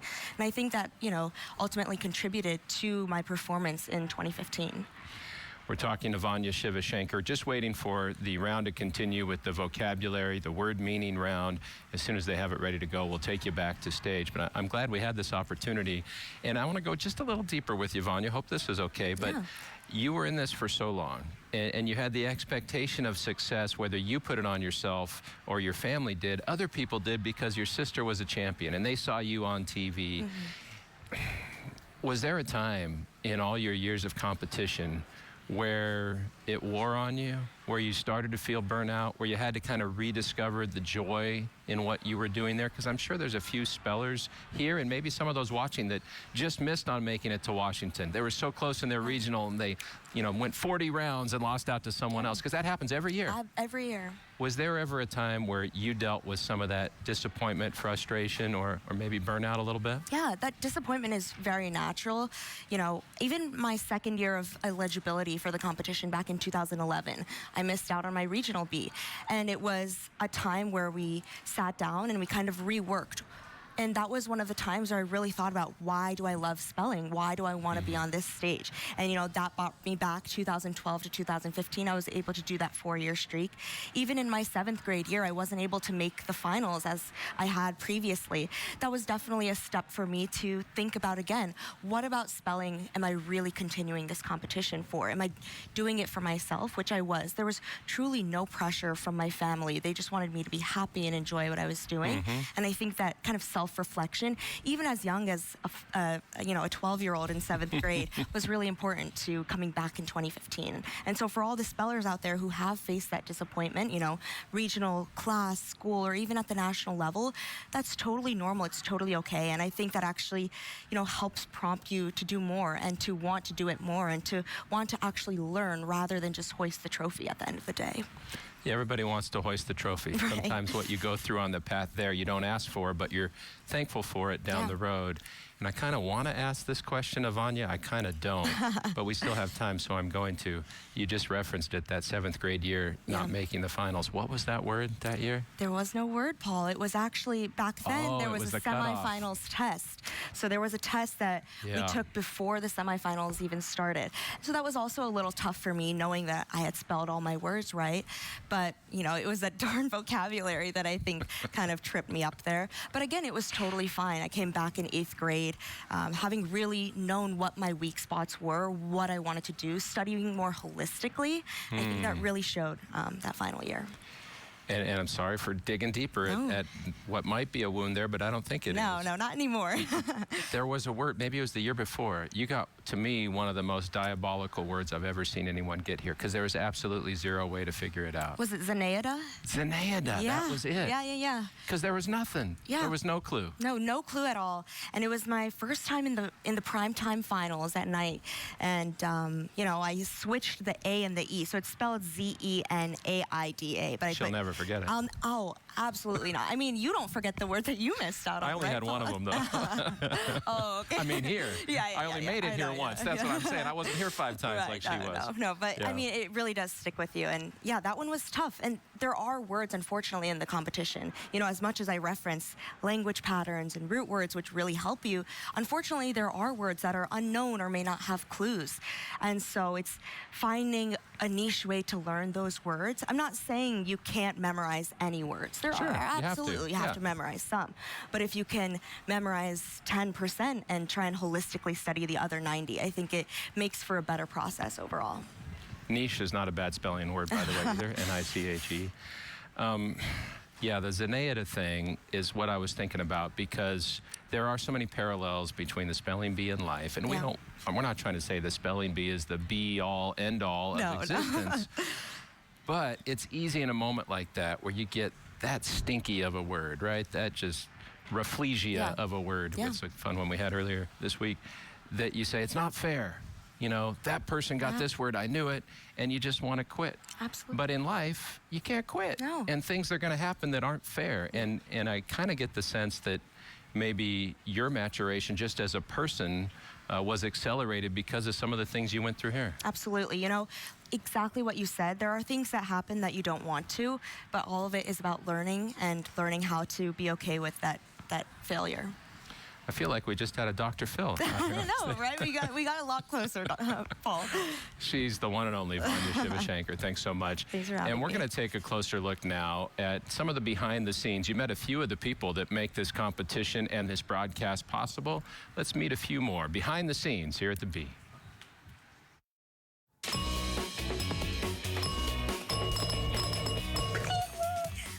I think that's how it sounds. It just tells you the words wrong, and that's not what you want to hear. I don't like anything that rings.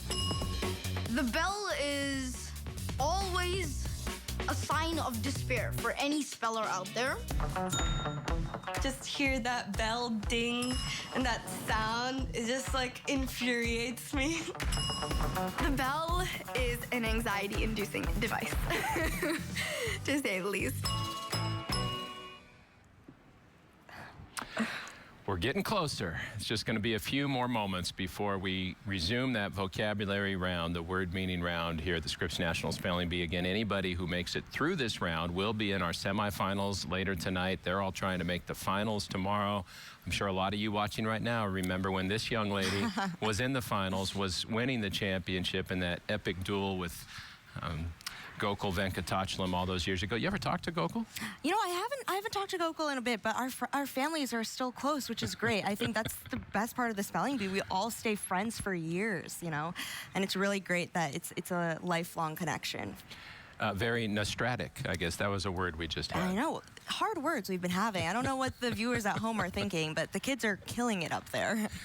Do you still, is it kind of an autonomic response that you have to spell along with the competitors on stage? Oh, absolutely. You know, I'm spelling along. I'm like, do I remember this? Like, no, it has to be A. No, it has to be I. And then I'm shocked when I get it wrong. So it's fun for me too. And it's fun for me to kind of dig into a part of my brain that I'm not using as frequently as I was when I was younger. But it's kind of fun to, you know, realize that I still have a little bit there back in my back pocket there. I think you've still got it. And you know who else still has it is Dr. Jacques Bailey. So he was the pronouncer for all of your bees. Yes. We just heard from Tyler Hyde, the brand strategy manager at the Bee, that they even have Howdy t-shirts with Dr. Bailey's face as the O. Those are probably sold out now that we talked about it.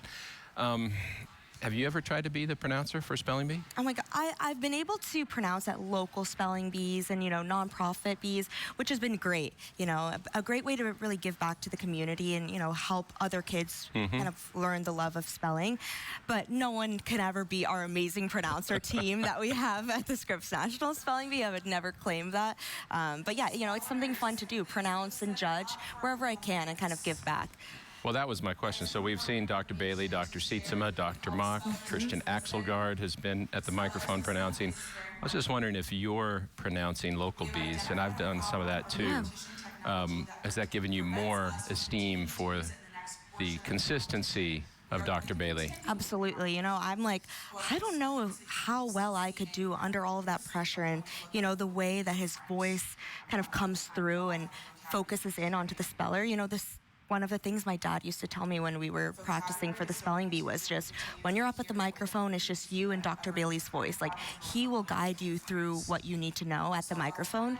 And his voice, the way he perfectly pronounces those words is absolutely astounding. I don't know if I could ever recreate that, but it's a really, really lucky that we get to have such an amazing pronouncer and team of pronouncers that really carry these spellers on to wherever they are in the competition and give them a great chance to do as well as they can.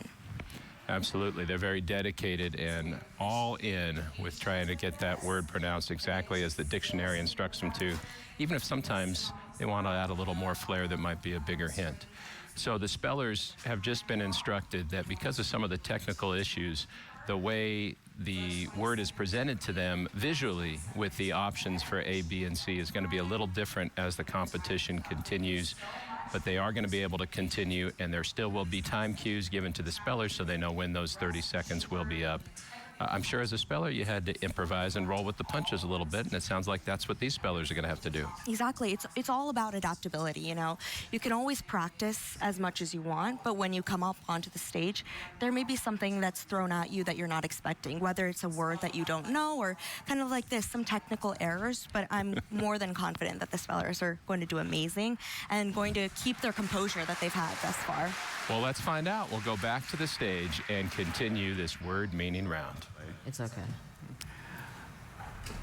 Your vocabulary word is vindicated.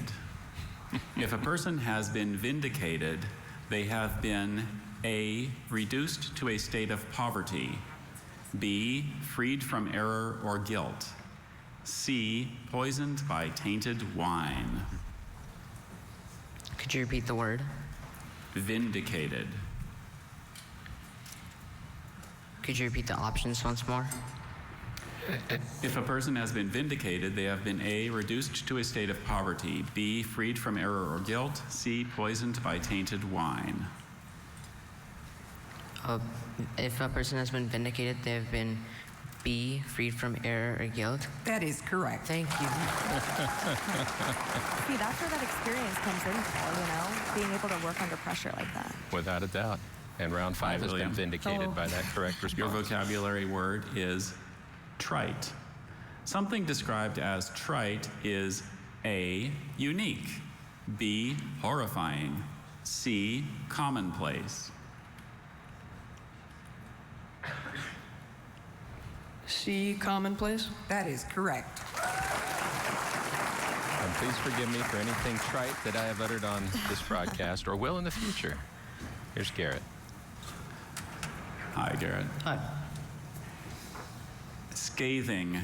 Something described as scathing is A, pleasantly relieving, B, bitterly severe, C, headed upward.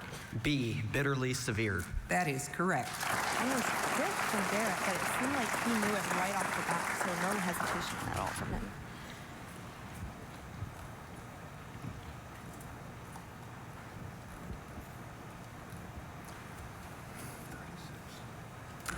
Okay. Your vocabulary word is repertoire. An actor's repertoire is A, the parts that they are prepared to perform, B, the costume that they wear in a performance, C, the audience they are able to attract.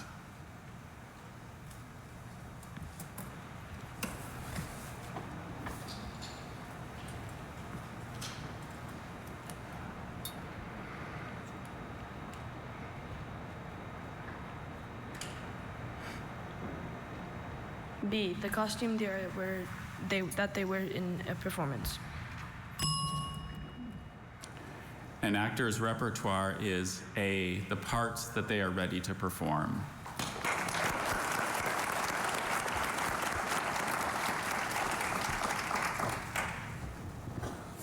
Hi, Sonia. Hi. Your vocabulary word is verdant.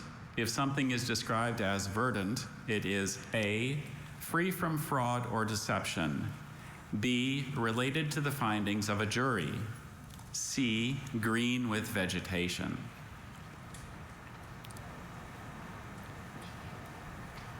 C, green with vegetation. That is correct. Thank you. Well, that's where that root word knowledge really comes into play. That Latin root for green really helped her out there. She tied for 23rd last year. She's into the semis again. Sarah trying to join her like she did last year. Your vocabulary word is contraband. What is contraband? A, goods forbidden from being imported or exported. B, headgear worn by soldiers in combat. C, harmony combining two different melodies.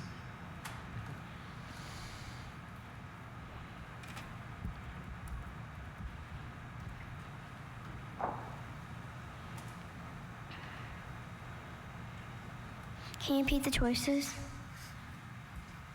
What is contraband? A, goods forbidden from being imported or exported. B, headgear worn by soldiers in combat. C, harmony combining two different melodies.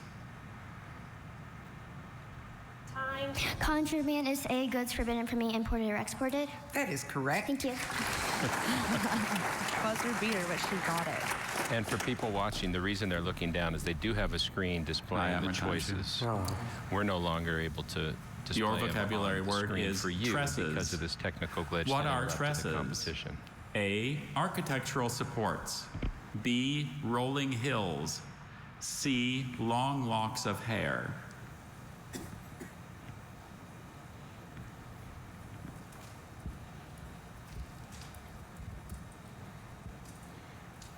Some of these words that you wouldn't get in a spelling competition, you may not know the definition of. Tress is probably not something you're getting in a spelling bee. Rolling hills.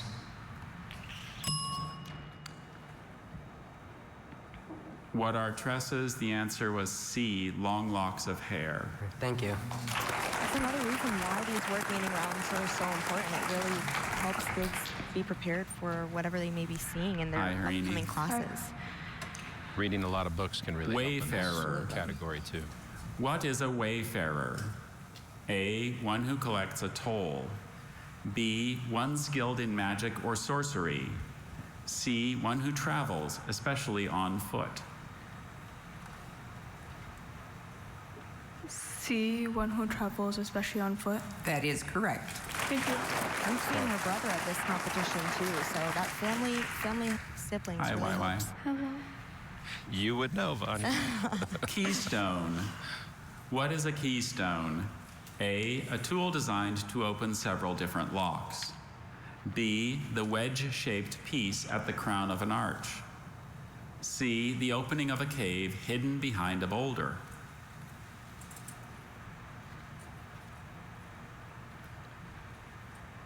B, the wedge-shaped piece at the crown of an arch. That is correct. So YY Leon from New Windsor, New York, on to the semifinals. Hi. Quaff. Which would you most likely quaff? A, a tennis match. B, a stinging insect. C, a bottle of water. C, a bottle of water. That is correct. Thank you. This one isn't one of the ones that Rootwoods would help with, but Leah was able to figure it out, and maybe she had studied that one before. You wouldn't want to quaff a stinging Oracular. insect. Definitely not. How would you describe an oracular tone? A, confused and bewildered. B, wise and solemn. C, playful and humorous. Can you repeat the word? Oracular. B, wise and solemn. That is correct. I love So Michael Sterling moves on. What's that, Vanya? I love the camaraderie Hi, between the Aishwarya. spellers and the high fives. It's always great that doesn't go. Iconoclast. What is an iconoclast? A painter or sculptor of religious objects used for devotional purposes. B, an unauthorized inscription on a public surface. C, one who attacks established beliefs, ideals, customs, or institutions. C, one who attacks established beliefs, ideals, customs, or institutions. That is correct. Thank you. So Aishwarya is on to the semifinals later today. So far, just 5 incorrect responses in the vocabulary round. We're going to take a quick break, but don't go anywhere. You want to find out who else will qualify for the semifinals of the 2024 Scripps National Spelling Bee. Right back after this.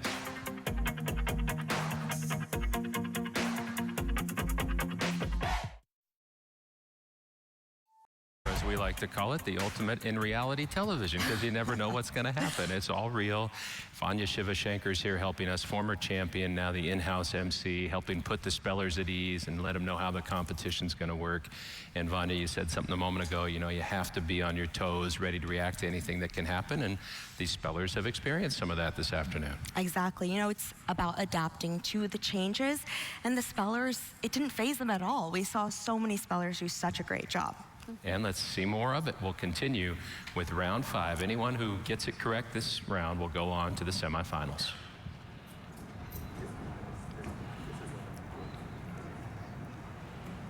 Hi, Ananya.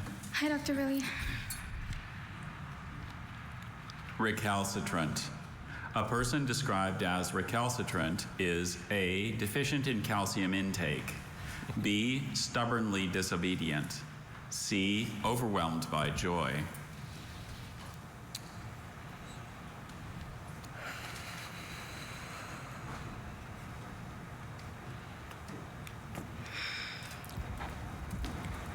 A person described as recalcitrant is B, stubbornly disobedient. That is correct. Sigh of relief. She's on to the semifinals. Aye. Dolorous. Something that is dolorous. A, is reasonably priced. B, emits a pleasant fragrance.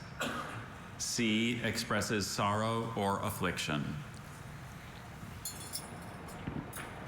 Another one where root knowledge can help you? Exactly. Let's see if Abhinav can C, expresses sorrow or affliction. That is correct. Thank you. What's the root he recognized there, It's the root for sadness in Latin, dolor, meaning sadness. Aye. Hi.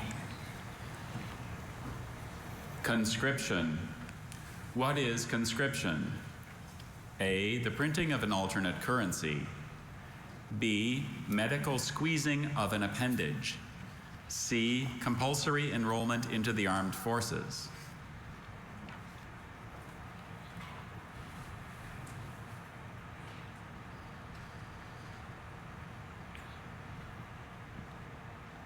Can you repeat the word again, please? Conscription.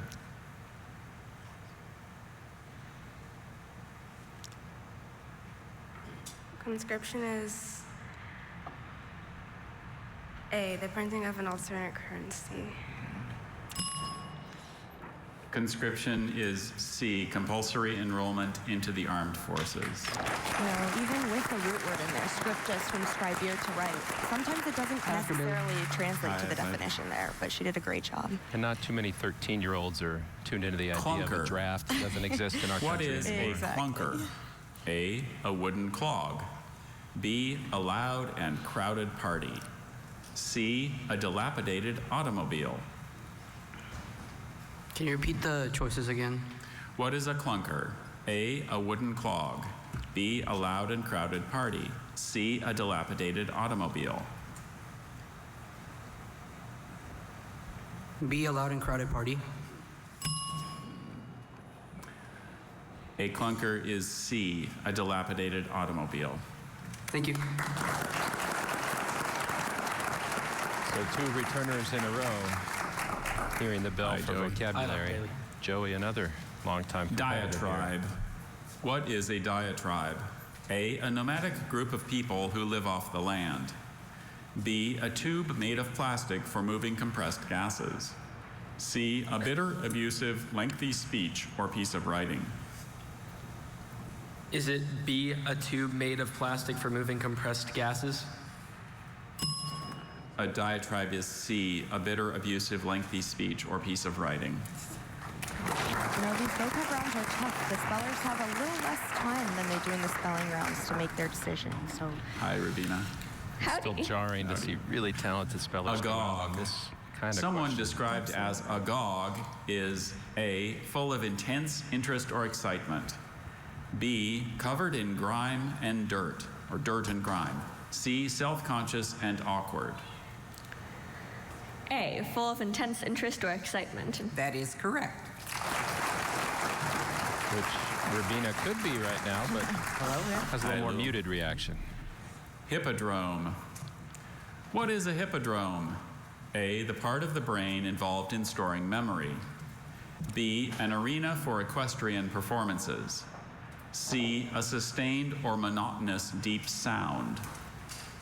B, an area for equestrian performances. That is correct. Aylul has great root knowledge. I think even in the last round, he got some Greek words, so he's going to go. Howdy. Howdy. They put on a bit of a root clinic last time. Abiotic. Something described as abiotic is A, deeply silly or foolish. B, not produced by living organisms. C, subject to constant change. Something described as abiotic is B, not produced by living organisms. That is correct. Connor knows his roots too. There you go. I wish they could ask for the roots in this round. I know that's not what they're supposed to do, though. Parapet. What is a parapet? A, an artificial figure operated by hands or wires. B, a brilliantly colored bird. C, a raised rampart in a fortification. C, a raised rampart in a fortification. That is correct. Thank you. Well done, Logan. On to the semis. We've had a lot of castle-related words in this last couple rounds. Very interesting Hello. theme. Hello, Dr. Bailey and Dr. Sietzema. Reprobate. What is a reprobate?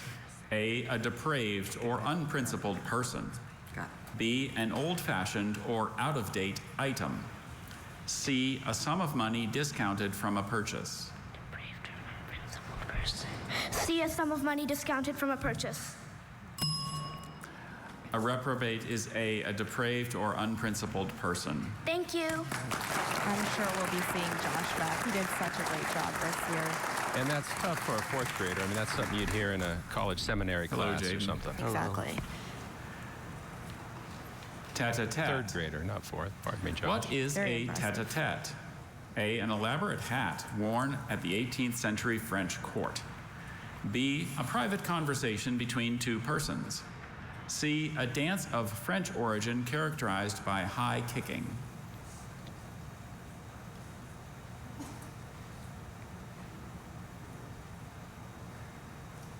B, a private conversation between two persons. That is correct. These answer choices are a bit tricky. You know, C, there was a Hello, French Dr. word, Bailey. and if you thought that it was something French, you might have clicked it, but Interdict. Great.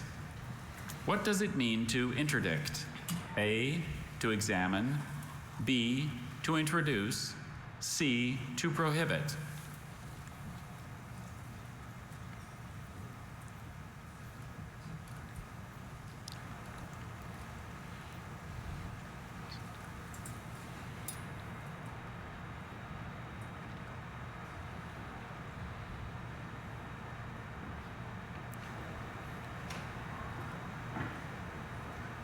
B, to introduce. To interdict means C, to prohibit. Thank you. Oh, Torini was our 9th place finisher last year. She does have one more year to come back. That would be her 4th trip to Washington. I'm sure she'll be back. Braggadocio. Braggadocio is A, an ice cream dessert. B, an operatic style of singing. C, empty boasting. C, empty boasting. That is correct. Thank you so much. I'm very excited to be moving on. He's been on it today. Hello. Zaniness. Zaniness is the state of being A, needlessly argumentative. B, fantastically absurd. C, excessively mournful.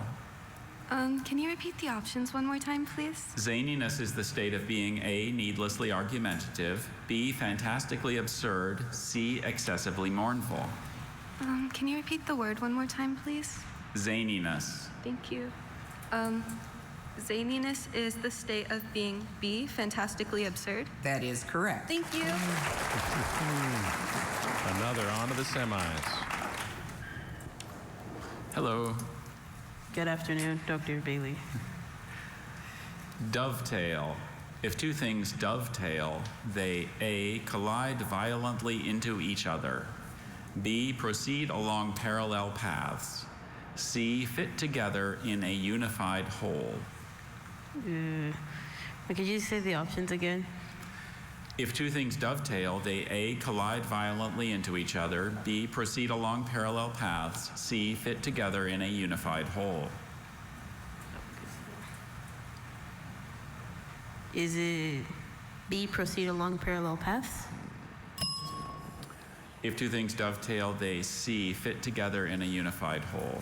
Okay, thank you. It's tough one to figure out. I mean, that's where familiarity really comes into play with these vocabulary question terms, but I think there's a pattern here where a lot of the misses are just words that wouldn't be in a teenager's Something described vocabulary. as holistic Exactly. is concerned with A, efficiency in the functioning of machines. B, knowledge gathered through revelation. C, complete systems rather than only parts. B, knowledge gathered through revelations. Something described as holistic is concerned with C, complete systems rather than only parts. Thank you. You were just using that word in our conversation about your study habits. Hi, Dr. Bailey. Howdy. Comes with age as well, being familiar with these words. But our system looks to be back up. Swanky. Something described as swanky is A, fashionably elegant, B, crooked or lopsided, C, vaguely unsettling.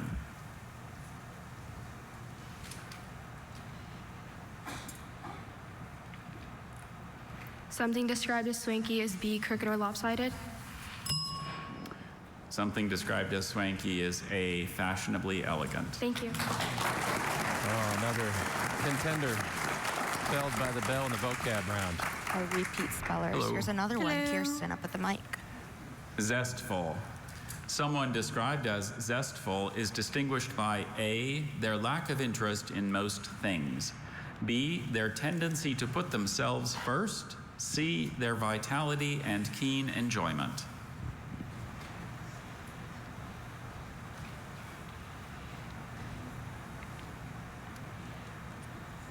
C, their vitality and keen enjoyment. That is correct. Thank you. Those who remember watching her from last year, she's a pretty zestful speller that we have up there. She'll be moving on once again. Howdy, Vera. I concur, Vanya. Didacticism. What is didacticism? A deficiency in color vision. B, a quality of conveying instruction. C, a process in the Earth's crust. Can you repeat the word? Didacticism. Didacticism is B, a quality of conveying instruction. That is correct. Family's so proud of him for making it forward. Hi, Avia. Hi. He's made a big splash this year. Klaxon. What is a klaxon? A, an electrically operated horn or warning signal. B, an English goose known for its shrill cry. C, a sharp-pointed peak or mountain. Can you repeat the options?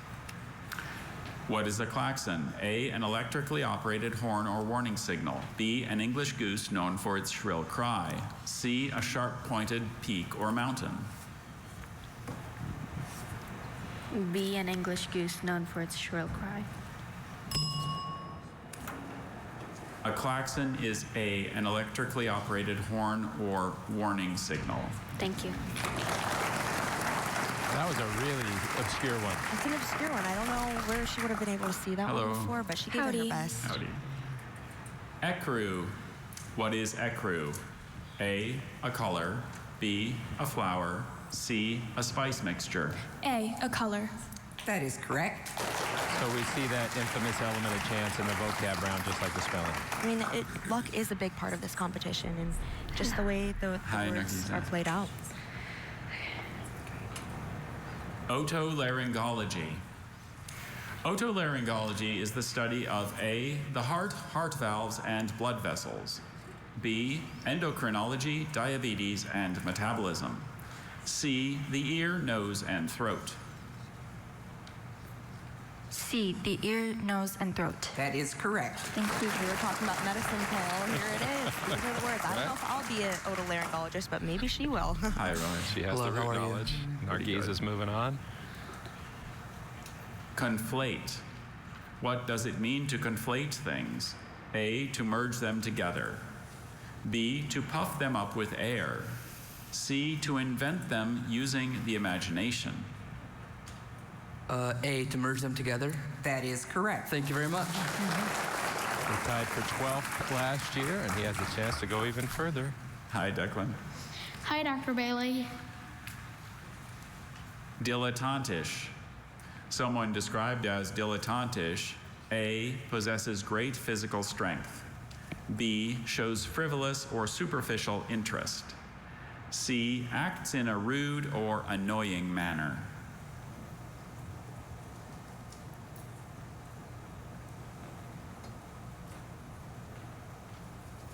B shows frivolous or superficial interest. That is correct. I love seeing the age range of the competition. Just a fifth grader, but he's clearly made it very far in. Greenhorn. What is a greenhorn? A lookout on a sailing ship. B, a musician in the military. C, an inexperienced person.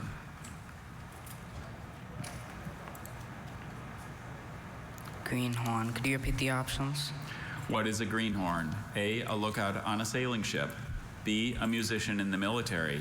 C, an inexperienced person.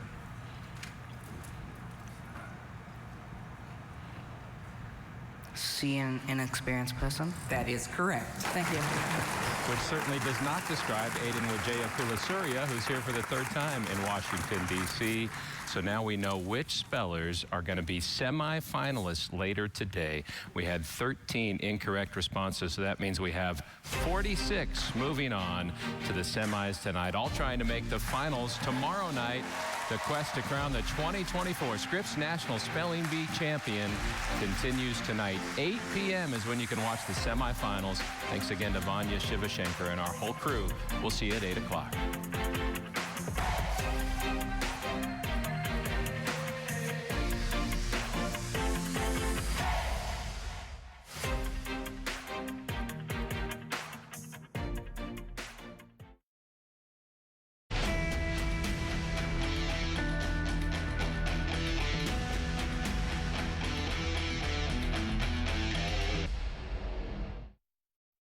Priceless. I mean, it's funny. If you weren't actually broke, I'm a private investigator. I get hired to